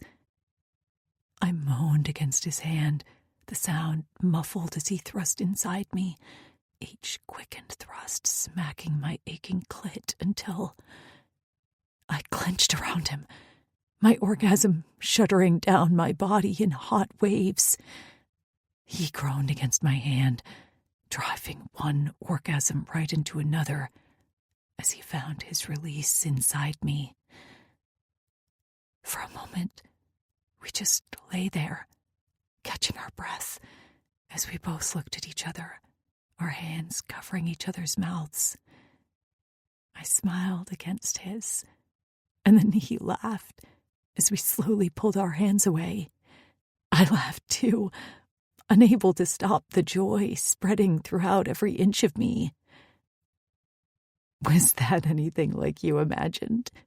I asked, after he'd cleaned us up and we'd settled under his covers. I'd sneak off to my room later, but for now, I just wanted him to hold me. He tucked me closer against his chest, holding me tight, before looking down at me and smiling. "Better," he said, planting a soft, sweet kiss on my lips. "Better than I could have ever imagined."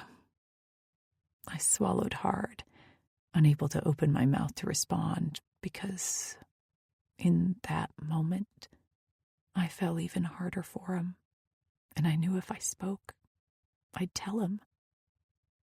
And I wasn't sure he was ready for that. Weston. I lingered by the silent auction table at the Raptors' most recent charity gala, more to take a moment to breathe than to browse. The last 3 hours had been a whirlwind of handshaking, fine dining, and asking for donations for Doctors Without Borders, all in between dancing to live music and making sure that none of my Raptors pulled any stunts that would land us on the social sites before tomorrow's news. I had a good team with only a few pranksters, and so far, the night had gone off without a hitch. And as much as I loved these events, especially for all the funds they raised for charity, I would much rather be at home, Brin tucked under my arm as we binge-watched more of her favorite reality show and stuffed our faces with ice cream. Fuck, when had that become my life? And how the hell had I gotten lucky enough to land one like that? "How's it looking?" Nixon asked as he and Roman sauntered over to where I'd been hiding, both of them wearing suits that looked similar to my own, slick, black, and expensive. "I've got my eye on that mountain biking trip in Morocco," I said, pointing down the table where all the silent auction items were listed. "Liberty would love that," Nixon said. "I'll have to bid on it, too." "You think you can win against me?" I joked. He shook his head. "If I approached everything with that mentality, I'd never even play." I nodded, unable to argue with him there. Roman glanced over the items, his eyes lighting up. "Tegan would love a guided trip to Paris," he said. "We've been meaning to get out there for a while, but it keeps getting put off." "No time like the present," I said. "Plus, winning gives you a good excuse, and it's all for a noble cause." Roman laughed as he placed his bid on the table. "You don't have to sell me, Weston," he said. "I'm already here." I chuckled. "That reminds me, have I thanked you guys yet for handling all the press's questions? I know it's a lot sometimes, but you two are their favorites." "It's all part of the gig," Nixon said. "Now, if you'll excuse me, I have to go find my wife. She owes me a dance." I nodded to him, then to Roman as he went off to do much the same, which had me looking for my Brin. We'd held off on the Christmas announcement after the presentation deadline got pushed. While I was happy for more time, I was sad I hadn't been able to shout from the rooftops that Brin was mine. But all in good time. She was mine in every way that mattered, and once we got this deal secured, we'd be free to do whatever we wanted. I spotted Brin across the room, my eyes drawn to her like a magnet. She looked radiant in a light blue gown that left her shoulders bare and draped all the way down to her toes, a slit running up her thigh. Her smile was the real knockout, though, doing its best to steal my breath as I started navigating my way through the crowd over to her. "There you are," I said, just as she was saying her goodbyes to a couple of longtime donors. "I feel like we keep missing each other all night." "I know," she said, "which is a shame, because I haven't got to tell you how amazing you look in that suit." I grinned, puffing my chest out just enough to draw her gaze. "My assistant once told me she was a sucker for a black suit." She bit back a smile. "I think I'm a sucker for anything you wear," she said, stepping just close enough to lower her voice between us, "whether that be a suit, sweatpants, or bedsheets." Heat sliced through me, my need for the woman magnifying in 2 seconds flat. "Have you gotten a chance to look at the sculpture just past the lobby, Miss Allen?" I asked. "I haven't," she said, "and sadly, I only have another 20 minutes before I have to leave for the airport." "You have to see it then," I said, leading the way out of the event ballroom and through the hotel lobby, down a secluded hallway that was empty this time of evening. "It's just here," I said, pointing to a truly well-done piece, but I really didn't have any interest in showing it to her. I gently grabbed her hand, ducking into a small alcove just off the sculpture viewing area, hauling her against me, my lips finding hers even in almost pure darkness. "Were you going to sneak off without saying goodbye?" I asked against her lips. "Never," she whispered, kissing me back, her hands gliding up my chest. "I was coming to find you. You just found me first." "What can I say?" I said, smiling down at her. "I like to win." "You always win," she chided.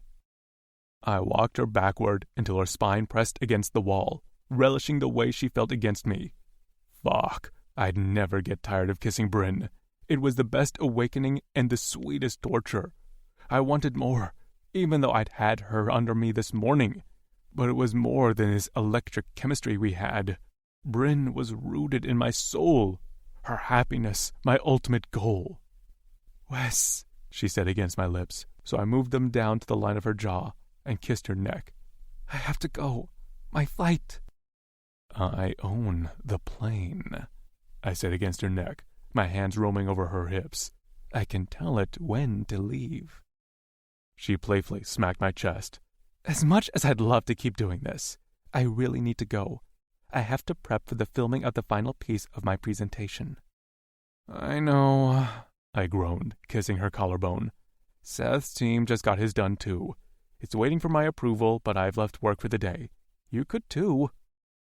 I dragged my hand down her thigh, my fingers meeting her skin thanks to the slit in her dress. "All I'd have to do is shove this to the side." I teased her heat over the lace she wore for emphasis. "And I could be inside you." "Weston Rutherford," she chided me, a smile on her lips. "Stop trying to distract me from my work. You know how much this means to me." I kissed her again, removing my hands from beneath her dress before taking a step away from her. "You're right," I said, holding my hands up innocently. "I'm sorry." Her skin was beautifully flushed, her eyes slightly hazed. "Don't be sorry," she said, straightening herself. "Be ready when I get home." Home. The word clanged through me, rooting me to the spot. Brin had practically been living at my place for the last 4 months, and while I loved hearing her call it home, it only made me realize that it wasn't. It wasn't her home, not in the way that mattered. But it had only been 4 months. I highly doubted she was ready for me to ask her to move in, and most certainly not minutes before she had to leave for a business trip. Were we ready for that? Fuck, I was ready for anything that would make her mine in a more official way. But this was all so new. Plus, she'd been so busy lately, juggling her new career and still maintaining my day-to-day things on top of it. Making a huge move like that would only put added pressure on her that she didn't need. Right, I said, fumbling my words. You should get going. She tilted her head, reaching up to cup my cheek. You okay? Yeah, I said, giving her an assuring smile. Long day, ready to go home, but I have to do one last round of FaceTime with the donors. Poor Wes, she said. Get some rest tonight, okay? And don't you dare watch Love is Blind without me. I would never, I called after her as she headed toward the hotel lobby, her pumps clicking on the marble floor. My gut twisted once she was out of sight, a sort of emptiness taking up a sore spot in my chest. I shoved it down and headed back into the gala, the event still going strong, never once missing my presence. Just a couple more rounds of mingling, and I could get out of here. Weston! Lena's voice sounded from behind me, where I'd found myself near the entrance of the event room. I haven't seen you all night! She swept up to me, her silver dress sparkling under all the lights as she kissed either side of my cheek. I've missed you, she whispered. Lena, there he is, Mr. Nelson, Lena's father and the owner of Nelson Tech, said, cutting me off. Quite the event you have here, he said, reaching out to shake my hand. As always, very impressive. I dipped my head, trying my best to step away from Lena and focus on him, but she kept sticking to my side. Thanks, Mr. Nelson, we do all right. Can we get a picture? A media photographer called from right behind Mr. Nelson, and I shifted into my paparazzi role on instinct. I straightened my stance, situating my facial features in a way that couldn't be misconstrued. I've dealt with paparazzi long enough to know a calm, aloof face was better than any with real emotions, which would be irritation right now if I actually showed anything, because Lena slipped her hand against my chest, leaning into me for the picture. The camera snapped a few times, Mr. Nelson joining us for a couple pictures, and then thankfully the photographer moved on to begging Nixon for the spotlight. We have to set a meeting, Mr. Nelson continued, as if the photographer hadn't interrupted us. I think our newest innovation could be applied to your Raptors technology. I raised my brows, immediately intrigued. Nelson Tech was one of the leading industries when it came to artificial intelligence programs and all their endless applications. Yes, Lena said. I'm sure his assistant would be more than happy to schedule us in. She glanced around like she was expecting Brin to pop up any moment. Where is she? She should be available to you. Brin is away on business. I cut her off. I'll make sure I set up a meeting, Mr. Nelson. I nodded to him as he winked at me and headed across the room to talk to someone else. You haven't been returning my calls, Lena said once he was out of earshot. I've been busy, I said, and I thought you understood where I stand. And I thought you understood I don't give up that easy, she said, especially when it's something I want. I laughed softly, shaking my head. Lena, I'm sorry if I made you believe otherwise, but what was between us was never anything serious. I know that, she said. I'm not talking about commitment in that way. I explained that to you. And I explained I wasn't into that, I said, sighing. She narrowed her gaze on me, but kept her smile bright for the cameras that were still around the event. You'll come around, she said. I'm not going anywhere. I won't, Lena, I said, but you have a good night. I decided that a run-in with Lena was the best cue for an exit I'd ever seen, and headed out of the hotel to where my driver waited. I slid into the back seat of the car, loosening my tie as I pulled out my phone. Me. Miss you already. Brin. It's been 15 minutes. Me. Your point? Brin. Miss you too. Maybe we can FaceTime later and watch our show that way? I smiled down at my phone. Me. It's a date. Brin. And Hugh and Hendrix were almost suspended, I said through my laughter, from where I sat at Weston's dining room table. Weston laughed, shaking his head. That was all Hendrix. Come on, I said, rolling my eyes. Hendrix may have thought to decorate the principal's office for a prank, but you're the one who told him to cover everything in duct tape. Hey, I gave him a signed Raptors jersey for it, he said. I laughed again, twirling my glass of wine. Our dinner plates were clean, but we'd remained at the table, reminiscing about the old days. We'd been doing that a lot lately, joking and laughing, retelling stories, falling into this wonderfully blissful kind of rhythm that I loved. We worked, and then we spent time together where we weren't allowed to talk about work, where we were just ourselves, free of obligations. Everything was perfect. You're one to talk, Weston said as he grabbed my empty dinner plate and then his, heading with them toward the kitchen. You were the one who told us we had to use the bright purple duct tape to do it. It was pretty, I called as he disappeared into the kitchen. Sure, but it cost a lot more, he called from the kitchen. I'm sure it put such a dent in your bank account, I said, reaching for my phone to do a quick email check while he was loading the dishwasher. I'd cooked, so he insisted on cleaning. I did the same when he cooked. Again, we'd fallen into this ease that I was legit so ecstatic about. Who knew being in love was this easy? Not that he knew that I was in love with him. It still had been barely over 4 months of dating, and the last thing I wanted to do was scare him off. Wes had always had an aversion to all things commitment, and I knew that had a lot to do with how horrible of a marriage his father and mother had. But he was nothing like his father. And still, it was way too early to even think about anything that solid.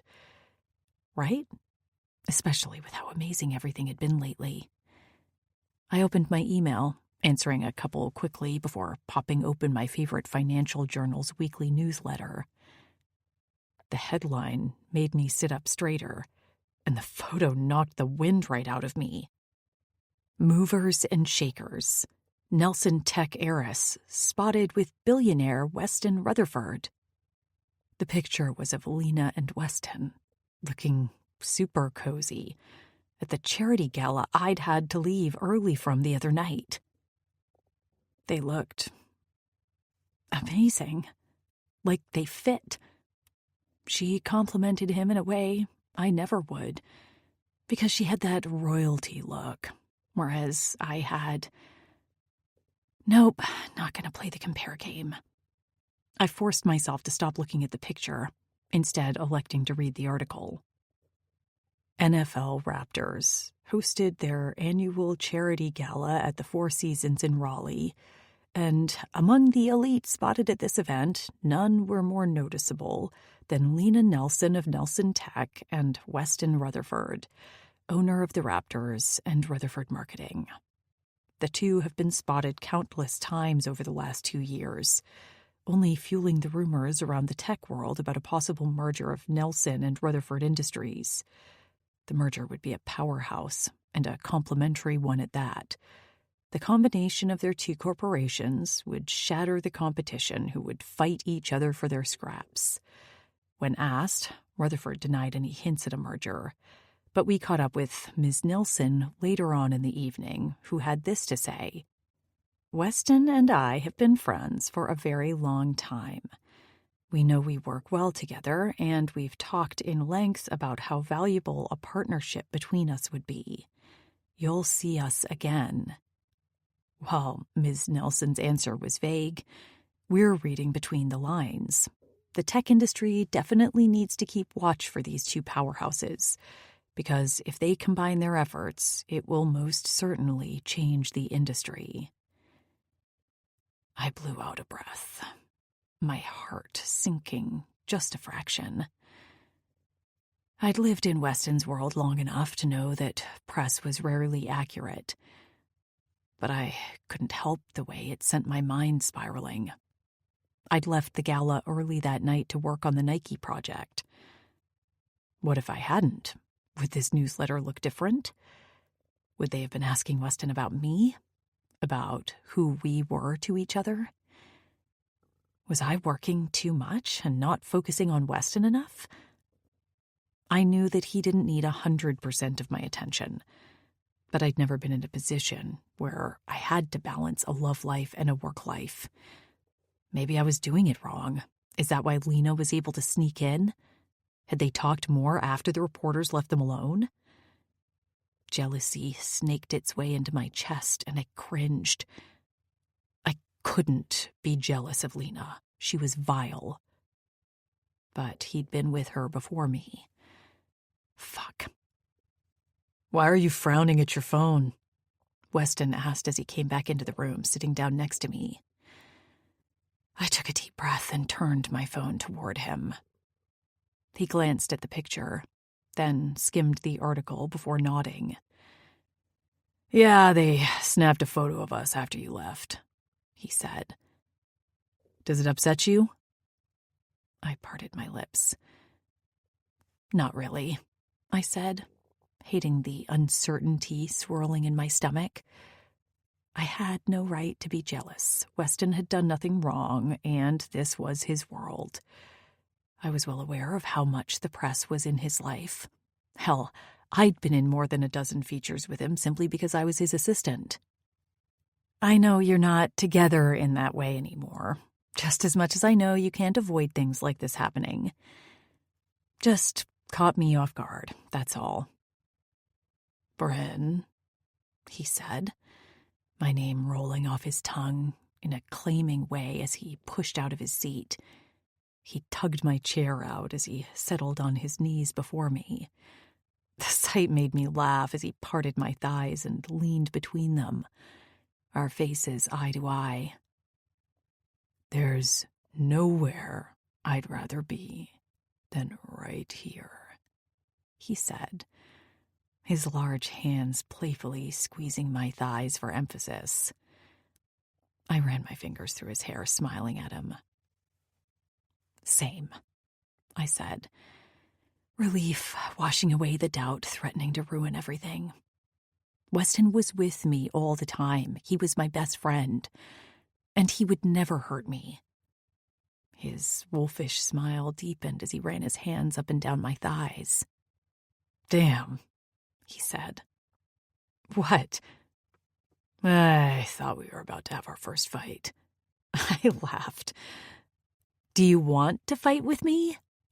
"I sure as hell would love making up with you."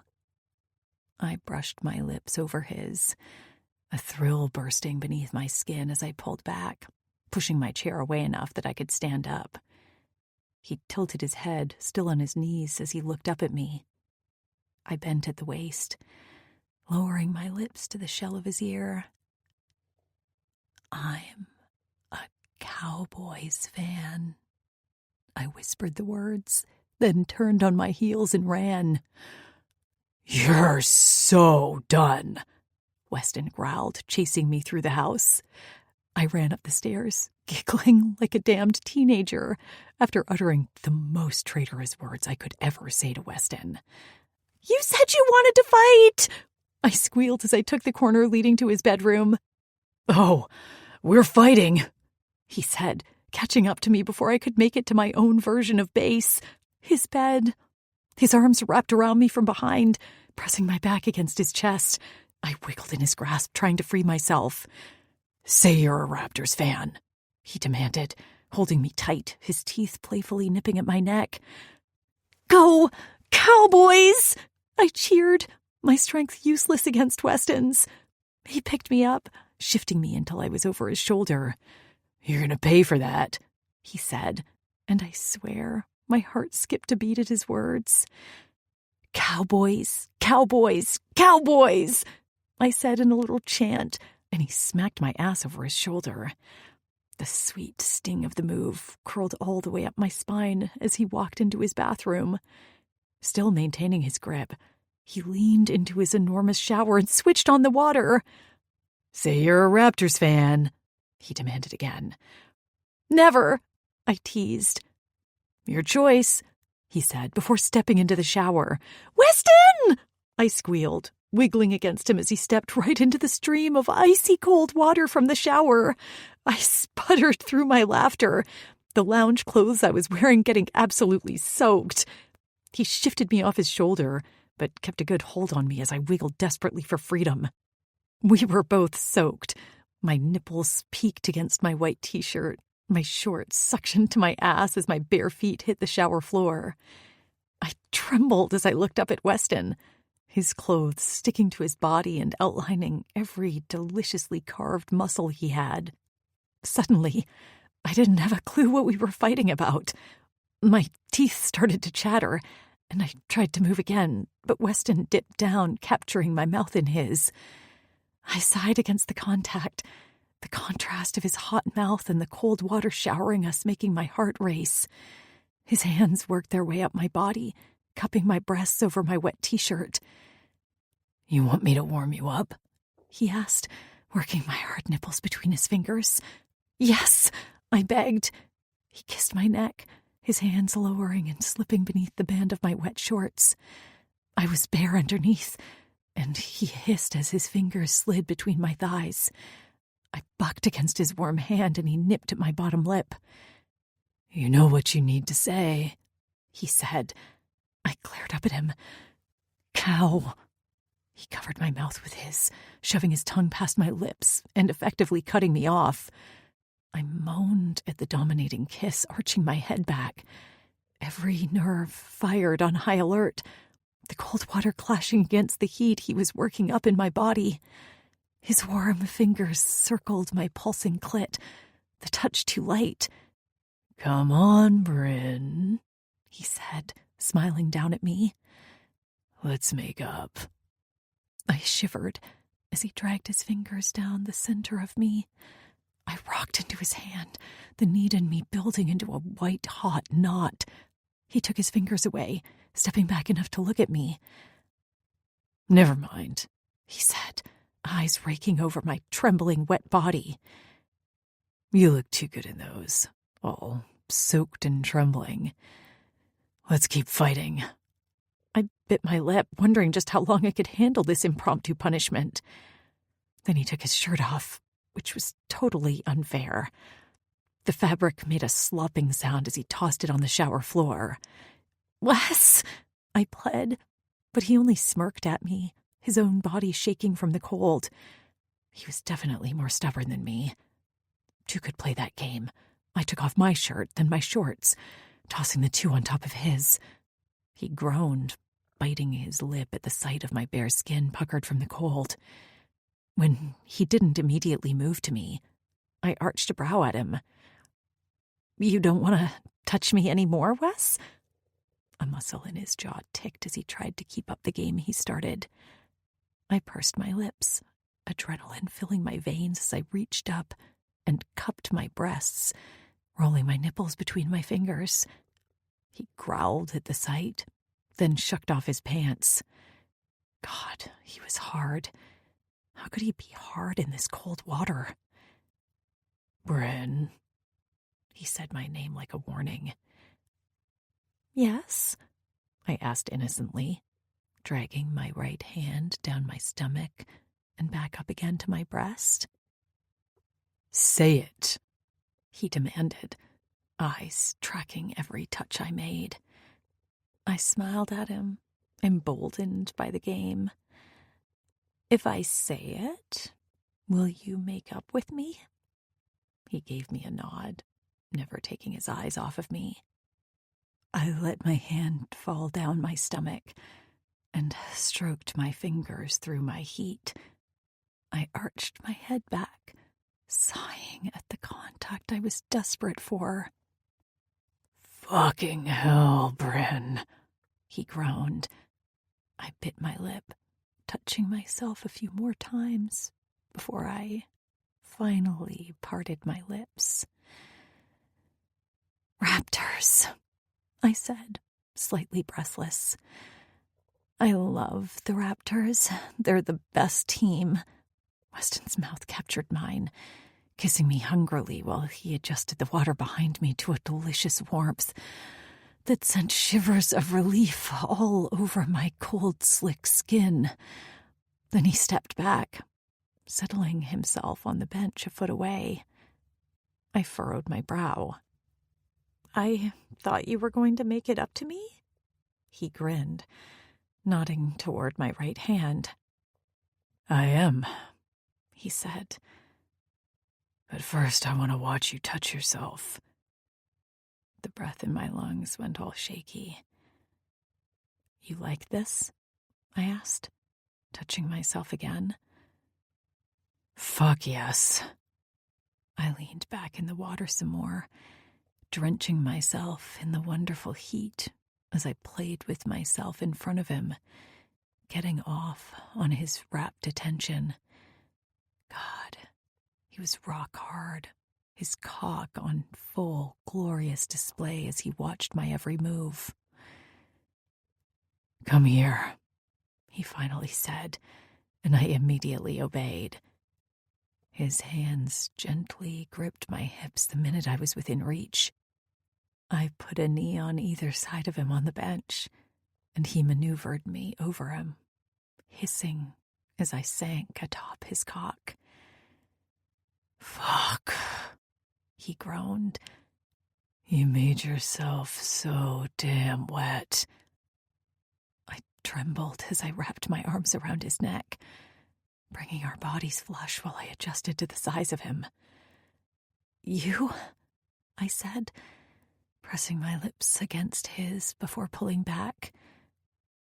It's all you, Wes, I said, my words tight as he pulled on my hips, forcing me to rock against him. God damn, Brin, he groaned, tilting his head back against the shower wall as I started to ride him. Perfect. You're fucking perfect. Electricity crackled up my spine with his words, with the way he felt inside me. I was intoxicated from the ease in which we shifted from casual dinner to insatiable hunger for each other, and it blasted every shred of doubt right out of my soul. Weston was mine, and I was his. His grip tightened on my hips as I upped my pace, chasing my pleasure without hesitation. He'd worked me up enough that I was already riding that sweet edge of release. You're already there, baby, he said, eyes on me. I can feel you there. I moaned, nodding as my body tightened. Fuck, he groaned, hardening inside me.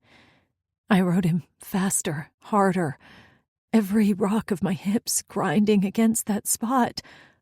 Wes!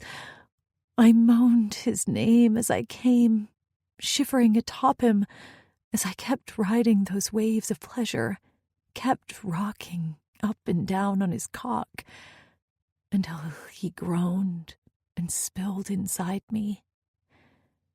He leaned his forehead against mine, the warm water crashing all around us, as he wrapped his arms around me. He held me as we came down, our bodies flush. Our breathing matched, and I settled against him, content and sated, knowing there wasn't a damn thing I had to worry about when it came to us. Weston. I feel like all I do is say goodbye to you now, I said, my head propped on my fist as I leaned on my side in my bed, looking down at Brin. She had that post-orgasm glow shining in her eyes and all over her skin, her lips swollen from the amount of kissing we'd done moments prior. I swore I couldn't figure out which way Brin was more beautiful, lust-glowing and sated in my bed, or all business in her pencil skirts and blouses. Maybe it was in her yoga pants and an oversized hoodie, because I was fond as hell of that too. It really didn't matter what she wore. She made everything shine. Fuck, I was such a goner for her. Is that bad? Brin asked, her features shifting from blissful to concerned in the span of a blink. Are you feeling neglected? I furrowed my brow, grazing a fingertip along the delicate line of her jaw. Do I really come off as that needy? I asked honestly. No, she said, whirring her bottom lip between her teeth. I would have sucked it free and soothed the small hurt, but she looked serious. But, I urged her, I don't want my work to get in the way of us." "Shit," I said. "Is that how I'm making you feel?" "I don't know," she admitted. "Maybe it's me. A lot has changed for me over the last 6 months. Not just with my new position in the marketing firm, but with you. I'm still learning how to navigate it." "We both are," I said, shifting closer and gliding my hand down to rest on her hip. "Do I miss having you around all the time, ready and able to fix any glitch in my life? Yes. I'd be a liar if I said I didn't." More nerves flashed in her eyes, so I hurried to continue. "But that pales in comparison to how damn proud of you I am, Brin." "Really?" How could she not see it? How could she constantly doubt herself when it came to me? "You waited a decade to make a move. It'll take time for her to trust this is real." I leaned down, brushing a soft, reassuring kiss over her lips. "Really," I said. "I love watching you flourish, in any capacity." I added the last bit, wanting her to know it was as much for her brilliant mind as our impeccable chemistry in the bed. "I'll survive," I continued. "You're in my life just like you always have been. You're just in a different role. But you're here. That's all that matters." She seemed to think on that for a few moments, her eyes churning. I would have drained half my bank account to know exactly what was going on in there, but I knew better than to push her. She would tell me if she needed more assurance when it came to us, or anything at all. I knew that. Finally, the smallest smile shaped her lips. "Sounds like you might need to hire a second assistant." My heart immediately rebelled at the idea, but the logical side of my brain told me she was right. I needed help in the areas Brin hadn't been able to cover, but the idea of hiring someone new? It just didn't feel right. It had been Brin and me against the world since my father died, and she'd been a key ingredient to help me not only maintain my inherited empire, but expanding it. How could anyone possibly come close to replacing her? It's easy. They couldn't. But if it would ease her mind, take more off her mental load, I was more than willing to comply. "I'll start searching," I said. "No one will compare to you, but I know you have more demands in your schedule now. I don't want you overwhelmed." She sighed. "The independent woman in me wants to say I can continue handling both," she said. "But the exhausted woman in me is telling the other to shut the hell up and take the help." I laughed, relishing when she joined in. "We'll figure it all out," I assured her. She nodded, something still churning behind her eyes, but her phone alarm rang before I could ask further. "Time to go," she said, kissing me quickly before hopping out of bed and hurrying into the bathroom. 10 minutes later, she came out looking like a damn vision, her business attire firmly in place as she slipped into her pumps. "You're heading into the firm while I'm gone, right?" she asked, grabbing her packed weekend bag. "Yes," I said, wrapping the sheet around my waist as I crossed the room. "Seth has some things he wants to go over with me, and I have to go over the focus group responses for the early test campaigns." Brin's eyes were firmly on my waist, gazing hungrily over the definition of my abdomen. I made a mental note to add in extra workouts, because the appreciation in her eyes was life. "I'm sorry," she said, eyes snapping up to mine. "I didn't hear a word past yes." I laughed, leaning down to steal another kiss. "You're going to be late," I said when her hand splayed over my chest. "And as much as I would love to make you late, I want to be supportive." "You're perfect," she crooned. "Reception out there will be spotty at best, but I'll try and call when I'm all done," she said, kissing me one last time before heading out. I took a quick shower, and the damn smile Brin put on my face remained the entire 15 minutes. I didn't even try to hide it as I walked into the marketing firm. What would be the point? I was the happiest I'd ever been, and was kicking myself for denying my real feelings for Brin for so many years. I settled behind the small desk in my office, drawing up the focus group numbers, and my smile immediately fell. I read over the comments, ensuring I read each one at least twice to make sure I came to the same conclusion as the focus group's leader. And I was. Fuck! The males in the focus group weren't responding well to Brin's campaign. More than half of them responded negatively to it, while the other half were indifferent. Shit. That was half of Nike's demographic. We couldn't risk that, even if the females in the focus group gave it high ratings. But the numbers for males were great for Seth's version of the campaign, giving it the slight edge in overall percentages, which meant we'd have to go with Seth's proposal for the final. Something twisted in my gut with the thought Brin had busted her ass on her proposal. But then again, Seth was part of her staff, part of the entire team. She likely had a hand in his project, but we'd been so busy I wasn't sure. You're thinking like a boyfriend, not a businessman. Shit, I was.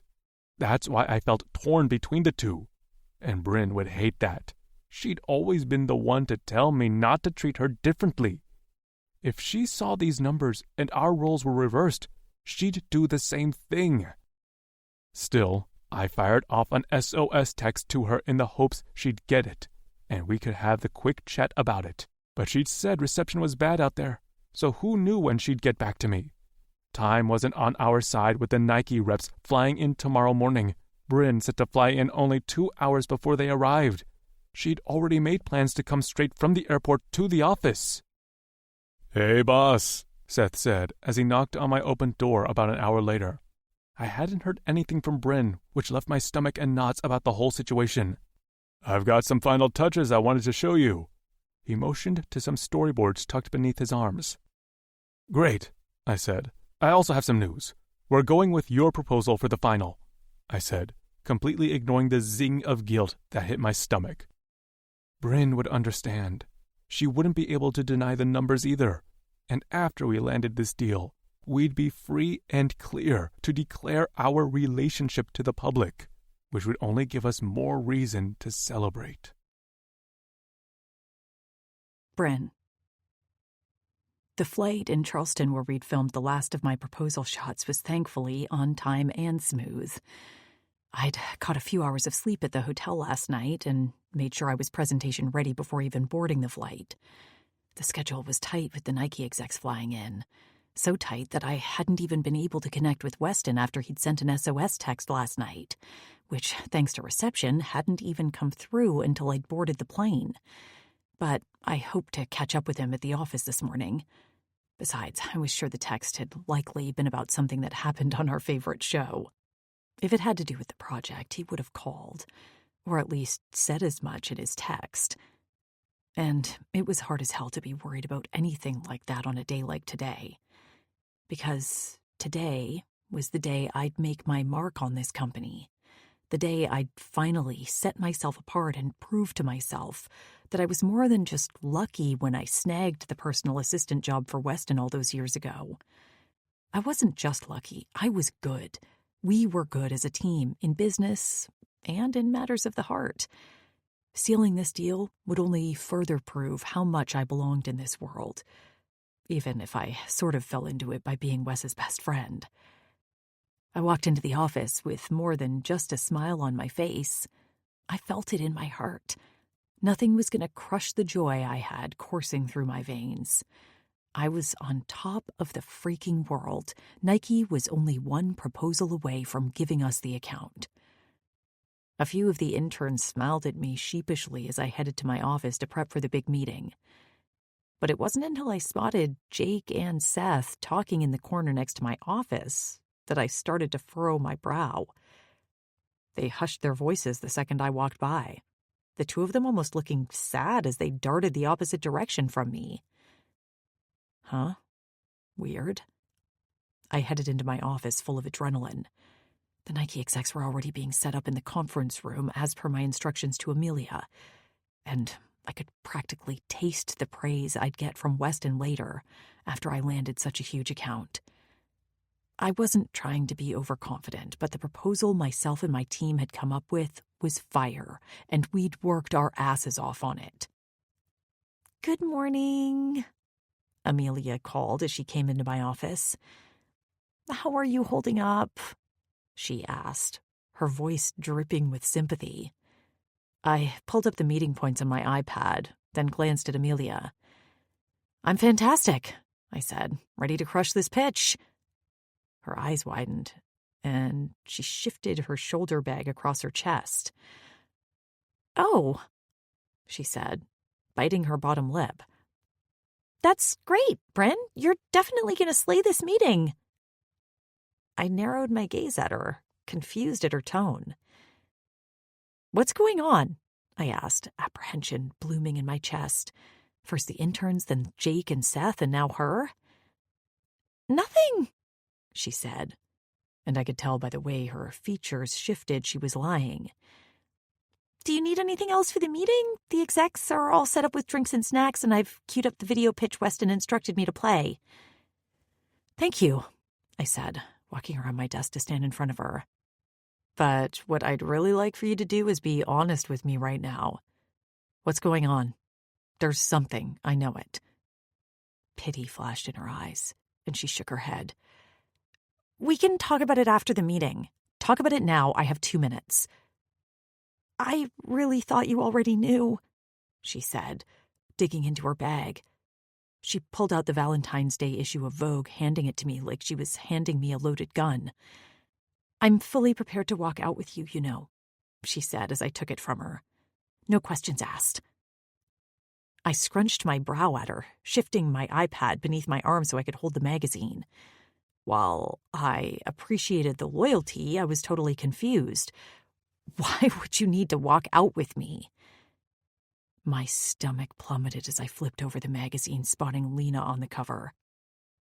And it wasn't because I didn't care for her, or the gorgeous honey glow smile she sported. It was the 3-carat, emerald-cut diamond ring on her left-hand ring finger that made my stomach churn. I knew that ring. I'd seen Weston's grandmother wear it at his high school graduation, and I'd heard the significance she placed on the ring, stating that she'd pass it down to West to give to the girl he decided to marry. "No," I whispered, flipping through the pages to the article. Lena Nelson, heiress to Nelson Tech Corporation, gives Vogue an exclusive to remember as she talks about the struggles of being a working model and her new engagement to on-again, off-again boyfriend Weston Rutherford. The timing was never right before this, Lena explained when asked about her up-and-down relationship with Rutherford. "We're both very successful people for a reason. We're busy. But things have started to align recently, and we're taking the next step to solidify our relationship, both in business and personal matters." I slammed the magazine shut, unable to read another word. There was no way. None. Weston, he would never do this to me, right? Besides, I was with him all the time. When would he and Lena have even talked? Panic streaked through my veins, my chest tightening, as I scoured my memory like I might have missed him telling me we weren't exclusive. Might have missed him saying he was still seeing Lena at the same time he was seeing me. The memory of the fight between him and Lena months ago fluttered to the surface of my mind. The ultimatum she'd placed on him hanging over me like an axe. She'd even said she wouldn't mind if he slept around. She just wanted the last name and his attention on occasion. But Wes wasn't about that life. Icy cold washed over my body. We'd talked about the future, about telling everyone who we were to each other. But we never did because I hadn't wanted it to look like I slept my way to this position. Could that have thrown him off? Made him think twice about me and my feelings for him? And I'd never said, "I love you," because everything had happened so quickly. I didn't want to scare him off. But I'd felt it. I swore I'd felt it. Had he just been using me for some fun while he waited for Lena to get her act together? Or was he planning on marrying her for an advantage in the tech world? while fully intending to keep me on as his assistant and side piece. That's not the Weston I knew. "Brin?" Amelia asked, cutting through my panic. "They're all waiting for you now." The meeting. My big break. Right. I straightened my spine, tossing the magazine on the desk behind me. Compartmentalize. First, nail this pitch. Second, talk to Weston. That's the only way to figure out where I stood with him. And I'd be damned if I was going to have an emotional breakdown right before this meeting. After, well, we'd see. "Thank you, Amelia," I said as she held the door open for me, and I headed into the conference room. Only to find the video proposal already playing on the screen, and what the absolute fuck? Seth stood off to the side of the projector screen, smiling from ear to ear as his spot ran instead of mine. Instead of the one me and my team had spent countless hours perfecting and testing, and perfecting some more. Weston had told us to have 2 options, but with the way the owner had responded to my early tests, I thought we'd agreed to go with mine. Seth's video was heavy-handed with the male gaze, which was exactly opposite of what I'd been going for in my proposal. Why the hell had Weston gone with Seth's? He'd told me my test proposal had gone over amazing last week. What changed his mind? How could so much shit go south in the span of not even 24 hours? I took my seat as quietly as possible, trying like hell not to crumble into a million pieces in front of the Nike execs. God, was this Weston's way of cutting me out of his life entirely? Did he plan this? Snuffing all my hard work and then having Lena's engagement come out at the same time? Anger sliced through me so hot and fierce I could barely breathe around it. Weston was better than this, wasn't he? I forced myself to focus, glancing casually at the female execs at the head of the table, watching their reactions as they watched Seth's proposal. Fuck, it wasn't good. 2 of them looked confused. The other looked downright pissed. Maybe her boyfriend got engaged to a model, too. God, I was angry and hurt. And I couldn't show either of those things right now. Not while the video wrapped up and Seth flipped on the lights. "What did you think?" he asked, all confidence and bravado. He had no idea he bombed this deal. How could he not read the looks on their faces? The 3 execs shared a glance, then plastered on their best, most polite smiles. "We can give you the room," Seth hurried to add, finally a sense of weariness settling on his face. "If you need time." "We're good," one of the women said, standing up, and the other 2 following her.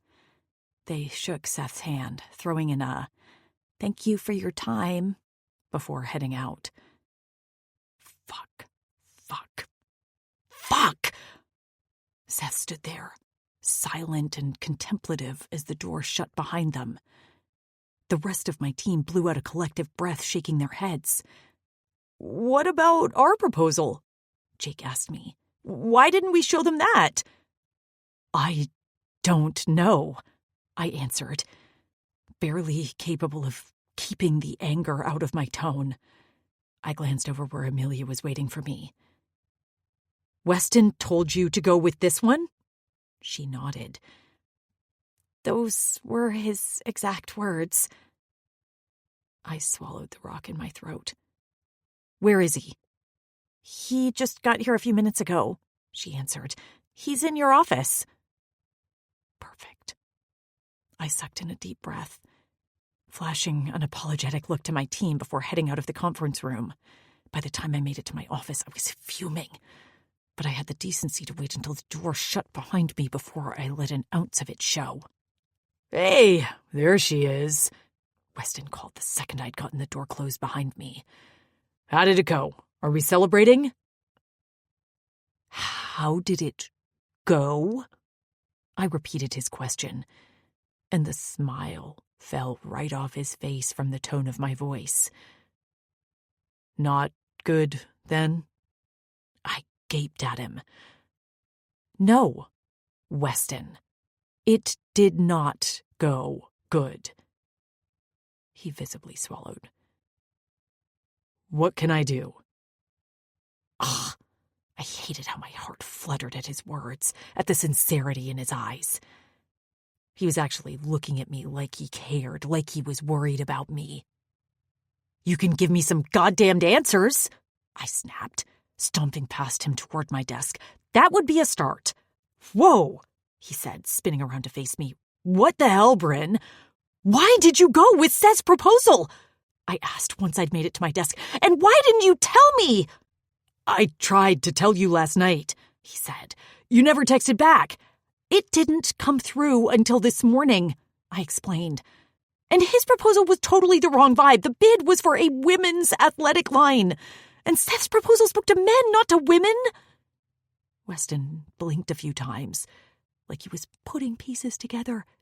And then he shook his head. I'm sorry, he said. I got word your proposal wasn't testing well with a male audience, and I made a last-minute decision to switch to Seth's. I thought you'd do the same thing with the same information sitting in front of you. You didn't realize a lot of things. I cut him off. I could feel my heart on the verge of breaking, but anger was doing its best to crush every other emotion at the moment. We definitely lost the account. Brin, he said, almost soothingly.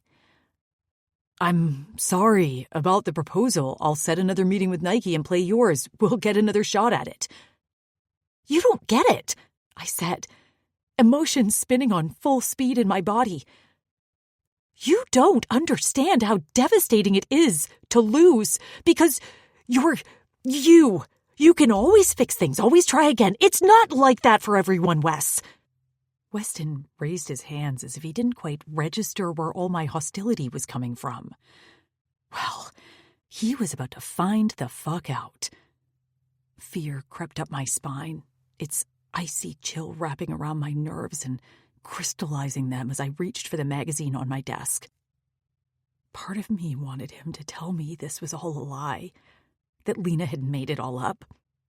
But the more rational part of my brain knew that would be so outlandish it couldn't be possible, right? I mean, how the hell would she get a hold of his grandmother's ring? Everything pointed to Weston giving it to her, and it just hurt. It wasn't like I was ready to get married and have babies right this second, but I certainly didn't want to be a mistress while Lena trotted around the world with his last name. The fact that he could even think I would agree to something like that made me feel like I'd been living in a fantasy world these last few months, only seeing and feeling and hearing what I wanted to hear instead of actually paying attention. You know, I said, shaking my head, tears already welling in my eyes. Even if I had lost the account, lost the deal, at least I would have had you, right? Brin? Weston looked so damn confused, and it made me break all over again. Because how did he think I would react? Did he expect me to not be hurt by this? Did he expect me to go back to being his assistant, his friend, like nothing ever happened between us? Had I signed up for that in the beginning? Maybe?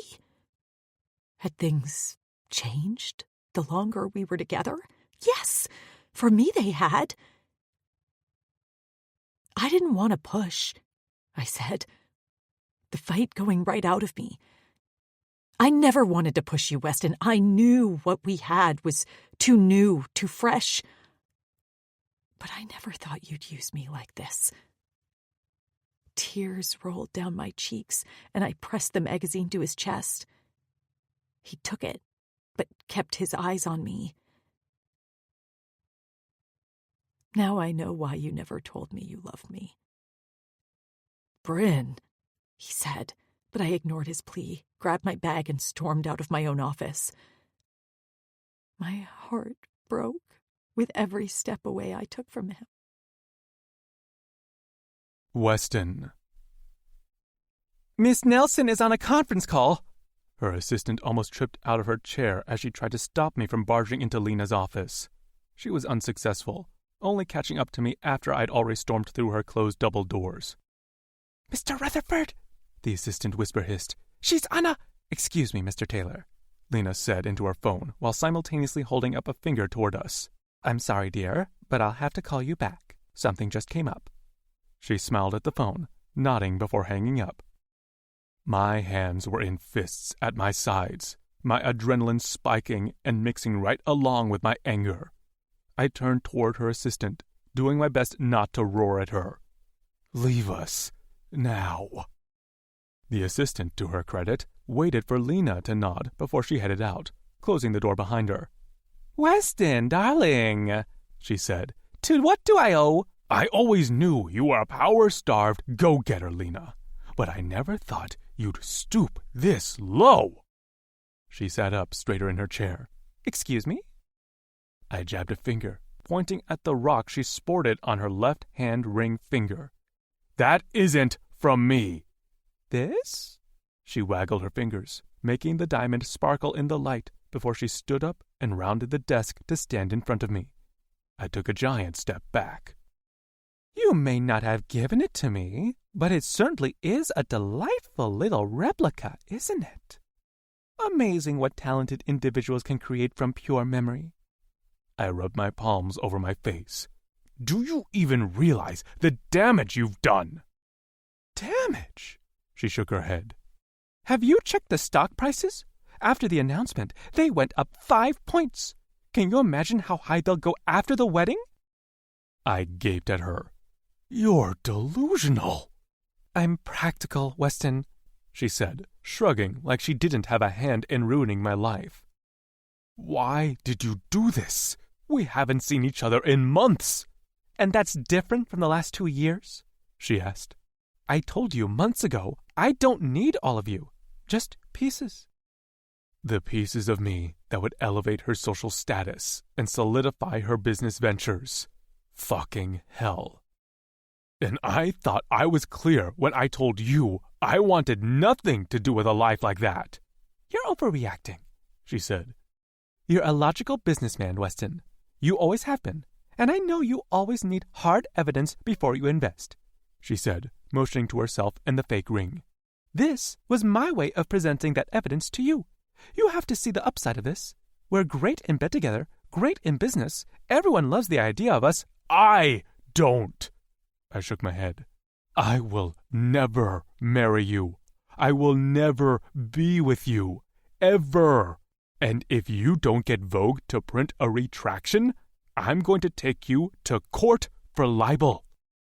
The article did nothing to damage your character, she said, rolling her eyes. You wouldn't have a case. Do you want to take that bet with me, Lena? The tone of my voice made her visibly swallow.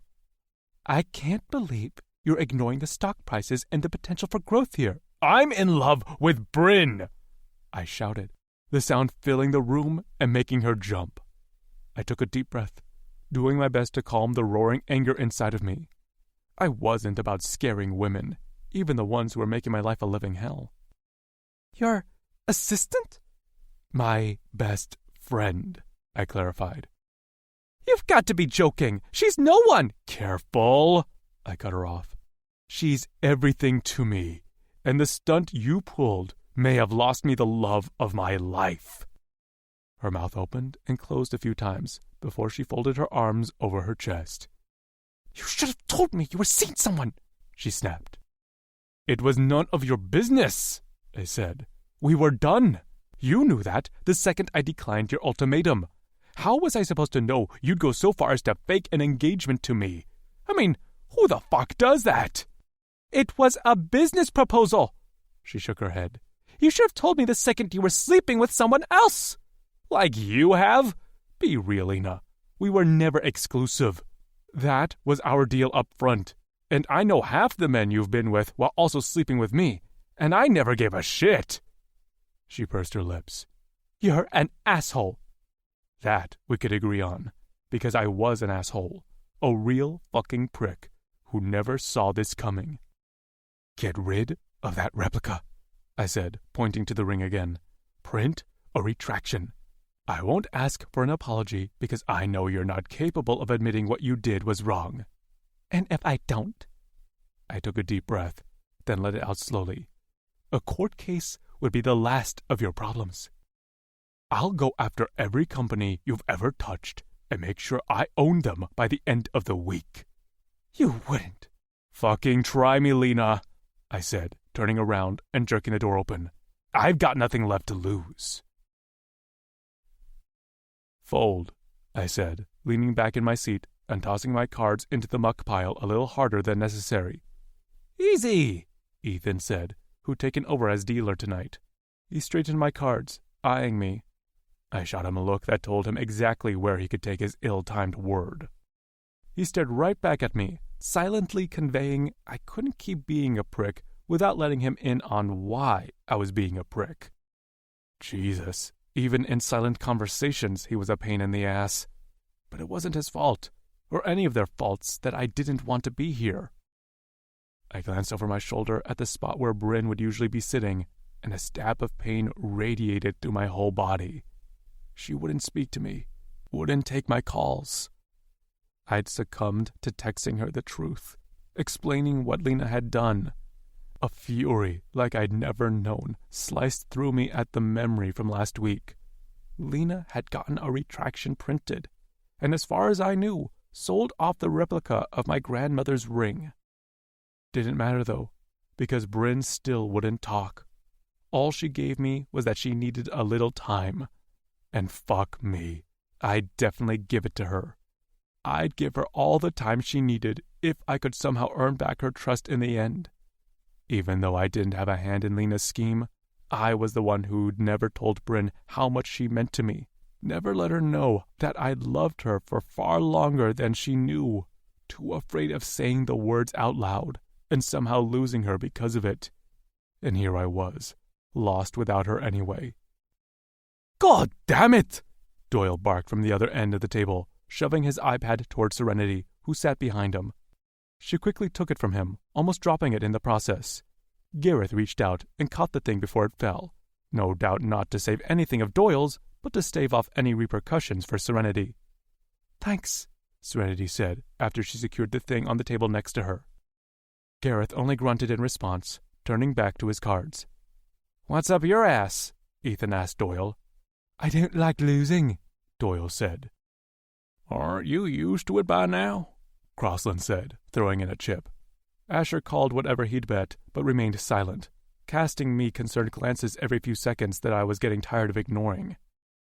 I knew I needed to fill the guys in, but I wasn't about to spill my heart on the table while Doyle was here. Fuck off, Crossland! Talk to me when you want to put something real on the line. Crossland flipped him off, focusing on the game. Your numbers came through, Doyle said, and it was only after a few seconds of silence I realized he was talking to me. What? The marketing numbers, he said. Profits are up. You win.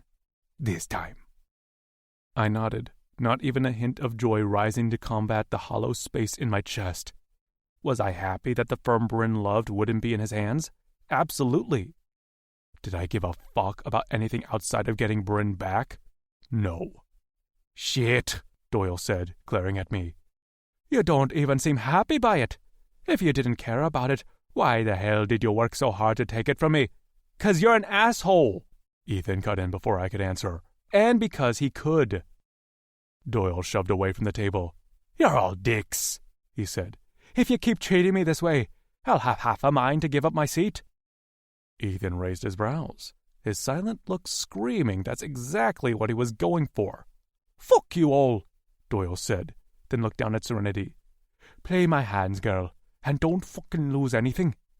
He stomped off without another word or instruction, and poor Serenity's eyes were as wide as saucers as she hurried into her father's vacated seat. You can fold every hand if you want, Ethan said while he dealt the cards, his tone completely different than what he'd just used on her father. She knows how to play, Gareth grumbled. Ethan cocked an eyebrow at him. I do, Serenity said, her voice quiet, almost too soft to hear. like she'd been conditioned her entire life to not draw too much attention to herself. "I've watched you all enough to understand the unique betting rules." "Okay," Ethan said, finishing dealing, "but no pressure." His kindness almost made a laugh tumble from my lips, but not quite. He was the epitome of Dr. Jekyll, Mr. Hyde. He could be such an asshole to his players, or the press, or outsiders, but he was sitting here, ensuring the daughter of the biggest pain in our asses felt safe and comfortable. Fucker needed to apply that to someone who could actually stand him for more than a week. It would level him out, I bet. "Stop coddling her," Gareth warned, and that drew all of our attention. "She can handle herself." Serenity flashed him the sweetest, most prideful smile, almost like she'd never heard that kind of declaration before, but snapped the look straight off her face the minute Gareth's eyes lifted from his cards. Interesting. I reached for my phone, the instinct to text Brin and fill her in on all the tea so intense I almost forgot she wasn't speaking to me. Fuck. I felt like my heart had been ripped out all over again. I folded my cards, scraping my palms over my face. I hadn't gone a day without speaking to Brin since our freshman year of high school, and we were going on several days of no contact now. It was killing me. "Are you going to actually let us in on why you're a miserable shit right now?"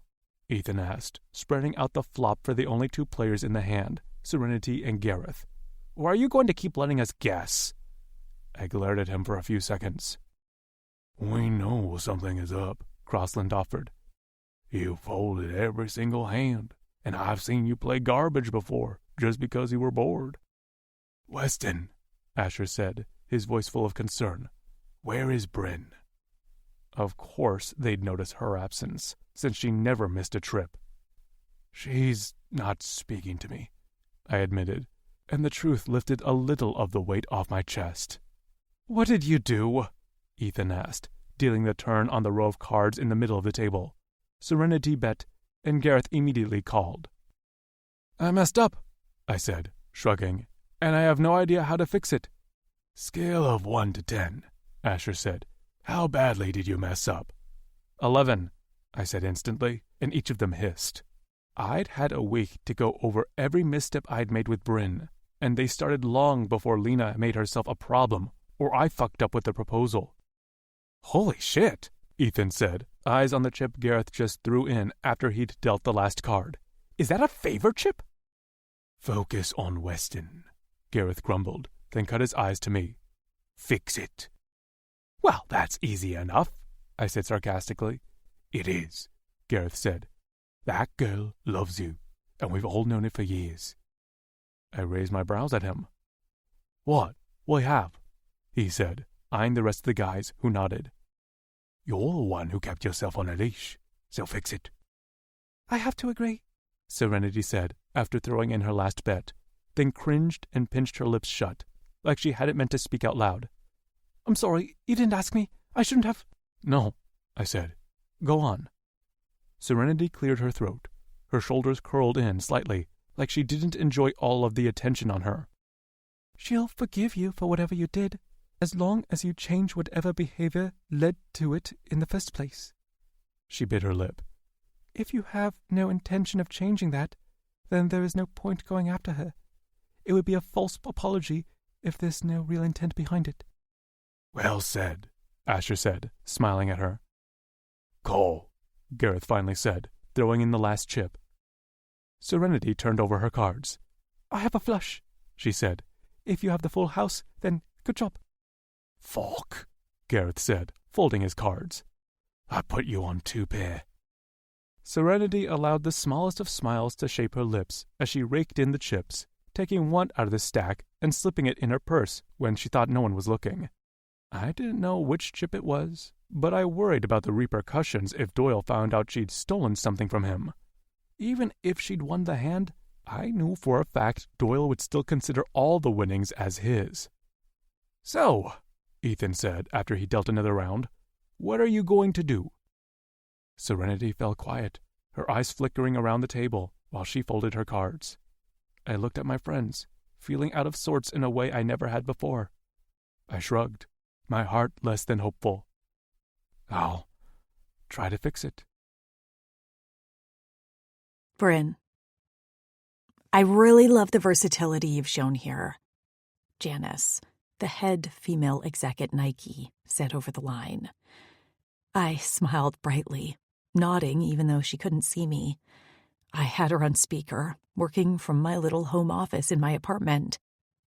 I'd used my own contacts to get another meeting with her, and she'd just finished watching my proposal. It embodies what we're trying to show with the new line, she said. A line of products to fit all types of women-identifying people, no matter the profession, body type, or athletic level. And with a range of styles to fit all personalities, I added. Exactly. You really captured that here, Ms. Allen, she said. Unfortunately, we have another proposal meeting in an hour, and I can't say any specifics until we've seen that one as well. Completely understand, I said. I just wanted to make sure you saw all your options. I'm grateful you took the time to speak with me today. I am too, she said. I can't speak for everyone here, but this is the best one I've seen. You really listened to what we wanted. I know we'll talk soon. I managed to get the phone hung up before I squealed. She liked it. She liked my idea, my hard work. That was all me and my team, not Weston or his company. And sure, she had other proposals to consider, but at least I knew I'd done everything I could to seal the deal. It was out of my hands now, which meant I was no longer distracted by work. And any time I wasn't distracted, I was hurting. Not only because of the fight with Weston, but also because of the stark realization after. I'd become so damn dependent on him. My entire life had revolved around him since after high school. His meetings, his company, his needs, his dreams. And while I loved being such a big part of his life and took value in the work I did, I knew that couldn't be all I was anymore. After thinking he'd broken my heart on purpose, even though now I knew the truth, it still made me realize one terrifying truth. If I took out all the parts of my life that were tied to Weston, I was left with nothing outside of him. Sure, I had a resume with some great experience on it, but I didn't have my own company, my own position at a firm that he didn't own. Hell, he was my best friend, and in turn, his friends were my friends. I was hopelessly tied to a man I'd always loved. And after the fight about the Nike proposal and the scare from Lena's ridiculous antics to try and tie him down, it made it very clear that I needed to figure out who I was outside of him, which was one of the reasons I'd sucked it up and reached out to Nike on my own with the proposal. I knew it was a long shot, but at least I'd done it without dropping Weston's name. I wanted to prove it to myself, at the very least, that I had value outside what I did in his world. Now, if I could figure out what to do about Weston and me personally, I'd be all set. Because he'd explained what Lena had done, which was vile and cruel. But it had nothing to do with him. What he did have a hand in was not telling her about me, not telling her that we were serious, or telling me how he actually felt. It's what left me floundering for answers in the first place, and even with the engagement drama explained, I wasn't sure where that left us. I loved him, I always had, but for the first time in a long time, I wasn't sure what exactly Weston wanted. I hated that I'd gone over every facet of the relationship and still couldn't tell if it had been just sex to him and all the other stuff, the caring for me and letting me sleep over, was just part of his normal best friend role that I'd never noticed before. Had I really gotten things that twisted? And if I did, where did that leave us now? The next day, a knock on my door had me climbing out of bed earlier than I had any intention of doing. But I was hopeful it was Amazon with my eye roller, because I so needed help with the bags I'd been sporting every day since I read the Vogue issue. Crying every day didn't really help with that, but thousands of Amazon reviewers promised me that this would do the trick. My meeting yesterday hadn't been a Zoom call, thank God. I would have looked like death itself. I made it to my door, head dipped down to scoop up the box as I opened it. There wasn't a box. There was only a very expensive pair of shoes and, as I dragged my eyes up and up, a very expensive suit attached to them. Weston. I breathed his name, my heart breaking at the sight of him. He looked good. Too fucking good. He certainly wasn't in a pair of sweats and oversized t-shirt with no makeup to speak of and puffy eyes due to crying way too much because of an identity crisis. No, he looked like he'd just stepped off a shoot for G-fucking-Q. Brin. He said my name like an apology, and it struck its mark in the center of my chest. My body begged me to fall against him, to let him haul me into his arms and kiss me until I couldn't remember anything outside of the way he made me feel. Had made me feel. Cherished and loved and cared for. Before he ruined me, before he made me feel like I wasn't as important in his life as he was in mine. And I know I'd had my hand in not wanting to go public, but not telling Lena when she tried to continue pursuing him. That was a different thing altogether, one that would have prevented the world-shaking hurt her scheme delivered. Now, I didn't know what to think anymore. "What are you doing here?" I asked, not bothering to invite him in. He hesitated outside my door, tension tightening between us. I'd never not invited him in. Memories of him taking care of me when I had the flu race through my mind, tearing up my soul in the process. We hadn't even been together then, and he'd taken such good care of me, like I was precious to him. How was he capable of that, but still had the ability to hurt me so badly, too? "I wanted to see you," he said, clearing his throat. I arched a brow at him, shifting to fold my arms over my chest. In the last 2 weeks since our fight, I'd envisioned 1,000 different things I wanted to say to him, but now that he was standing in front of me, I couldn't think of a single word. I'd told him I needed time, and that was still true. Maybe we did need to talk. Maybe it would help us clear the air. "Nike called this morning," he said. And all the hope flew right out of my chest. I shook my head, a dark laugh tumbling from my lips. Of course, that's why he was here. "They loved your proposal," he said. "They're signing on with us, which means you've increased the profits in the company by 10%. "That's awesome for your company," I said, practically emotionless. He wasn't here to explain things. He wasn't here to beg for me back. He was here to talk business. Fuck, why had I let any shred of hope remain in my heart?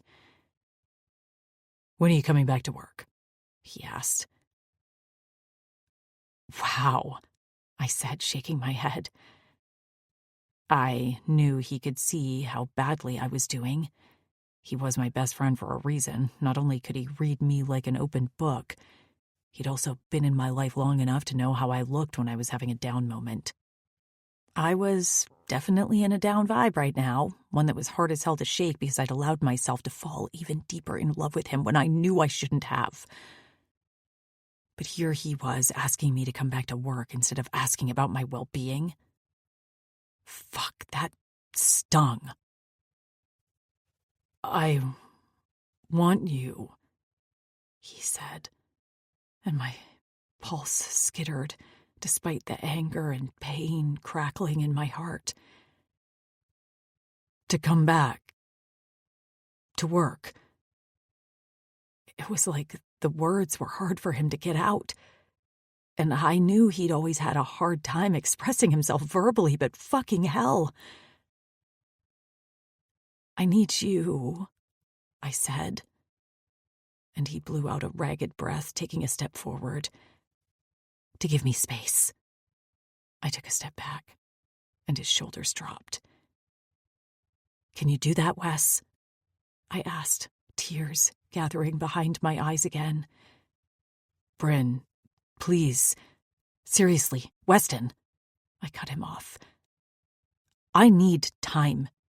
I need space. I've loved you longer than you've ever realized, and I built my life around yours. I wanted to. You never forced that, and it wasn't just because you were my best friend or that I loved you. I believed in you.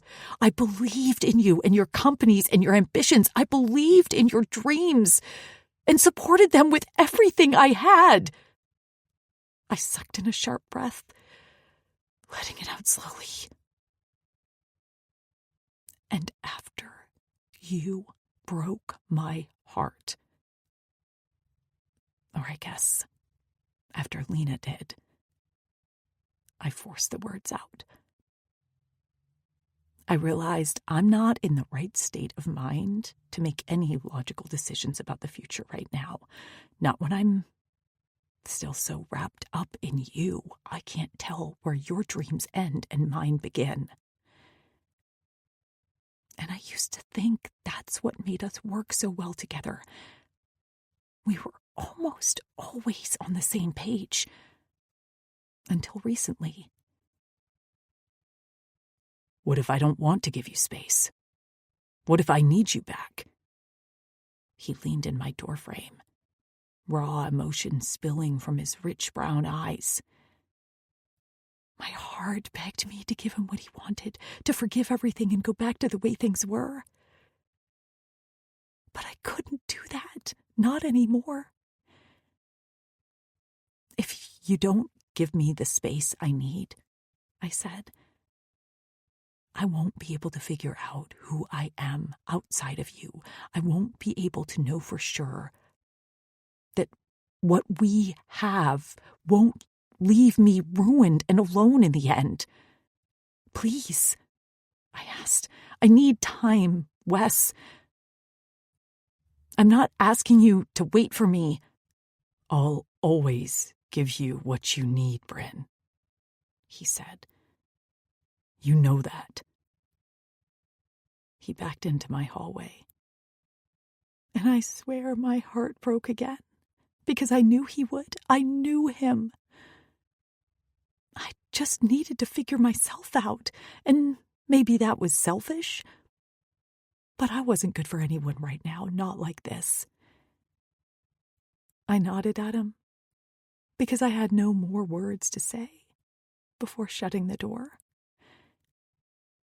He stood outside my door for 10 minutes before I finally heard him leave. And I went back to my bed, climbed in, and wondered how the hell I'd gotten myself into this situation, because I knew I had a hand in it. I didn't tell him I loved him when I should have, and I didn't think about all the repercussions before diving in head first with him. There were so many things I didn't do that I should have, and I just needed the time to figure out how to fix it all. But it was incredibly hard to think around the sensation of being ruined so completely. I wasn't sure there would ever be a way to put me back together again. Weston. "You look fucking happy, man," I said, clapping Hendrix on the back. The resort was packed with his and Savannah's family and friends, everything decorated with elegant flowers and silk ribbons sparkling under golden lights. "I am fucking happy," Hendrix said, adjusting his tie. He didn't look nervous. He looked confident and calm, like he wasn't standing on a raised dais, waiting for his future wife to walk down the aisle in a white dress. "What did you get us?" he asked, a playful grin on his face. "A bread maker," I joked, thinking about the actual gift I'd tucked onto the gift table, which was an envelope with an all-expenses-paid vacation inside it. He could afford it, but who didn't love a free trip, especially after just getting married? Music started to play softly, and I clapped him on the back before hurrying to my designated seat, my heart stopping when I saw who took up the spot next to it. Brin. Of course Savannah had us seated together, The arrangements were made months ago. Brin looked stunning in a simple black dress that hugged her curves, her makeup simple, and her hair swept back in a classic clean look. My heart climbed up in my throat as I sat down, not able to focus on the succession of bridesmaids walking down the aisle. "You look beautiful," I whispered. She shifted in her seat. "Thank you," she whispered back. "You look good too." Hope flared in my veins, but I kept it in check, just like I had any time she spoke to me at the office these last 2 weeks. Every conversation we had was casual, nothing intimate or serious, but it fueled me in ways she probably didn't even realize. Not talking to her was the worst, but I wanted to give her the space she'd asked for, and I only went into the marketing firm if it was absolutely necessary, despite the temptation to show up for no reason, simply because she'd given me an in by speaking more than 2 words to me. "Can we talk yet?" I whispered, just as Here Comes the Bride started to play. "Like, really talk," I continued, as we all stood up. "Shh," she chided me, turning to smile at Savannah, who looked absolutely gorgeous walking down the aisle. I spun to look at Hendrix, smiling at my friend, and how damn happy he looked watching Savannah walk toward him on her father's arm. It was an epic moment, especially since I never thought Hendrix would be one to fall in love and settle down.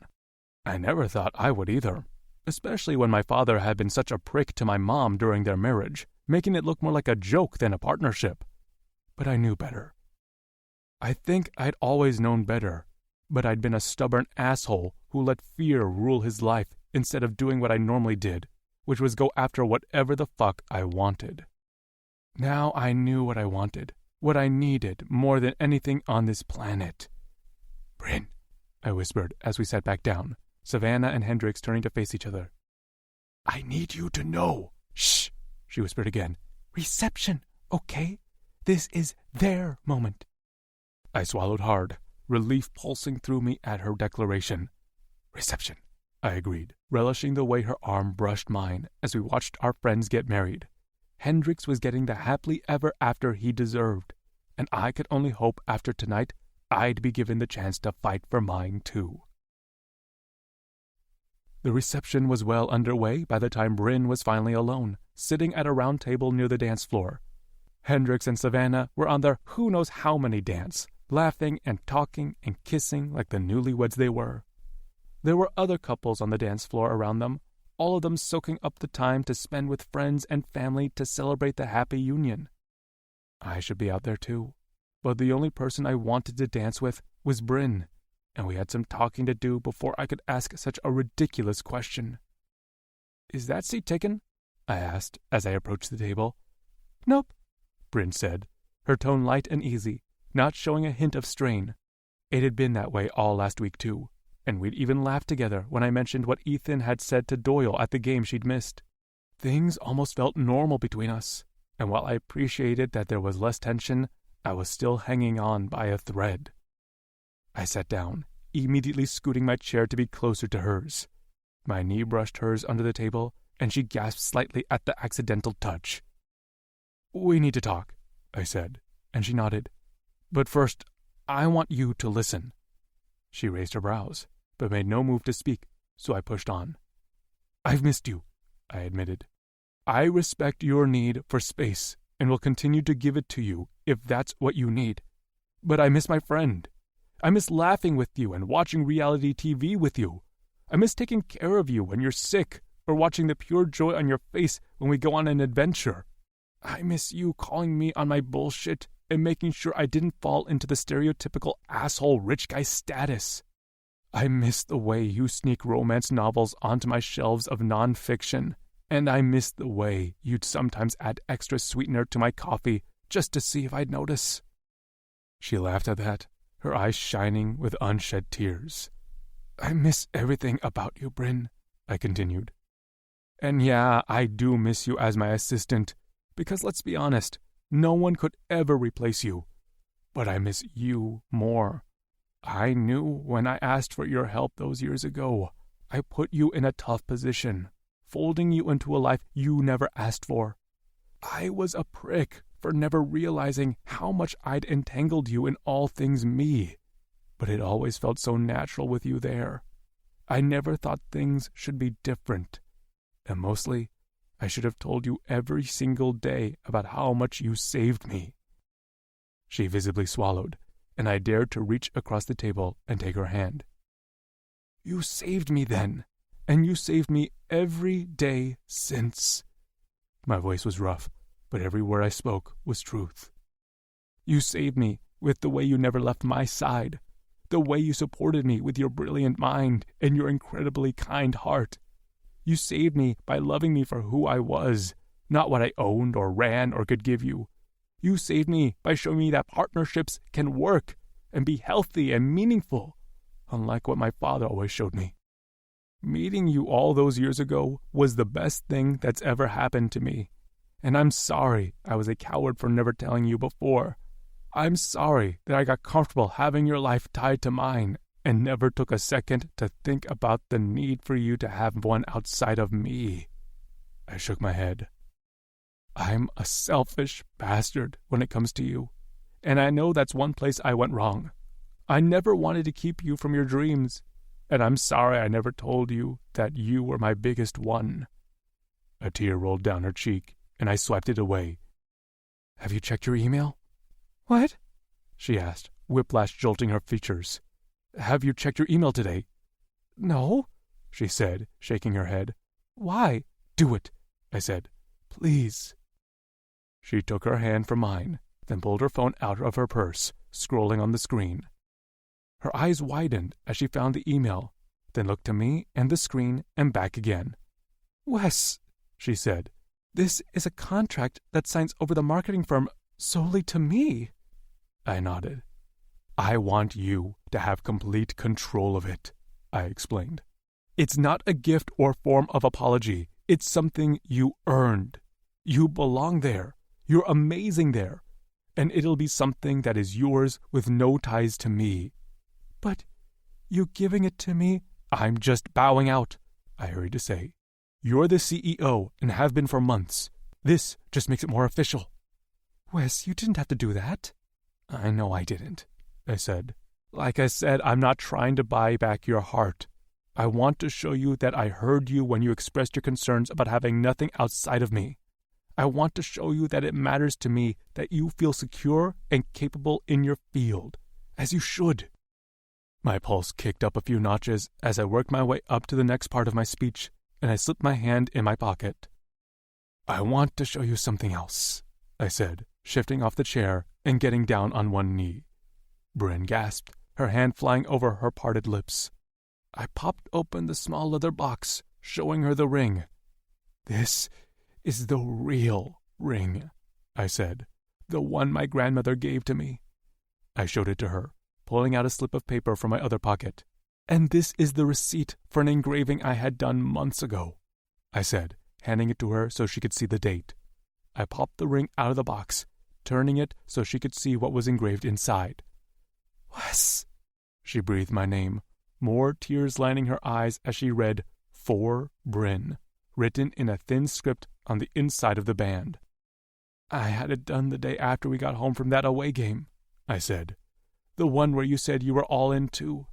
It's always been you, Brin.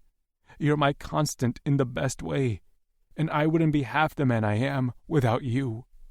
She pressed her lips together, a smile forming there. "Will you marry me?" I asked. It was by far the most important question and topic of the night, but I wanted her to know about the marketing firm first, wanted her to know how much I supported her and would never do anything to hold her back or make her feel stuck again. "It's always been you too, Wes," she said, then slipped out of her chair and wrapped her arms around my neck. I held her against me, hauling us to standing. "Is that a yes?" "That's a yes," she said, crying tears of joy and laughter. I slanted my mouth over hers, tasting the salt of her tears on her lips as I pulled back. "I love you," I said, "and I'm sorry I didn't tell you sooner. I'll never not tell you again." She grinned, kissing me back. "I love you," she said, and I swore I could have flown if she asked me to. "Holy shit! Hendrik's voice sounded from right next to us, making me jolt from Brin in my arms. "Did you two just get engaged?" Brin nodded excitedly, and I shifted her to her feet so I could slide the ring on her finger. "Hell yes!" Hendrik's fist bumped the air before scooping up Brin and hugging her. Savannah hugging me with her congratulations too. "Double celebration!" Hendrix released Brin, grabbing his wife's hand while tugging her back to the dance floor. I followed suit, grabbing Brin and spinning her around to the music. "How do you feel about becoming Mrs. Rutherford?" I asked as we laughed and danced to the music among our friends. Brin scrunched up her nose in a playful way. "I don't know if I'll take your last name," she said. "I don't want you thinking that's the only reason I want to marry you." "There are others?" I joked. "A few." "Like?" "You're a really good cook," she said. "And you look pretty amazing in an apron." A laugh ripped from my lungs. "Good to know you're marrying me for the right reasons." She grinned up at me as I pulled her closer, the music shifting to a slower tune that I'd never forget. "Every reason is right when it comes to you." I swallowed hard, my heart exploding in my chest. "I get to marry my best friend," I said. "I win."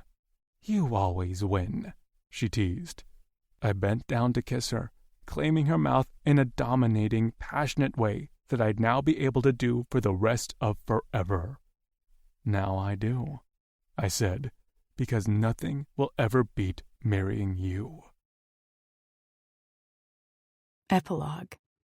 6 months later. Brin. Weston. I moaned his name, my entire body tingling as he ran his hands beneath my dress. His lips crushed mine, the kiss consuming and electric, as he swept his tongue into my mouth in a dominate claim. Need slammed into me, a relentless craving that pulsed between my thighs. "You look so fucking beautiful," he said against my mouth, gently backing me up against the counter. The dressing room was entirely too small for what I wanted from him, but we'd make it work. "We can't take this off, can we?" he asked, eyeing my dress. A flush crept over my body, and I shook my head. "Not a chance." He considered, taking a small step away from me as he dropped to his knees. "What about these?" he asked, his fingers hooking the straps of lace on my hips. "Can I take these off?" I smiled down at him, heart racing against my chest. "I love it when you're on your knees and asking for permission," I teased. He growled, dragging the lace down my thighs and over my ankles, the end getting snagged on the tip of my heels for a moment before he freed them. He glanced around before pocketing the lace in his suit jacket. Then he ducked beneath the folds of my dress and, "Weston!" I cried out as his tongue slid over my heat. He popped his head back out from beneath my dress. "Shh!" he chided me, nothing but a devilish grin on his face. "You want everyone to hear?" I bit down on my lip as he disappeared again, his mouth instantly on me. I gripped the small counter, leaning back against it for leverage, as he slid a finger inside me while he tortured my clit with his tongue. There was nothing slow about this. Not here. Not today. Weston was starved, and he worked me up to a sharp note of pleasure that tightened my entire body. He alternated fucking me with his tongue and his fingers, winding me up so much I could hardly breathe around the sensation. He hummed against my oversensitive flesh, lapping up my flavor like I was his favorite dessert. "Wes!" I whispered his name as best I could, my head spinning as I rode that edge. "Mm-hmm," he mumbled against me, and I let go of the counter, my hand flying to my mouth to stifle my moan.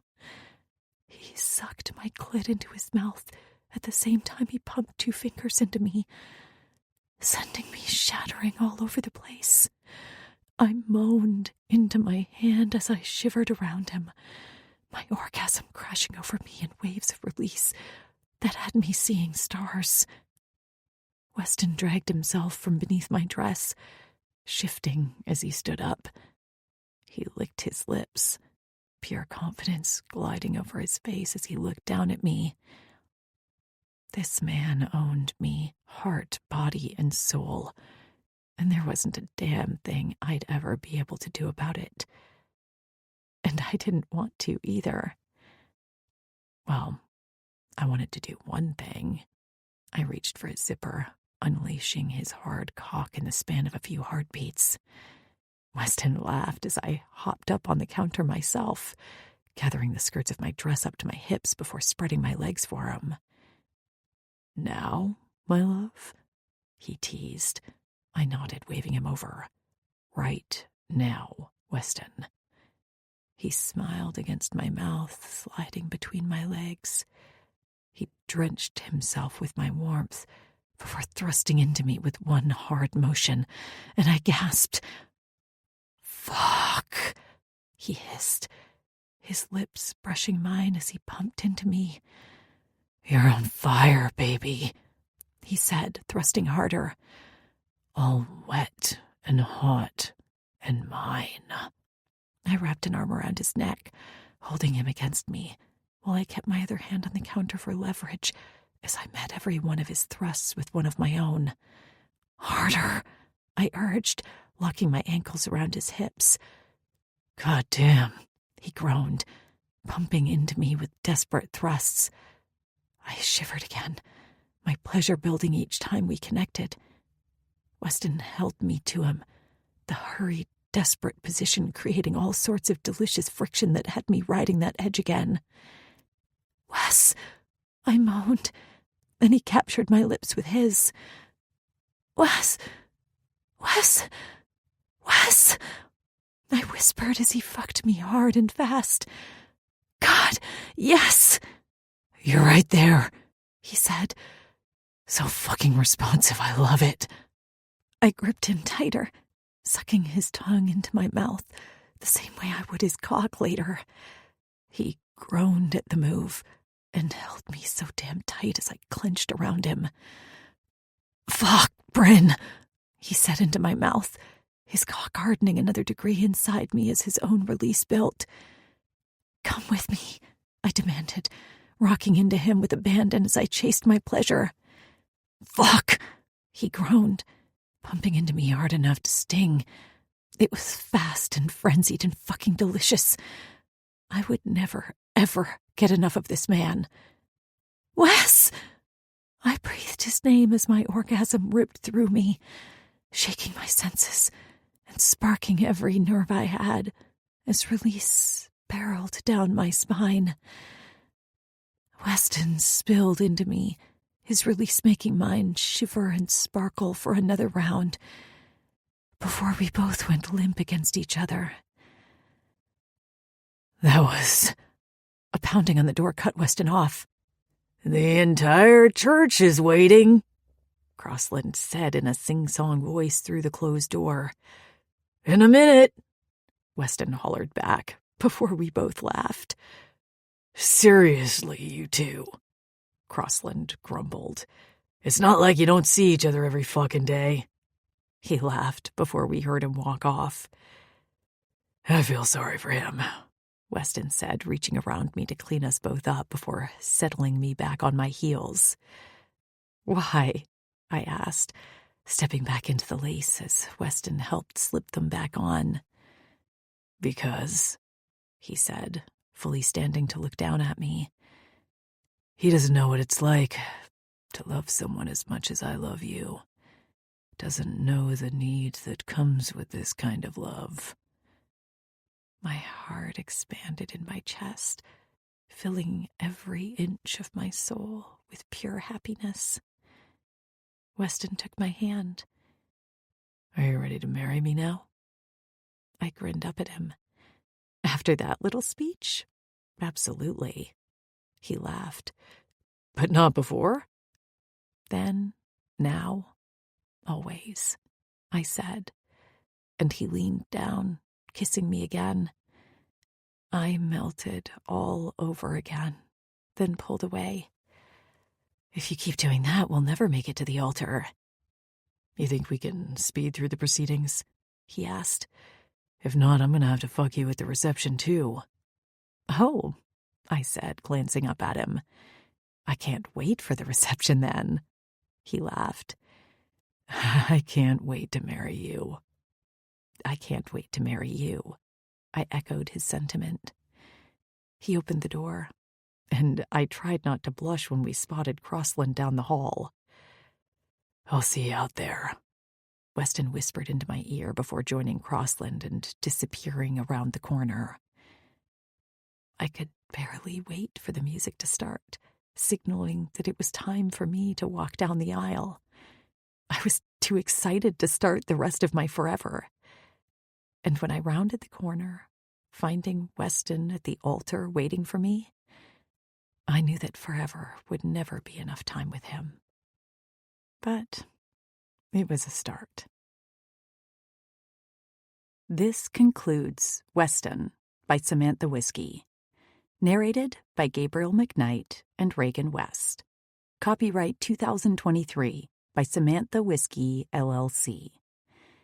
This unabridged audiobook is published by arrangement with Samantha Whiskey, care of the Fury Agency and Davy Literary and Media, and was produced in the year 2025 by Tantor Media Incorporated, a division of Recorded Books which holds the copyright thereto.